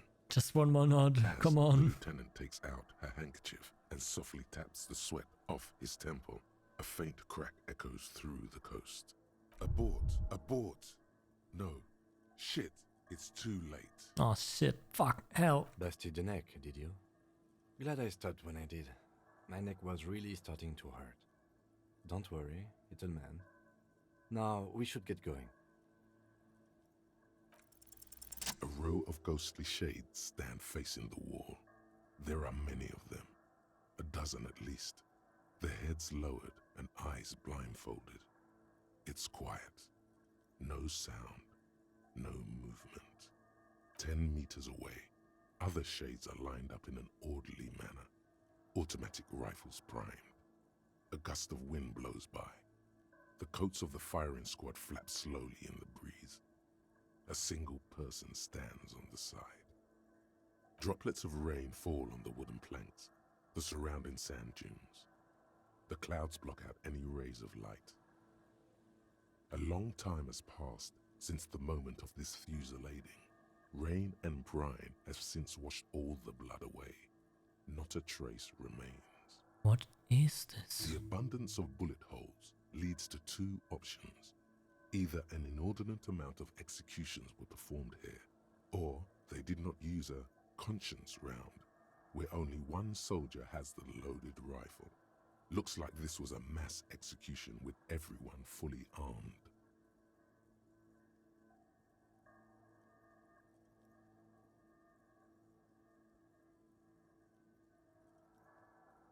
A host of men, probably in everyday clothes, ragged from the conflict and covered in dust. They were not sitting, a common practice for executions in some nations, as demonstrated by the height level of the bullet holes. They stand, facing the wall. It's impossible to discern any details about their personality or background. Ordinary people, familiar, each and every one of them. Who were they? Comrades, the forsaken, the wretched, who tried to rise against the horrors of the world. Let's look at the line of soldiers. 7 men in combat uniforms and dark coats, holding automatic rifles aimed at the people. Soldiers from some side, but from which one? Men of duty, dark duty. Who were they? Murderers, twisted by orders, young boys forced into killing. Let's look at the person standing on the side. The commandant, the one who gives the order. Machine gun fire crackling through the air. The lights of the muzzle flashes dancing on his face. Kim, who was who in this execution? I don't know. I don't know who died here, lined up beside that horrible wall. It could have been any of the parties involved in the revolution. Perhaps the ones executed here were the loyalist conservatives, killed by the communists at the start of the Civil War. Or it could have been the communists, put to death during the last stretch of the conflict by the coalition forces. It could even have been the employees of the failed R&D center down the coast, as their building was taken over by the revolutionaries. What about people from the coalition, the so-called moralists? Yeah, it's very unlikely the coalition forces were the ones who died here. They were always the last ones against the wall. To be honest, if a coalition member was anyone in this situation, it was the commandant, the superior giving the orders. Goodbye. A cold sea wind blows away the figures.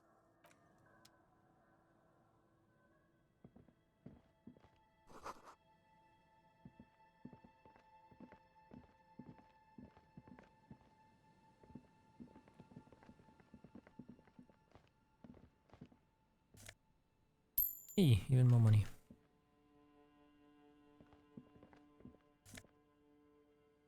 And some alcohol. And more money. Door is not only bad shot, it is inaccessible.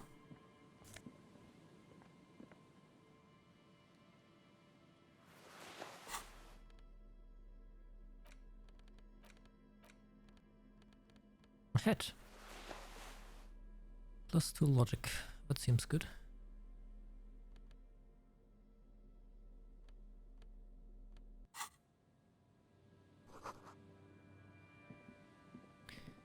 And it makes the world feel a bit less cold.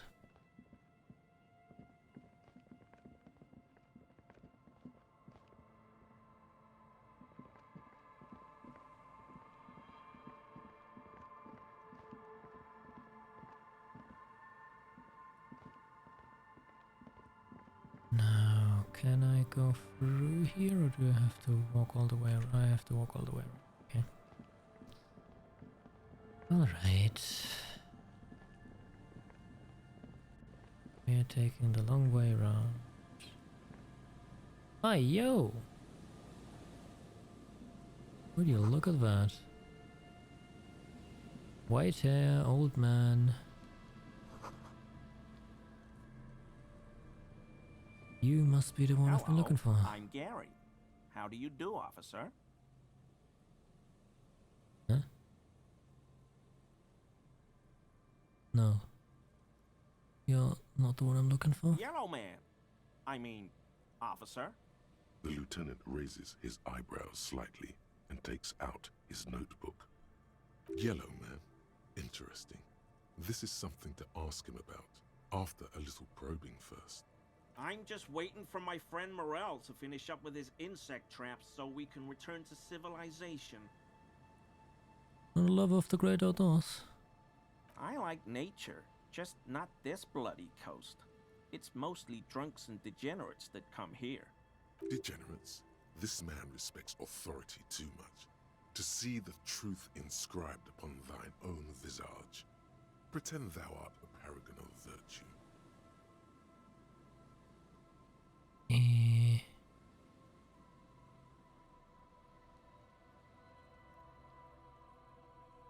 Nobody's perfect. I'm sure you've been tempted to drink. Oh, I've been tempted.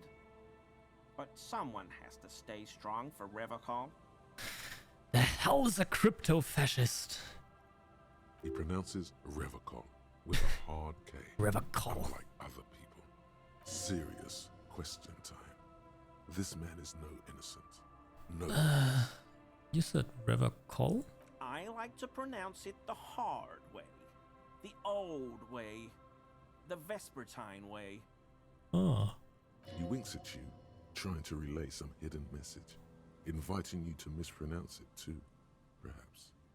It's odd. It's a secret rite. A very fringe nationalist handshake, probably. Is your mug?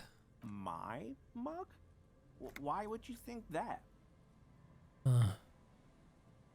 Seems as if you were calling to it longingly when you cried Yellow Man. Oh, no, that's not... Why would I be calling to a broken mug?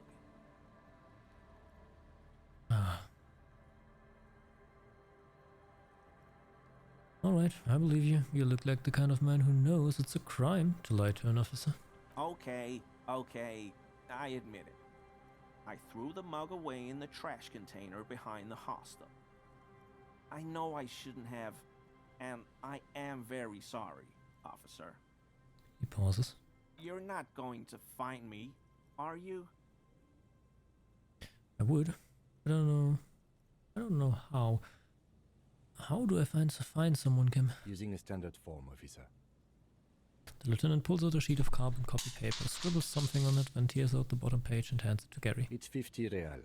You're getting off easy. In return, we expect information. You have questions to answer, sir. What did you do, Gary? Nothing. Just answering some questions. Helping out the law. What did you get into the trash container? I know a guy who works with the trash collection services. CS Municipal. He gave me a master key for the trash containers of Martinez. Why the hell would you want to get into everyone's trash? So I can use the Whirling's trash compactor to store my own stuff. Garbage disposal is expensive as hell. The damn Hemians run it like a mob. I'm sorry, okay? I thought I could cut costs. I shouldn't have. I shouldn't have disgraced myself. Disgraced? No need for the histrionic, sir. It was, after all, just a trash container. The thing that's actually kind of important about this is, did you put the clothes of a murder victim, the man who was hanged behind the Whirling Rex, also into the trash container? Officer, please. Let me explain. It's not like that. Go ahead and explain. I was only cleaning up. I live right across the yard from where he was hanged, and I saw him stripped naked. All the clothes lying around in the yard, smelling. People are animals, you know? Living across the yard. Like a certain someone that a certain fat Everett wanted us to open a door of.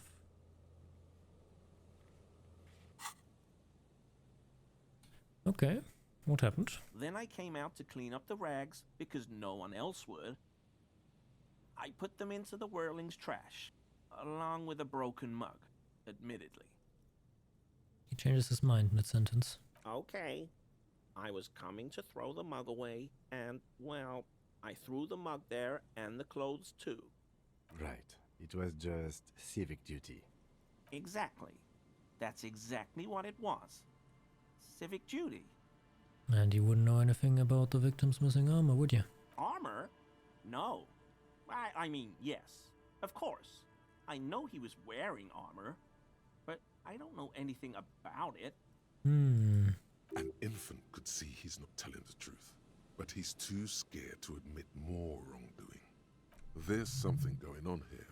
You should observe him more closely after this topic is concluded. Well, let's move on for now, I guess. I hope I could help your investigation, in my small way. Do you know anything about the man hanged behind the whirling and Rex? I told you everything I know, sir. I'm truly sorry for the mug, but I have nothing to do with that. He's not feeling too comfortable in his own skin. Odd, I'd say. Uncomfortable shifting around doesn't make him the killer, though. It's something else. You're a cryptozoologist too? No. I help Morel with research sometimes, and I've learned some things along the way, but I don't usually go in for picnics like this on my own. After all this time with Morel, he must have an opinion on cryptids. This could lead to a good one. I'm into cryptids. Do you have a favorite? Oh, yes. The burning rhino. Morel doubts he's real, but I don't much care, because I won't be the one looking for him out in Safra Serai. What's the burning rhino? A rhinoceros that looks ordinary during the day, but burns brightly by night. Well, at least the males do. Why only they? The flames are not just for decoration. They are an integral part of the beast's mating behavior. How so? During the burning rhino's mating season, herds of male rhinos, all aflame, encircle herds of female rhinos, forming a fiery ring as they begin to copulate loudly.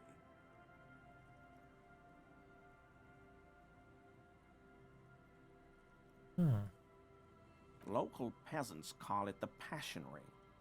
They fear the rhinos, as perhaps they should. Anyway. The lieutenant sighs. It's clear the burning rhino is dear to him on many levels. Some even spiritual. How do they burn? They have special ducts just above their shoulder blades that secrete a combustible fluid. When the rhino is just beginning to light itself, it looks as though it has wings of fire. But how is this combustible fluid lit?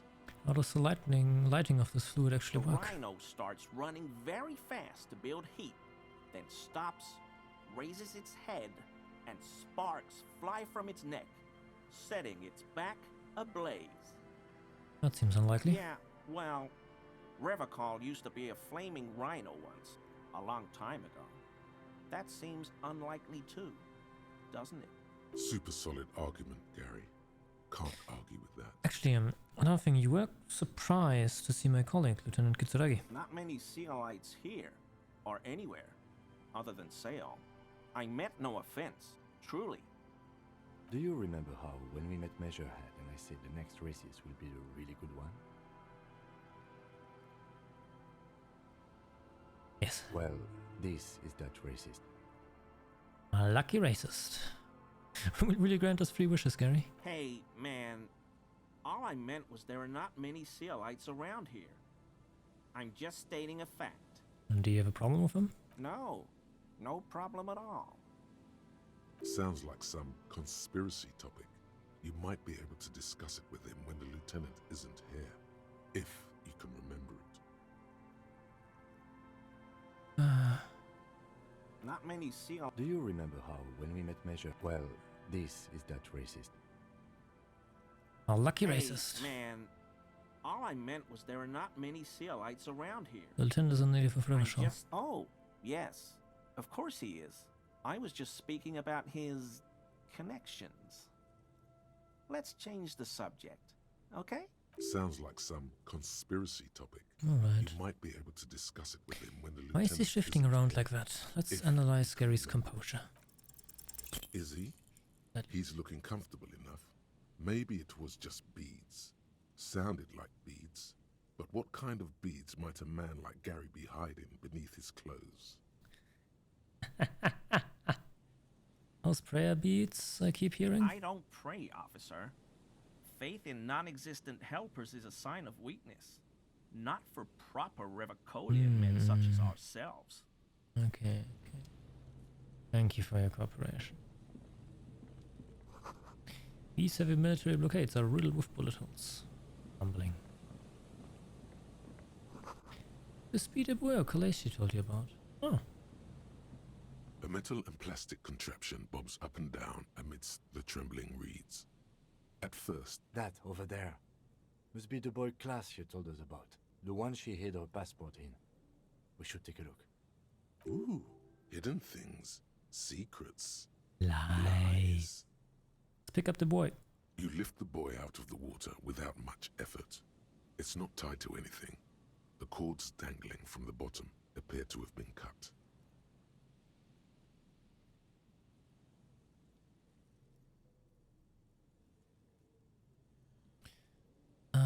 Okay.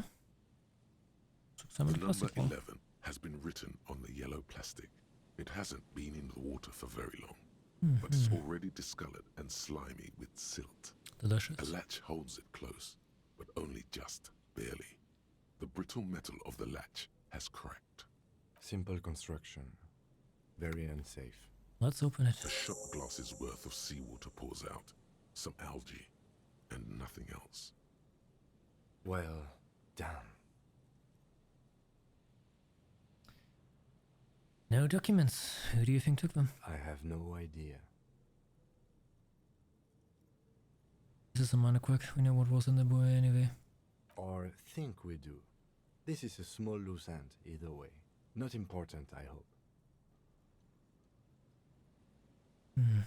Maybe it's related to the cryptozoologist. We could ask him. In my experience, cryptids are generally uninterested in travel documentation. True.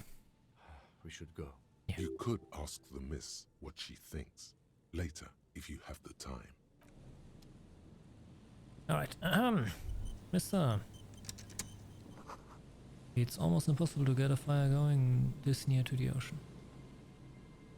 Mister. Here we go. Nice and easy. No way out, little guys. Not out of this gem. There's a cylinder on the ground in which the man is arranging some netting. He's Australian. Looks like some kind of trap. He notices you. Who's there? Oh, the police. Hello, officers. Oi mate, what you doing out here so late at night? His self-conscious enthusiasm renders his movements ungainly. He looks like your understanding of a scientist. You must be Morel, the cryptozoologist, right? To what do I owe the pleasure? That's sarcasm. He takes no pleasure from your appearance. Lena sent me, actually. He's been really worried about you and is waiting for you to get back. Of course. Thank you for passing along the message. That damn water lock is broken, and we can't go all the way around the 881.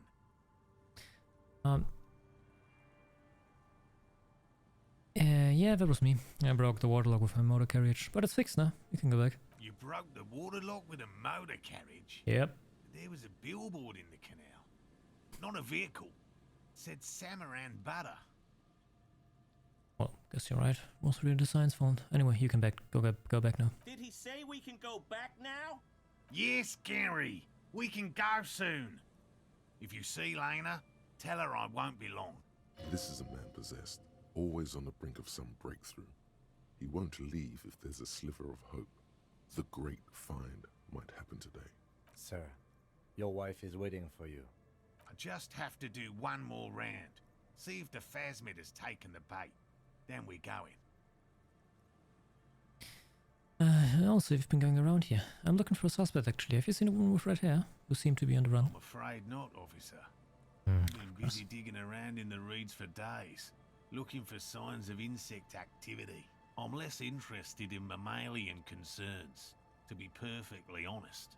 The lieutenant takes a short note in his notebook, then gestures for you to proceed. Well, the thing is, Lena seems to be pretty eager for you to return. I'm eager to return to her, I assure you.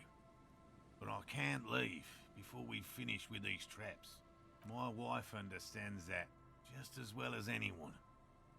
Look south. Where Lena would be. Come on, Morel. We've been soaking out here for days. It's time to go back. And leave the traps? Absolutely not. I won't let Lena down. Come on, she wants us back. I'm soaked up to my nuts over here. We'll both catch reed crabs if we don't dry out soon. Didn't know the Phasmid was so important to Lena. Of course it's important to her. She's seen it. A verified sighting, on record. Really? Of only 40th century. She's sighted the Phasmid. Yes. That's how we first came to know one another, in fact. But that's her story to tell, not mine. Needless to say, you must ask her about the mysterious Phasmid. Suffice to say, it's long been our dream to find proof of the Insulindian Phasmid together. I can't abandon course now. Another cough into his fist this time. Maybe you could go back to the whirling, warm up, and come back to check the traps later. No, no, no. The traps need to be monitored on a regular schedule. What would we do if the Phasmid were to starve while we were sipping tea at the hostel? He's dead set on this. I could go for some trap setting. What if we check the traps for you? I didn't expect you to take such an interest in our work here, officer. Well, we're looking for someone hiding on this very coast. Looking for another thing may lead us to. Why not? At least it will give us the excuse to look into a lot of reels. That it will. That it absolutely will. I hope you brought your good boots. We did. Where are these traps? There are 4 in total. One is to the south, on this little peninsula, by the boathouses there. It's very near. Another we set in Land's End, to the northeast. It's behind a small sand dune there, on your way to the old radio tower, after the church. The third is set near the canal, where you crossed, by a concrete slab. A big thicket of reeds going up the slope, and among them, you should check at least one of those before returning to this one, since I just said it. This one's more of a technicality, but still, better safe and stupid than sorry. What do I do if there's a plasmid in one of the traps? Bring it to me at once. Just make sure the trap is closed tight. He's not comfortable with the possibility that you'll claim the find, but he's lying about this even to himself. Alright, what if I encountered a plasmid in the wild? That's highly unlikely, officer. But in the event you do, I'll spray you with a pheromone mixture I developed. It's made of musk and research chemicals. The pheromone should attract the insect to you, or at least prevent it from bolting at the sight of you. It's quite potent. Will last you about a week. Alright, lay it on me. Wise choice. He douses you with the odd-smelling spray and then gives you a satisfied I note. hope you're not buying this. He dispenses it without letting you touch the canister, so it would be precious like holy water. It is precious. A single dose cost me 50 real to develop. Not that I expect you to understand self-financing one's own research. He looks at the lieutenant with disdain, then puts the spray back in his pocket. I'm ready. Let's get to it. Right. Which means you two can pack up and go back to the whirling. Whatever he thinks about this detour, it's clear that these men are exhausted and in need of assistance. Finally, someone's talking sense. Thank you for your help. Gary and I will start breaking down camp. If you have any more questions, now's the time to ask. We'll be gone once you get to it. If it's more cryptid-related business you want to discuss, you'll have time for that later too. True. But what if the information is vital on the hunt? Have you noticed anything off about your friend Gary? No. No, of course not. Why? You sure? Well, he's been a little unenthusiastic about the trip. More so than usual. That's understandable. He just wants to get home and warm up. He doesn't want to say it, but this is unusual. Gary's been to the jungle with him, to places way more challenging than the coast. Alright, I'll get going. Yo, Gary. Hello again. Very generous of you to help us out, officer. I'd like to know. Okay. I failed again. Shifting uncomfortably, but you can't make head or tail of this. Composer. Alright, come on. I'm gonna get you. Always a pleasure to see officers. That Let's shit go! looks very uncomfortable on him. Look at the buttons, barely keeping that thing together, as if something is ready to rip out from underneath. Something worn underneath it? Yes, like a piece of ceramic armor, for example.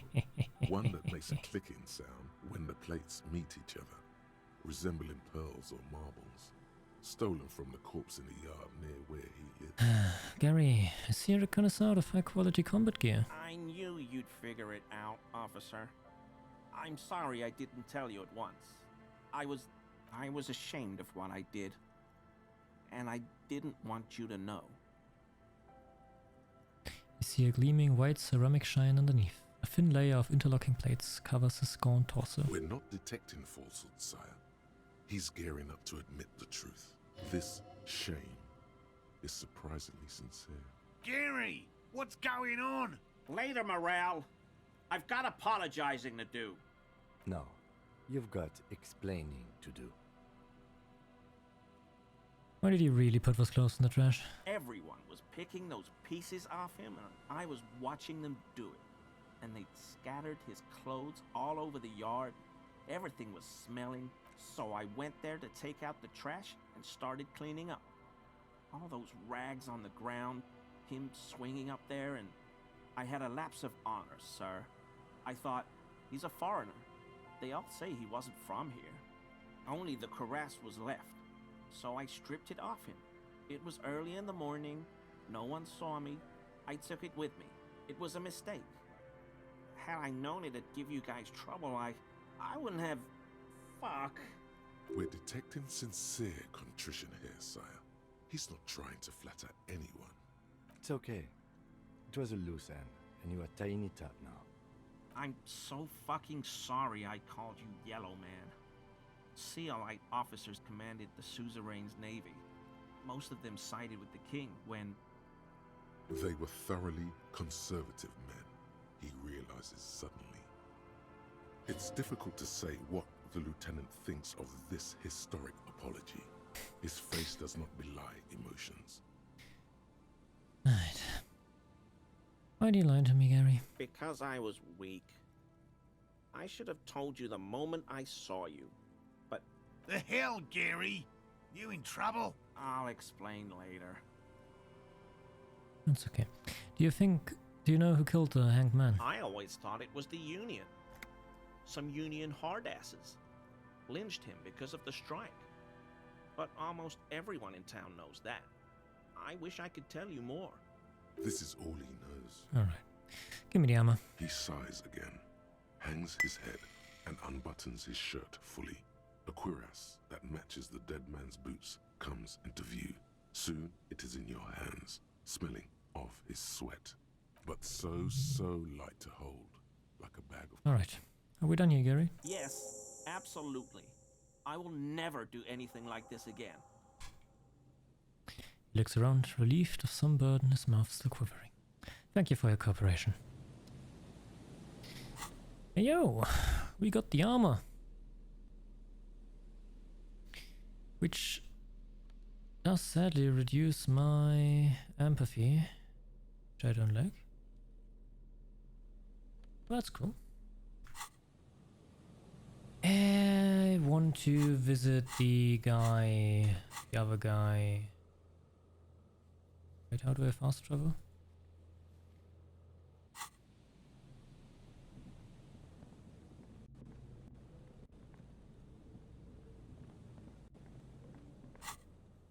Can't I? Didn't I unlock quick travel?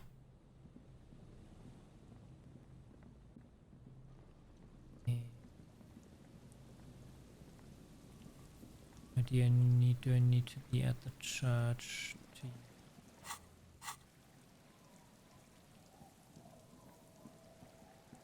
church again?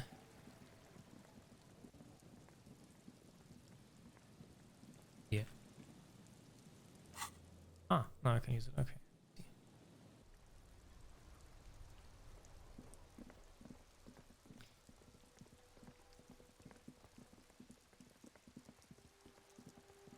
Yeah.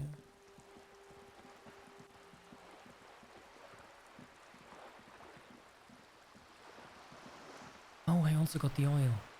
I can draw on the wall.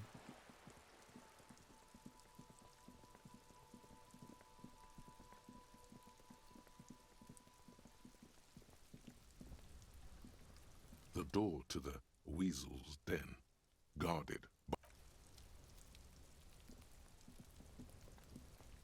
That is probably Gary's store.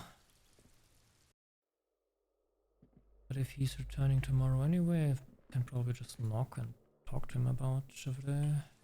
What is it called again? About Everett. E.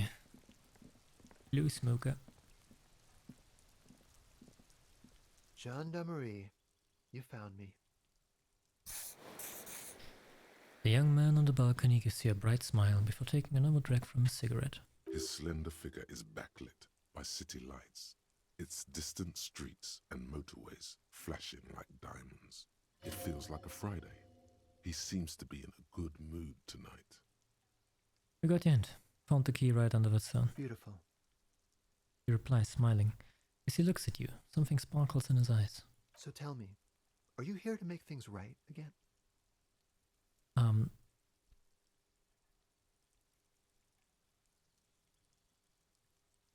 That's what I'm aiming for, yes. Beautiful. He says again. A nearby street lamp casts shadow on his chin, drawing out the slender cheekbones. I have some good news for you. My Sunday friend is visiting me tonight. I told him about you and he'd like to say hello. Step in. He's already waiting.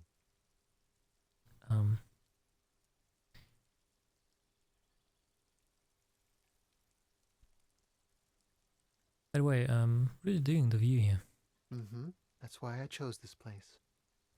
Martinez is special, isn't it? Wait. Suddenly you are digging things? Is it Friday tonight? Feels like Friday. It does feel like the end of the week. Such gentle weather. Even the rain feels nice. Yeah, well, I'll talk to him. But first I want to talk to you. I have a lot of questions. That's nice, but I don't have anything to tell you. It's my friend you're looking for, not me. He takes another drag of his unfiltered cigarette and looks around. It's getting dark and the neighboring windows have lit up one by one. Besides, I've got to run. He's going to leave you alone again. That's sad. Aww. Something tells you you're never going to talk to an individual this cool or mysterious ever again. But I just found you again. Just look at it. It's a beautiful night. Who's going to stay in on a night like this? Only if you promise we'll talk again. That's important. Something flutters in the corner of the lieutenant's mouth as you're saying those words. It's laughter. We'll talk. Just not tonight.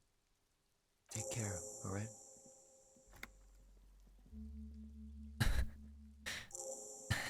Okay. And he's gone again. Looks like it's becoming a theme for him. He's always leaving. Why is he always leaving, Kim? Who knows, detective? It's a mystery. He says, turning his face away from you. There, he's laughing again. Something so different about him, I just can't put my finger on. Different, of course.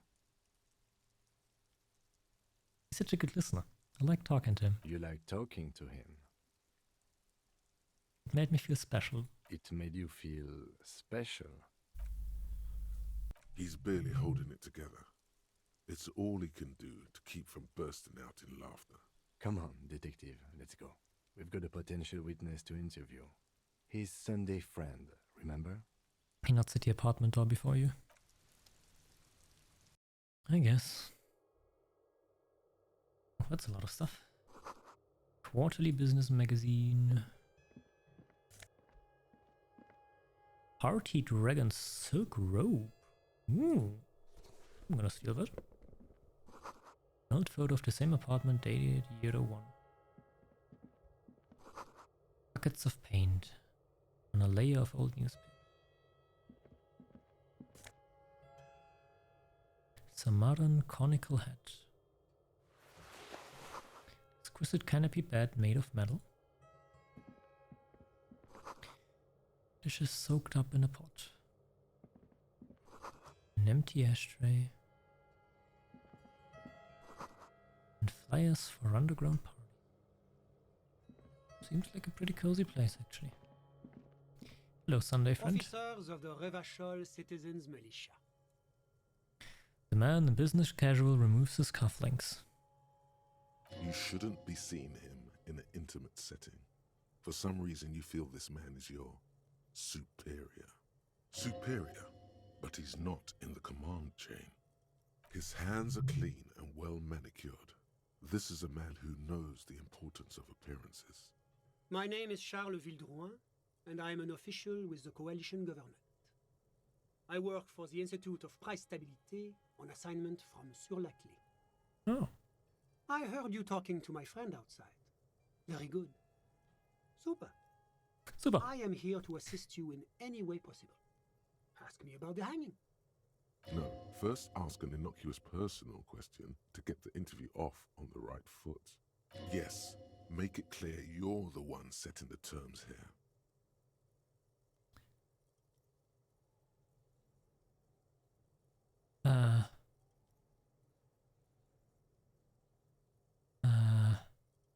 Before we get to that, tell me where you got this beautiful silk robe from. Oh, we got it from an atelier in the East Delta Commerce Center. Personally, I think it's a little culturally insensitive, but the material is great. Sadly, the shop is now out of business. That's really all I can tell you about it. He forms a little rooftop with his fingers. Cold air sweeps in from the balcony. Wait, he forms a rooftop with his fingers. Does that mean he's doing the... Wait. Like the finger points right, finger points left, ooh. That didn't work at all. The lieutenant takes out his notebook and nods to you to proceed. So you actually witnessed the lynching? I'm sorry to say I did, officer. He didn't see the hanging. He saw the little show staged by the Hardys. Let him talk. He may know more than even he knows. Start from the beginning, if you don't mind. Officer, it's very difficult to describe what I saw that night. It was so surreal to me, like in a play. He holds out his hands and blossoms his fingers, like a drama teacher setting the scene.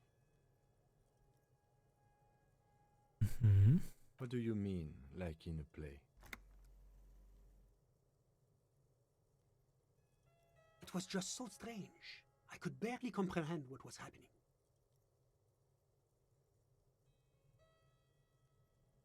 I was on the balcony when it happened, getting some fresh air.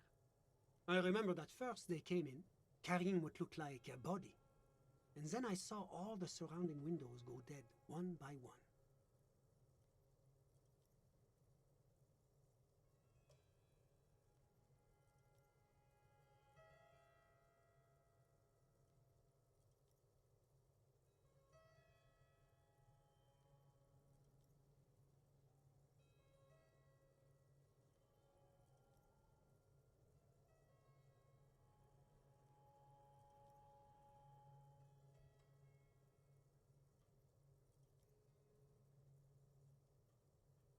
That's when I understood I should not be seeing this.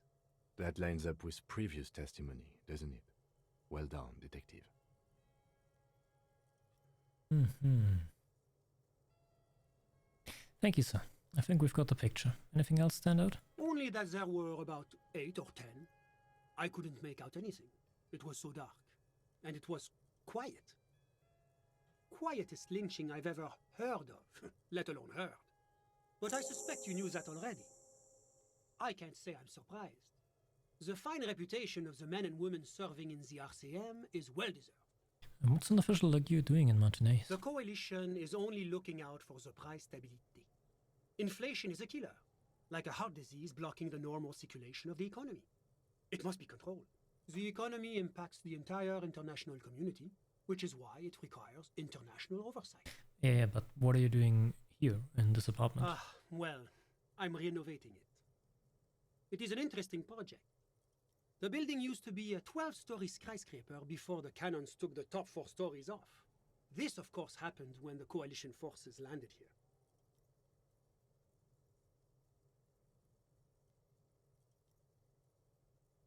You could say I'm undoing some of the material damage the international community caused when we arrived here. Well, you could say I'm undoing. Are you some kind of bureaucrat? Yes. As I said before, I'm a commissioner from Sur-la-Clé working for the Institute of Price Stabilité. This is one of the main projects of the Moral Inter. Wait, there isn't actually an Institute of Price Stability, is there? Or maybe there is. God, it's impossible to understand whether someone from the Moral Intern is joking or not. Okay. What is this international community? La Communauté Internationale okay. is what Revacholians colloquially call the coalition.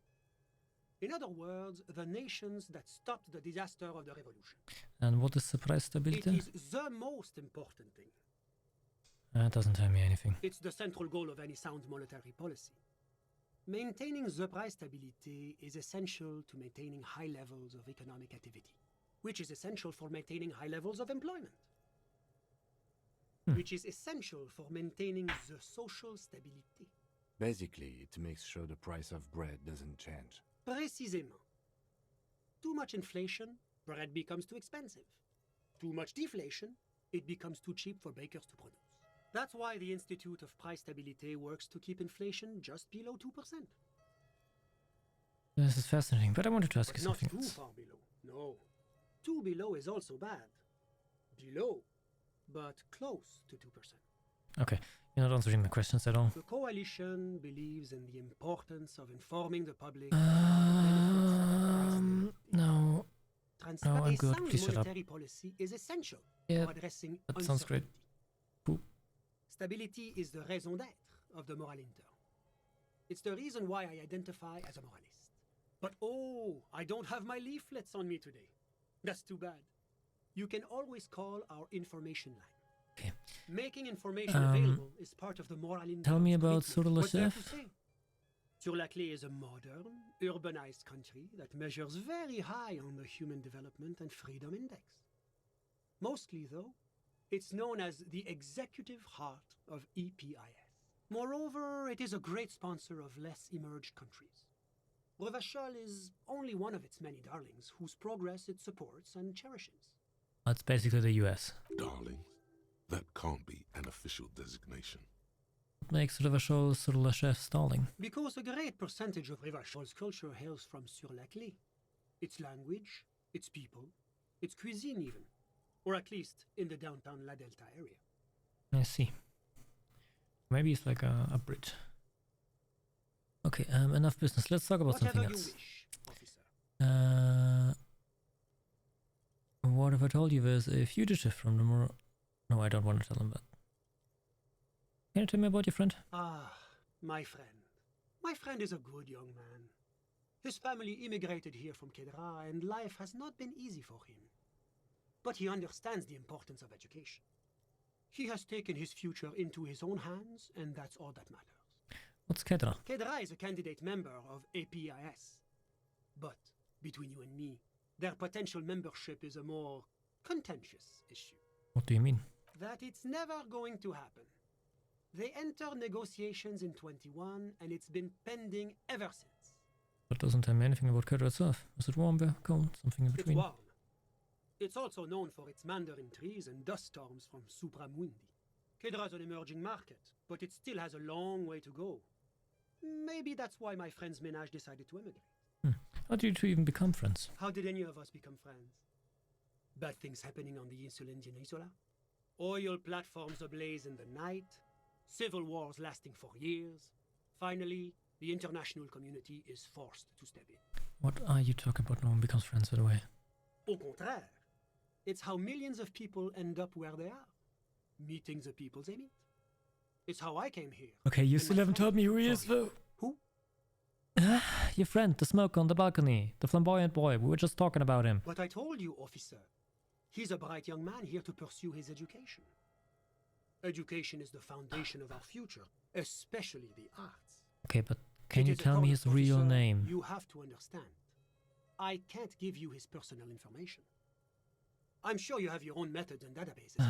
Okay. Please don't put me in this situation. All you can tell me about him is that he's here to study the arts. He's deeply enmeshed in the study of the fine arts, yes. As though you weren't envious enough of the boy as is. Chance. He's a truly free spirit. He likes all the arts. Perhaps graphic design, printmaking, who knows? The world is open wide for a talented youth like him. And what are you doing in his apartment by yourself? I'm just enjoying the view. It's dark outside. Listen, What? I'm not hearing anything. the Insulindian Bay. Okay. This place used to be a luxury accommodation before the revolution. Apartments, of course, were much bigger then. A few walls have been added here and there, leaving some of the tenants without a private bathroom or a kitchen. Mm-hmm. But the million real view stays. You can't take that away. Okay, but I was asking about your friend. My friend comes and goes. I'm sure you'll see him around. He's a busy bee. A busy bee? What an odd choice of words. That's something else in I'm mind, all actually. yours, officer. Oh, actually, I don't think I have anything else I want to talk with you about. A moment, officer. Yeah? Do you have everything you need from me? I'm afraid we won't have the chance to speak again once you leave. Why? It's against diplomatic best practices for an official in my position to be discussing murders with local militiamen. And I'm pressed for time. After you leave, I should be leaving as well. I see. That's not the real reason he's so apprehensive. Men in his position shouldn't be seen loitering around in underprivileged young men's apartments in the middle of the night. Alright, thanks for the heads up, but my work is done. Of course. I'm glad I could help. You couldn't really. Okay.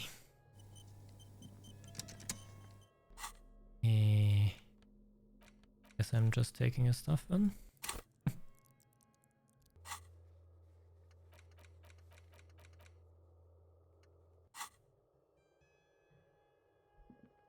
I really wanted to talk with the smoker though. He's just gone now. Well, that's sad.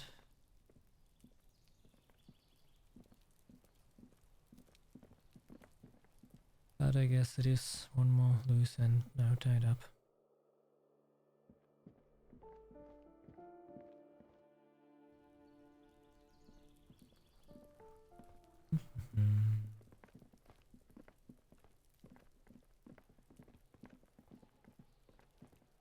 Paintbrush? Check. Heavy fuel oil? Check. Now the only thing left to do is paint the wall. The paintbrush in your hand is like a loaded revolver. What will it be, Desperado? Quite a few things come to mind.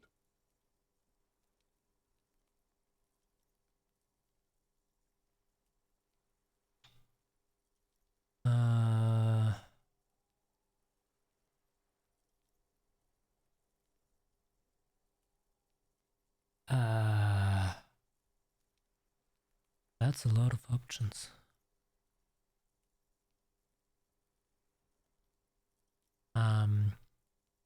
I'll think about the options while I head for the toilet real quick. I'll be right back.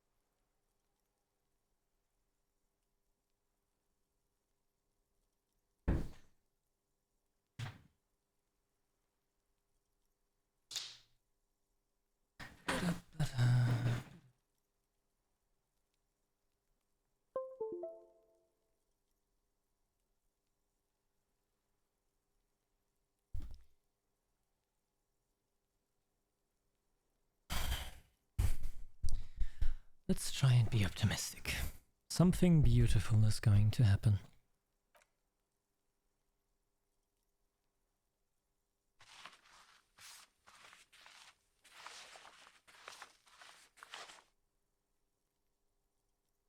You've spoken.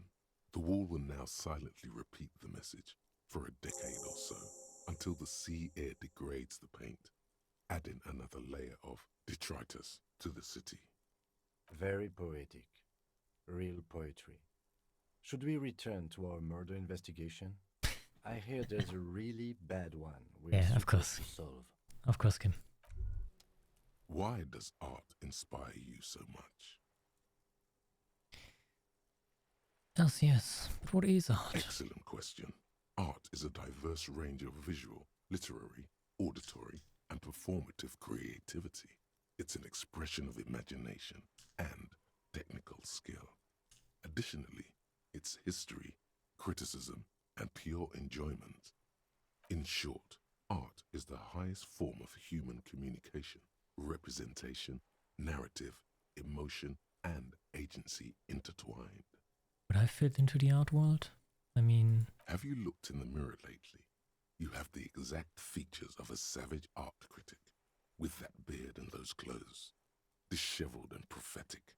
Perhaps you should try to critique architecture too. I guess I have been critical lately. Yes, you seek substance.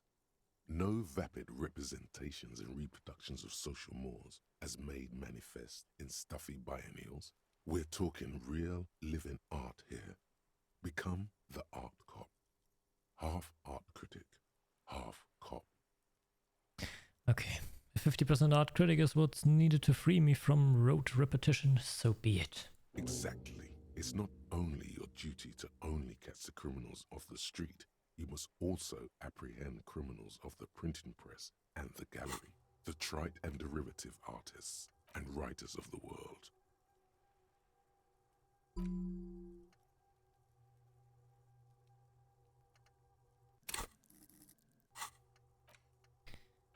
Actual art degree, that sounds like something that I actually want to get. Yeah, continue. Go ahead and provide savage criticisms, art cop. The world is yours to rip to pieces and reassemble. Yeah, let's go.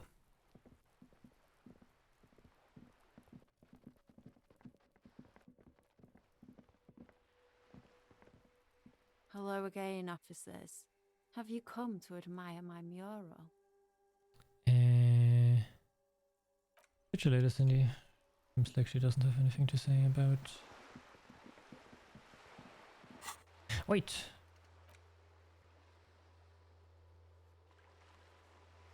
Ah, right, I still had to call some people. But I was on the boardwalk, but I didn't check location number... The double prime. Damn it.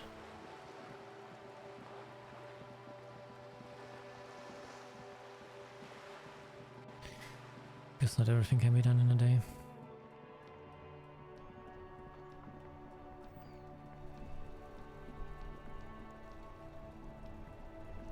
Inside, you see a set of steering levers, a radio microphone, a pull-out toolbox, and the soft glow of the fuel preheater gauge. Tap on the fuel preheater gauge. As you tap on the gauge, the indicator pin jerks as if startled.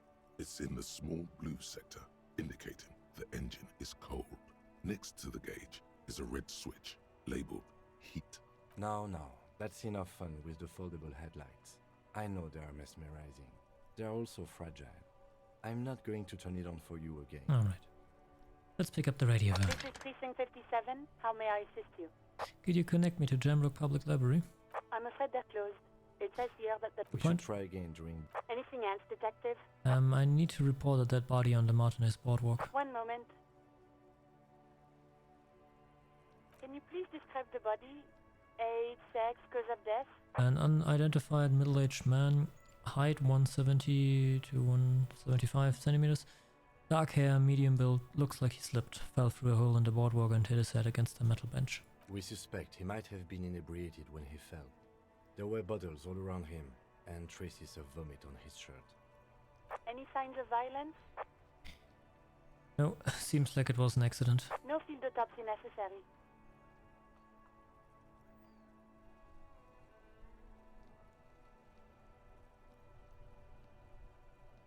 What about his belongings?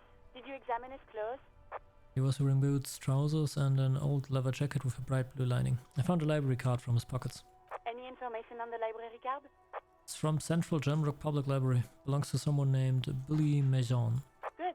You have a lead. Do you and Lieutenant Kitsuragi want to take the case, or should I assign it to someone else? We're taking it.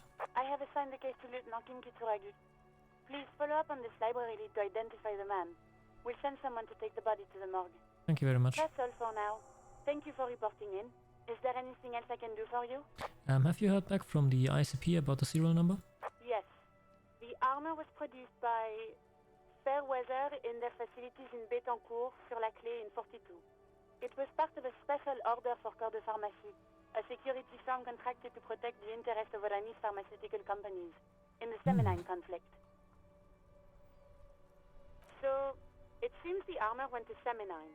That's where the paper trail ends, though. Even the firm has proven difficult to track. Corps de Pharmacie has been renamed several times over in the years since the armor was issued. I'm guessing one of its names is Krenner. Yes, that is the most recent name the ICP has been able to connect to the CDP. And the one before it was Damwell. I also have one called Sediment, but I think that might be a different contractor. No, they work called Sediment. And Somatosensor, it seems. All that during the last 9 years. A suit of armor like this would have been manufactured with a particular person's physique in mind. You should ask for whom this suit was fitted. First, has the firm continued to work for pharmaceutical companies through all these name changes? Hard to say. Their client list is rather diverse and incomplete. The only constant seems to be that the mercenaries are always deployed in third and fourth world countries. I see. A suit of armor like this would have been customized to fit the wearer. There must be a record of the person to whom it was issued. Yes, but the ICP tends to be reluctant to share private sector records. I could try to talk them into it, though. This is a fun challenge for her. An opportunity to contribute beyond doing her job by rote. She'll gladly put in the extra effort for Team RCM. Yes, thank you, officer. I really appreciate your efforts in this case. Glad to help. Call back tomorrow. Hopefully I'll have more for you then. I will. I'm done with the radio for now. Thank you. 57th, over and out. In the cabin, you see a set of steering levers. That's helpful, actually.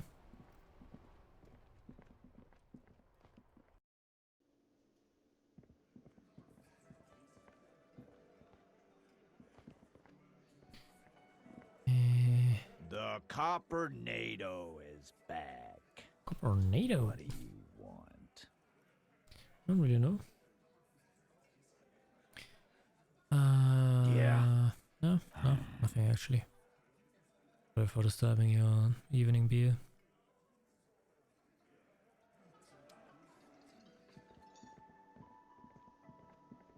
Oh. The cops are gone. Lena. Oh, hello, dear. There you are again.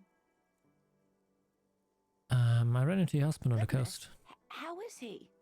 Did he say why he hasn't returned yet? He's fine, ma'am. As we had suspected, he couldn't get back earlier because the water lock on the canal was broken. Now he's just finishing up some work. Oh, yes. That's my Morel. He's bound to catch a cold staying out there for so long. But I am so relieved to hear that he's okay.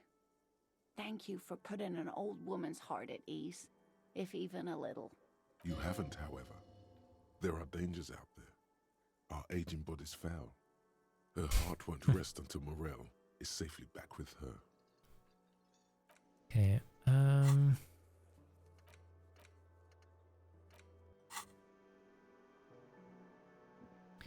Can I help you got it. On the new bird for the Whirling. What is this thing? I wanted to apologize for breaking the great score by bringing you this ruffed grouse. Okay, well, this is actually a nice bird. A competent piece of taxidermy. I can fix it to the plaque and have a new bird in the establishment, I guess? So, I don't know. Thank you. I'm gonna go with thank you. People just don't know how to accept gifts, especially taxidermy. He likes it. He likes the bird. It solves his broken bird problem. I feel good about our work here today. It's all about the little things, like bringing people random stuffed animals. It's not actually about that, but he liked it. Carter, another thing. I need to sing karaoke now. No, you don't. It's not happening. He tries not to look at you. It's dangerous to acknowledge the karaoke man. You need to approach this situation logically. Ask him why he has the PA system installed if you can't use it. Why do you even have the PA system if no one's gonna use it? It's for no one. It's a prop. I'm not letting anyone use it after the great karaoke catastrophe of 44. What the hell happened in 44? A lot of people got killed because some arsehole wanted to sing karaoke. But it's not a prop, it's for your clients. I know it's used. Okay, yes, it's for some clients. I'm a real client. I've paid my bills and I have the right to use the karaoke machine. Ha! Well, we don't have any tapes. They all got stolen. He's lying, but whatever. You don't really need his lame tracks. It's alright, I have my own song with me. The man in the vest and the violet shirt stares at the tape you've just given him. He begins to frown. Hard. This is the look of a man who's defeated. He knows he's out of excuses. Fine, fine. Climb on that stage and do your thing. Just get out of my hair. I'll plug it in for you. Damn this karaoke machine. Oh yeah, time to do the damage.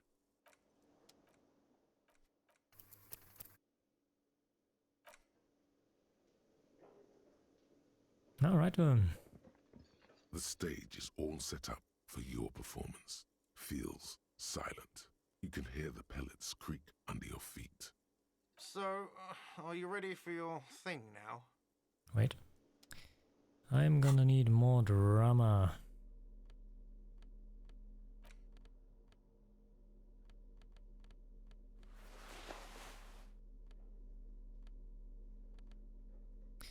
In fact, I'm gonna need all of the drama.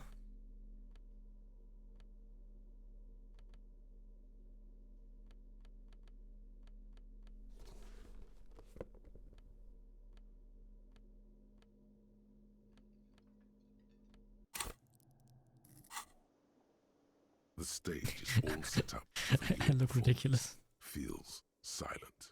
You can So, are you ready for your thing now? Let's go. Let me I'm know ready, when I Gart. should turn on Hit the play. karaoke carousel. The air is thick with anticipation. Someone dims the lights as the music starts. Okay, here we go.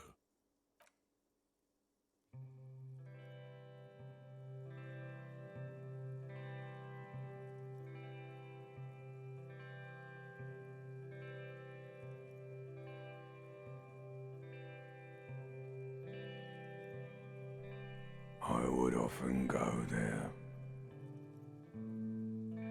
to the tiny church there, the smallest church in Saint-San, though it once was larger. How the realm may rest there. Down through the mist there, toward the Seven Sisters, toward those pale cliffs there. I would often stay there, in that tiny yard there. I have been so glad here. Looking forward to the past here. But now, you are all alone. None of this matters. Now None of this matters at all.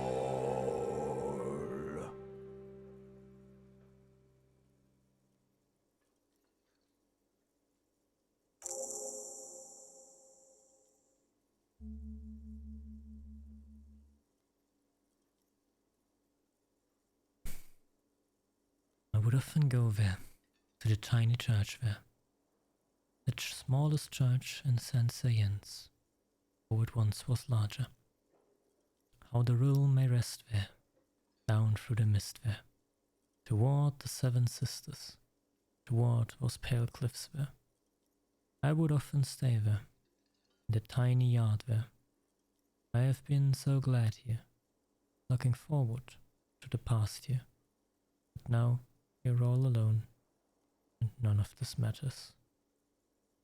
At all. A lazy applause fills the room.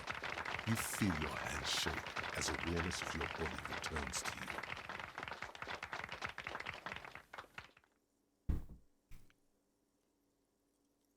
you. I like to dedicate the song to my partner, Kim Kitsuragi. The lieutenant doesn't say anything, but gives you a quick smile before turning away. He's incapable of blushing, but if he weren't, he'd blush. Good, good. Are we ready? I want to unplug the microphone now. Last words?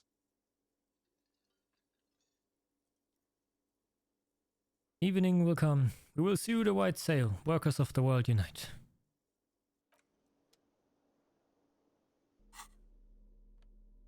Awesome.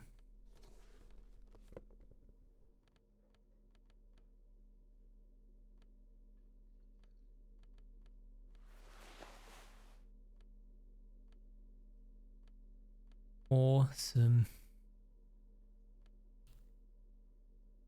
Yeah,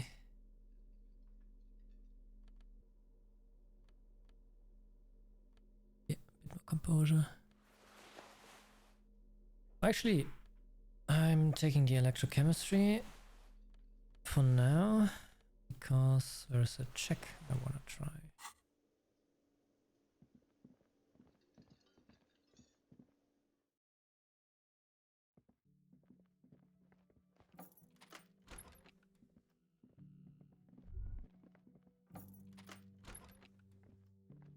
This medicine cabinet is stocked with drugs, plus an old toothbrush.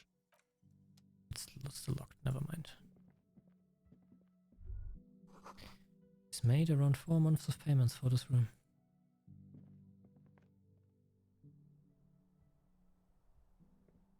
There you go.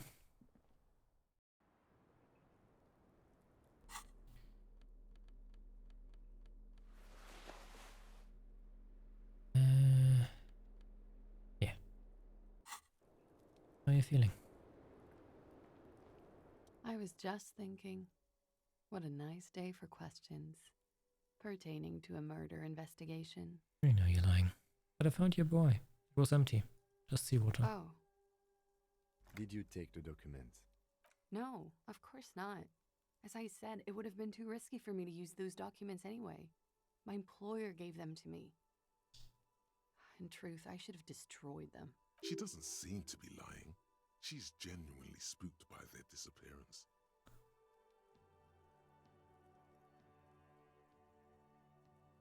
I'll file this under a theft of some kind. Thank you, but actually, now that I think about it, you mentioned seawater. I was worried I'd been too careless with the latch mechanism.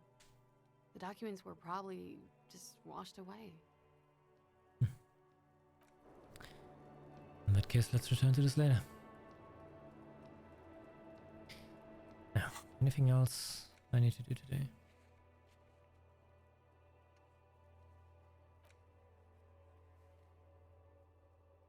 Got something for tomorrow.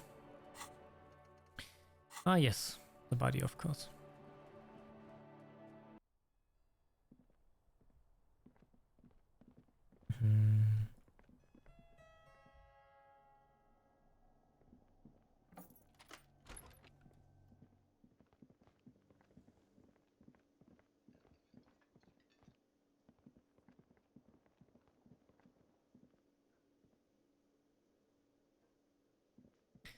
think the guy that was always sleeping is gone.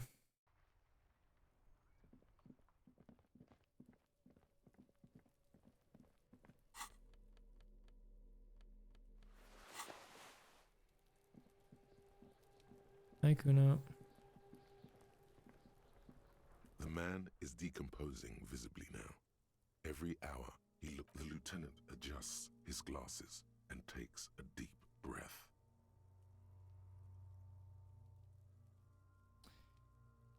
I wanna get his shoes. I'm gonna save here. I'm gonna try and send Kusaragi on his way. Oh, too bad.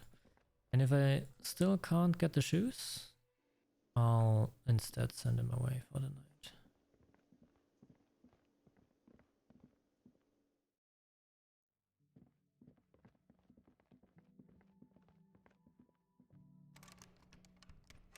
Don't have the key. Yes? Can I fast travel from here? No, I can't. Damn it.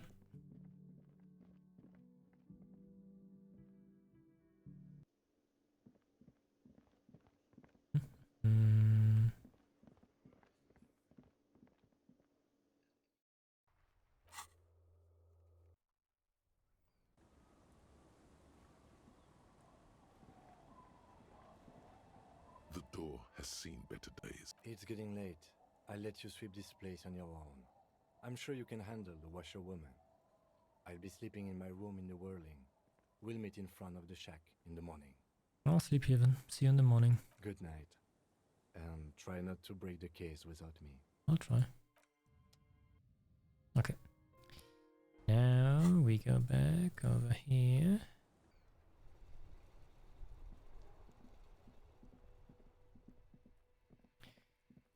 And finally try and get this stupid body.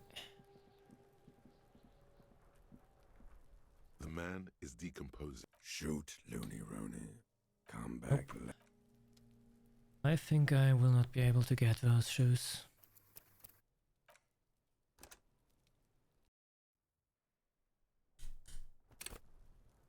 The man is the lieutenant adjusts his glasses and takes a deep breath. Let's bag him. Take him away. All right. He takes out the shiny black body bag and starts pulling the plastic over the dead man's I will need face. a little help carrying him. You take the hands. I'll take the legs.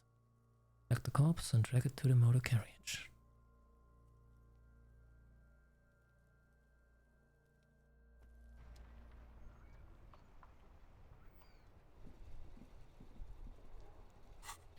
Bye bye, Kusaragi. Bye bye.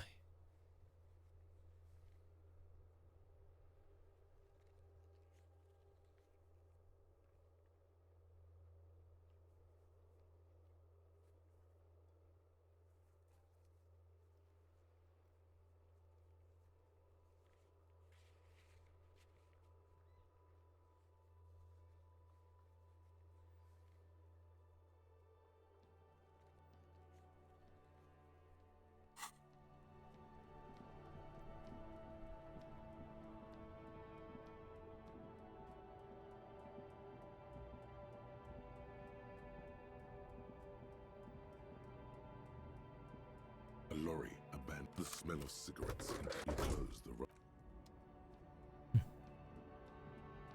An old monument stand.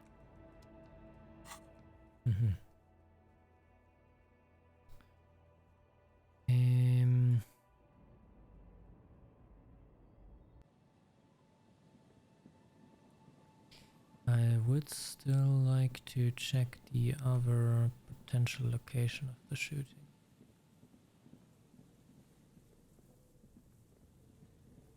I wouldn't know where to do it. Ask how long does the window?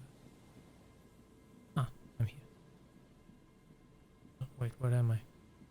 You see a once bright mural towering above you. The signage has peeled off over the years. Actually, I think I want to do that with Kusaragi. Never mind.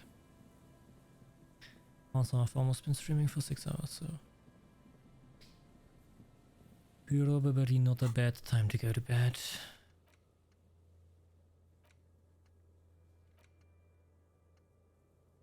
A good puzzle.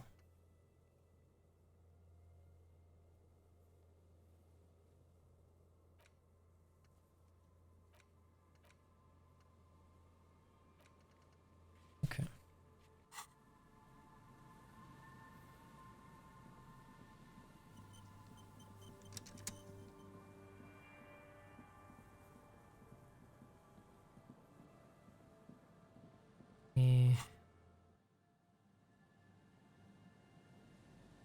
Let's just get back here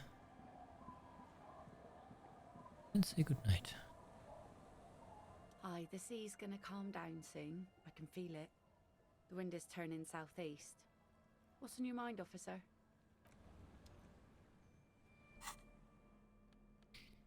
Suggestion.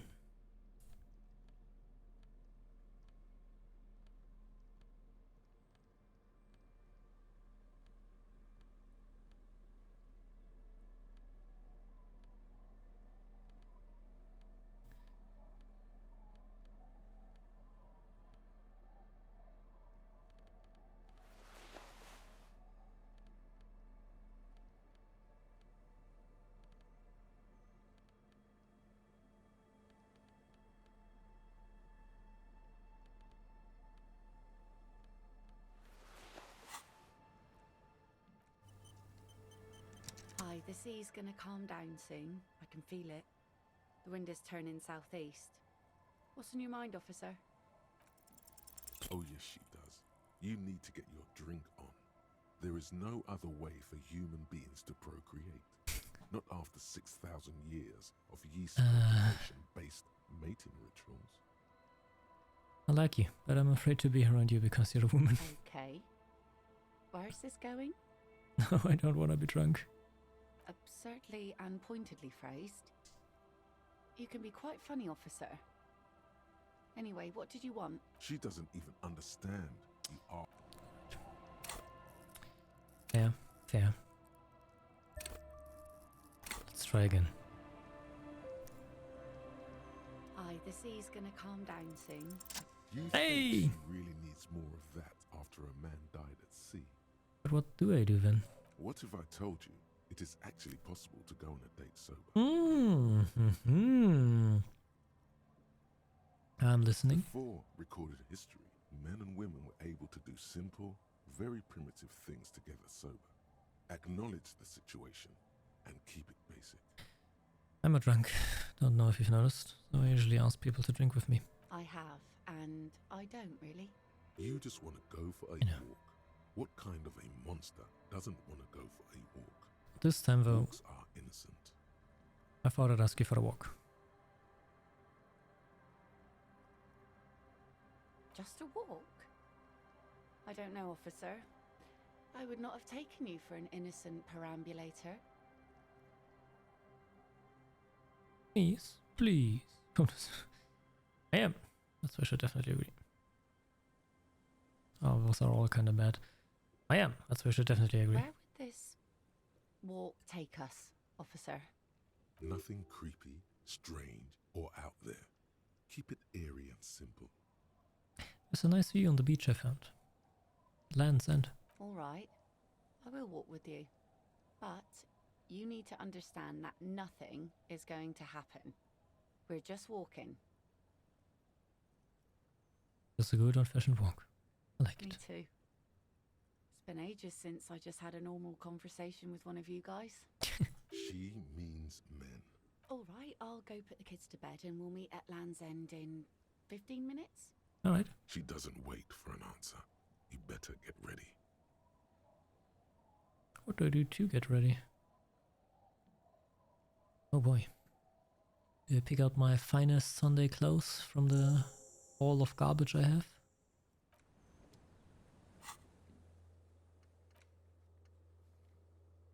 The Land's End. Quickly, she's not going to wait for you. Alright. Alright. Gotta run.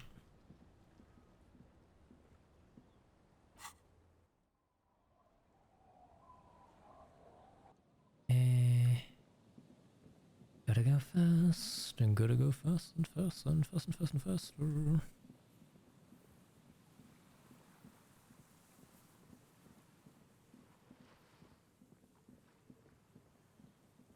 Now, if only I knew what place Land's End was again. I think it was just the top here, right?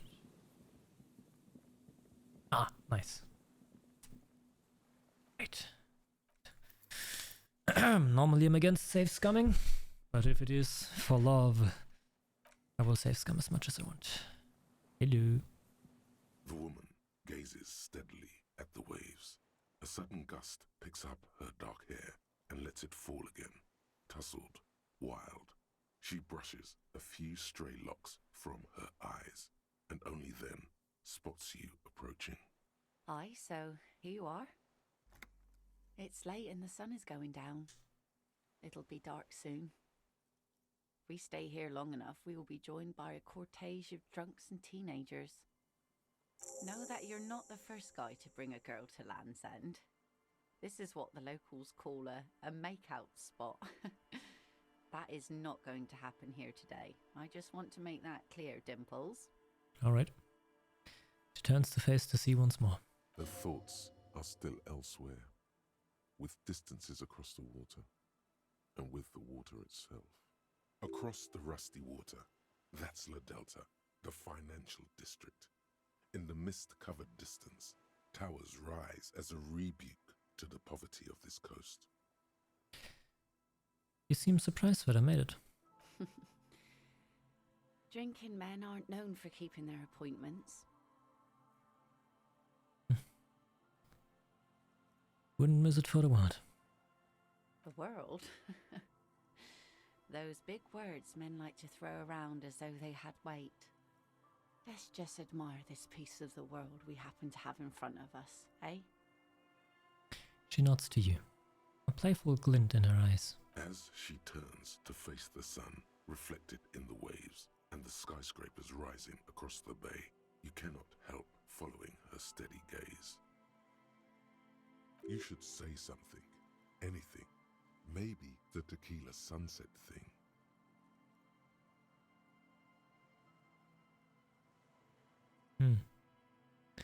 You know, a past incarnation of myself called himself Tequila Sunset. I wonder why that is. It's a common Revacholian expression.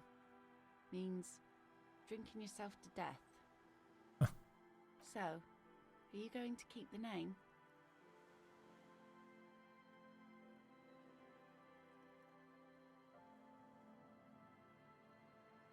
Harry's my name. I don't need any others. Well then, Harry. She smiles and turns towards the sunlit sea. The remains of the dying sun are reflected in the waves and the skyscrapers rising across the bay. Your mind clears for a moment as your senses take it all in. Not just the glass skyscrapers, fragile looking in the shimmering air. River Esperance flowing into the bay. Isn't it strange for this all-powerful thing, the sun, to be so generous towards us? You know, the best time to go out fishing is usually towards sunset, when the water is warmer. The sun also falls on the Capeside tenements and war-torn ruins. An old sea fortress juts out, seemingly impervious to the sheen cast over everything else, shaking you out of your reverie. The sun does little for the dead, and those hopelessly lost in their own minds, or people living in desert climates with sparse vegetation and little drinking water. Is that why you named your boat the Sun? Oh, that was a bit of pride and a bit of superstition. And a bit of conceptual unity too, it being yellow and all. Let's just enjoy the view. There's salt in the air, and the cries of the gulls and the skuas, grit of the sand and the green glint of broken bottles. But still your gaze always returns to the dazzling streaks of light, wherever they may be reflected, their fading opulence. It's bringing us spring, summer. It's entirely on our side, no matter what we do or who we are, for absolutely no reason. It's unlike no other powerful being. Certainly no powerful organization or government. How can that be?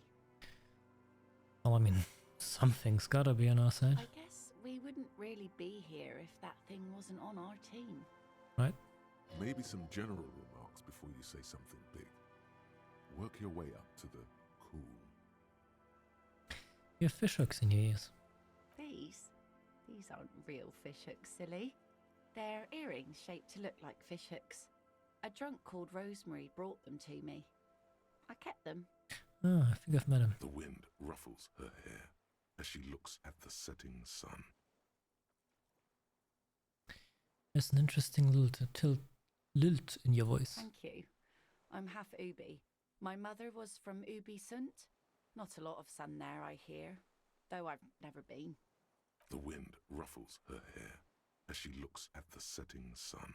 When you look, see it there in the distance, the lights glowing. Does it make you want to go visit La Delta?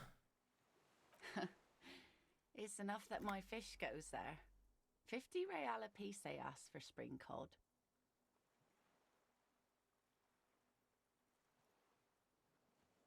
Let's go.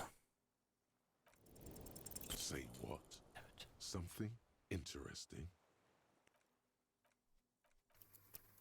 Nope, nope, nope, no, I will not have it.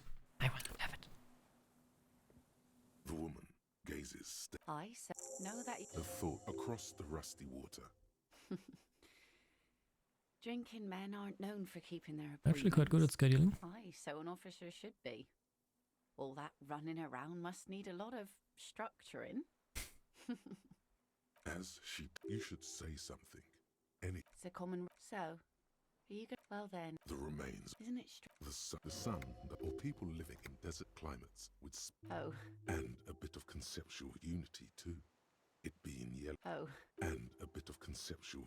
The salt. It's bringing us spring, summer. It's entirely on our. I guess. Maybe some general remarks before you say something big. Please. The wind ruffles. Thank you. The wind ruffles. It's enough that my fish goes there. Say again. God damn it.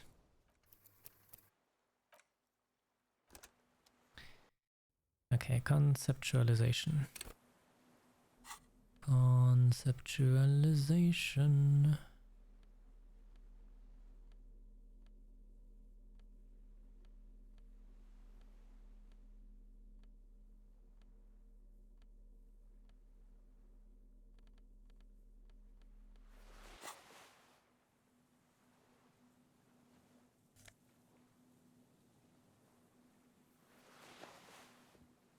The woman.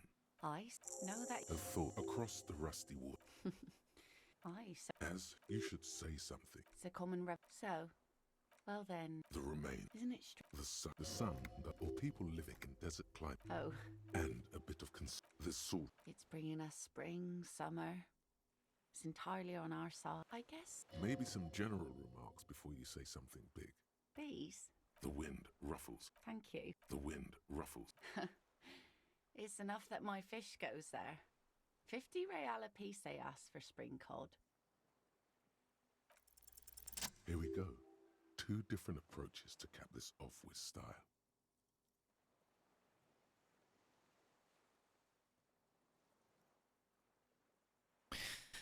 Yeah, a massive thermonuclear reaction. 5 billion years old. The sun is a god. Aye. And a benevolent one. When did you last have one of those on your side?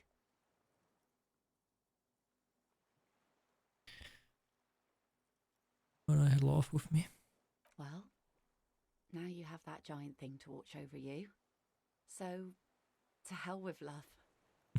You know, the wind's going to pick up soon, and I have to go, but... She takes her sword out of the scabbard. The blade shines in the gathering dark. Have this. What? The sun's good, but it doesn't stick things. I've no use for it anymore. Are you sure you don't need that? Or you don't need a sword? No. Men around here are too drunk to pose a threat to me. Oh, okay.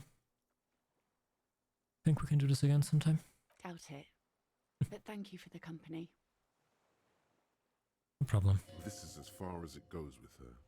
You'd need to put a year between you and your last drink for anything more.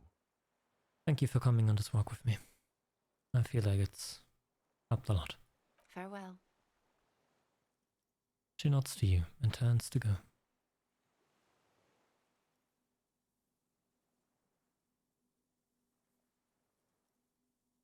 As she walks off, the wind picks up, and the light from the sun seems to fade. The crumbling silhouette of failed electrical R&D towers in the distance, beckoning.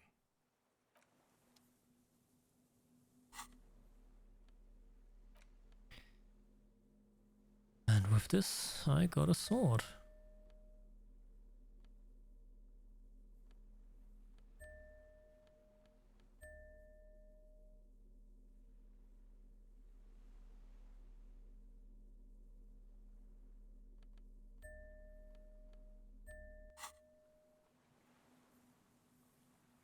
Well, time to head back.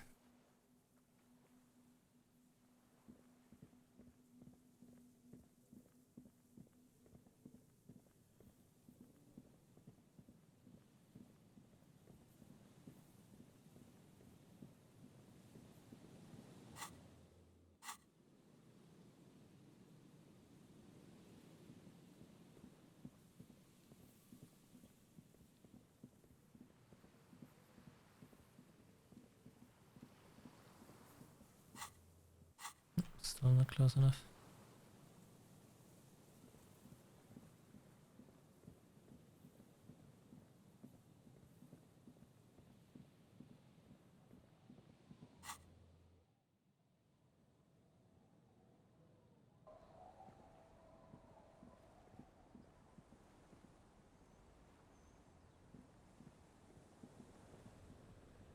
I see you haven't left our little Martinez yet. Still running around. Like some kind of cross-country law official. Still have a case to solve. I guess you do. What's on your mind, Officer Harry? Nothing right now. Except sleepiness and tiredness. Good night. The door has seen. And hello, my new room. As you look at the floorboards in this corner of the shack, it's clear one of them isn't quite level with the others. The edge of a floorboard next to it looks scratched. Let's look at it. Hollow space underneath the floorboards is dark and damp. You can barely make out the mixture of sand and sawdust below. Search through it. You stick your hand in and start combing through the sand. Dry, not like outside. Fine dust. And then something hard wrapped in paper. Is it? A small cylindrical object. You pull it out. A bullet. Ooh. A 9mm bullet, to be exact. Fit for all muzzle loaders of that caliber. This bullet isn't for the breech loader like the murder weapon. The floorboard isn't interested. Maybe the washerwoman is. You have enough to confront her with. It's extra ammunition. She's locked and loaded, ready to fight some cops. Holding the bullet, you get the feeling this isn't ammunition against you. It's for herself.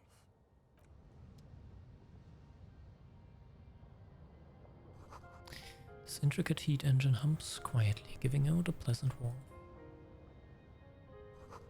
Old science fiction magazines, books about birdwatching, an almanac from 39. On the table, you see a bowl of water, a rough soap, and next to it, a small hand mirror. A straight razor soaks inside the wash basin.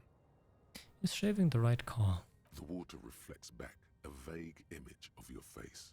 Nose bulbous and red, hair unkempt, wrinkles lining the eyes and forehead. The stash is gigantic.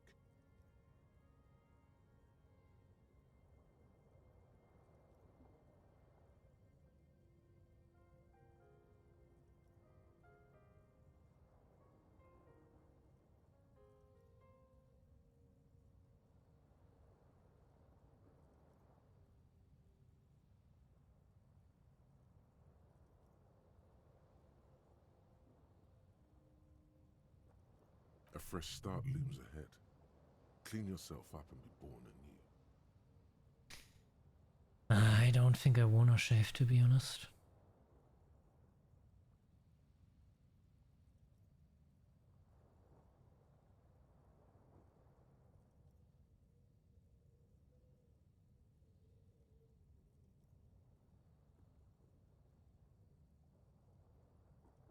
Ah, let's keep it.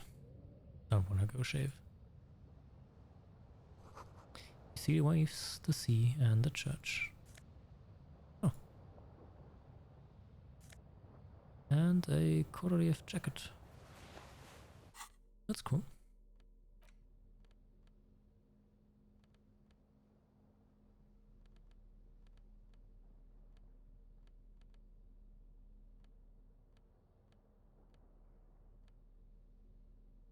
Yep. And finally we have a little board. An old mirror hangs on the wall. You see the reflection of your face in it, such as it is, without the expression. It's just hairy. Let the mirror be. And let us finally end the day and go to bed.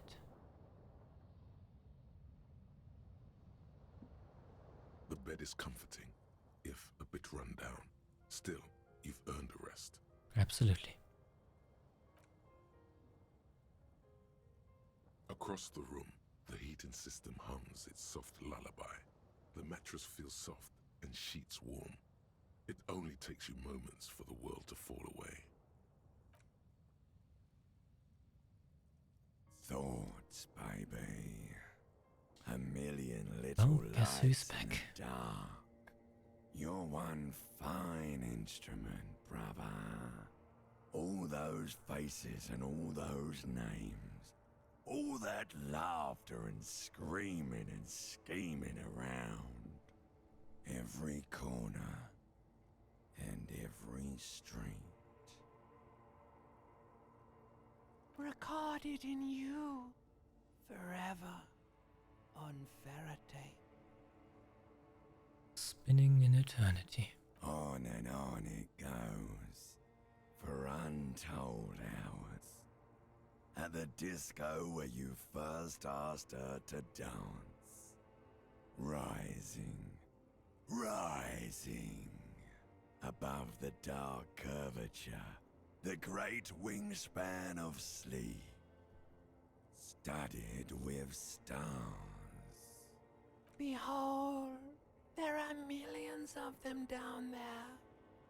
The first time, the last time, the smoke in her mouth, the plotted flowers, the faces turning, changing.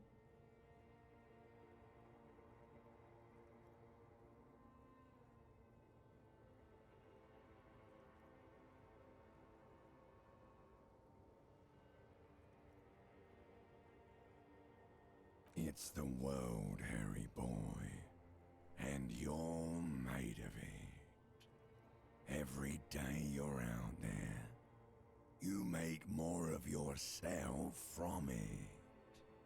I'm afraid you can't be unmade now. You can never forget this shit. The rain, the snow. I don't want to. It's beautiful. Beautiful. It's stuck on loop, whirling, spitting out words and images. You're the son of the world again. Harrister, a ceaseless agent, picking up litter and old newspapers, collecting your little bubblegum wrappers and idiotic picture postcards. Meaningless, meaningless keepsakes. Reading your awful letters and recalling things, aren't you? The endless names of the world. An address book you are. The map of a city. That's right. I am an agent of the world. You'll go insane if you keep going like this. One more day, and you'll be in the loony bin. I just know you will. And for what, brother man? For the working class. For the greater good. Solving your little crossword puzzles, doing your tasks, crossing names off lists, trying to become some sort of world detector. It won't make it okay. It won't put smoke back in her mouth.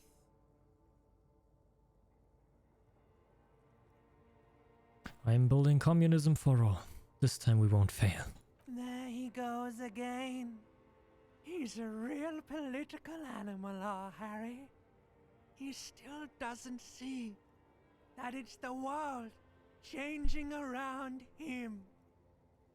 He's got no idea what he's in for. Why?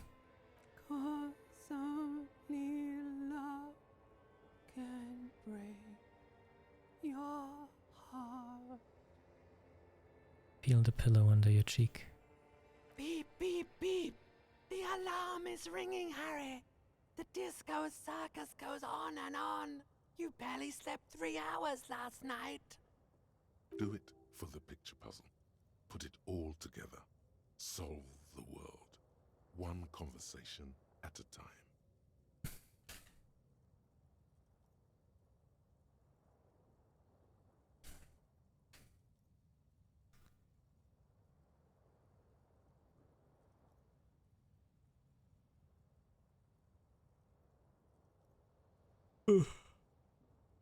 Oh boy. What a terrible night of sleep. A night of sleep that we will be awakening from, not today, not now, but tomorrow, when the sun rises again. Thank you so much for being here. Special thanks to you, Elephantin, for chatting a bit again. Today we finished day 3 of our adventures in Revachol. And we will be continuing tomorrow, or maybe the day after, when we tackle day 4 of Disco Elysium. Thank you for being here, and see you then. Bye bye!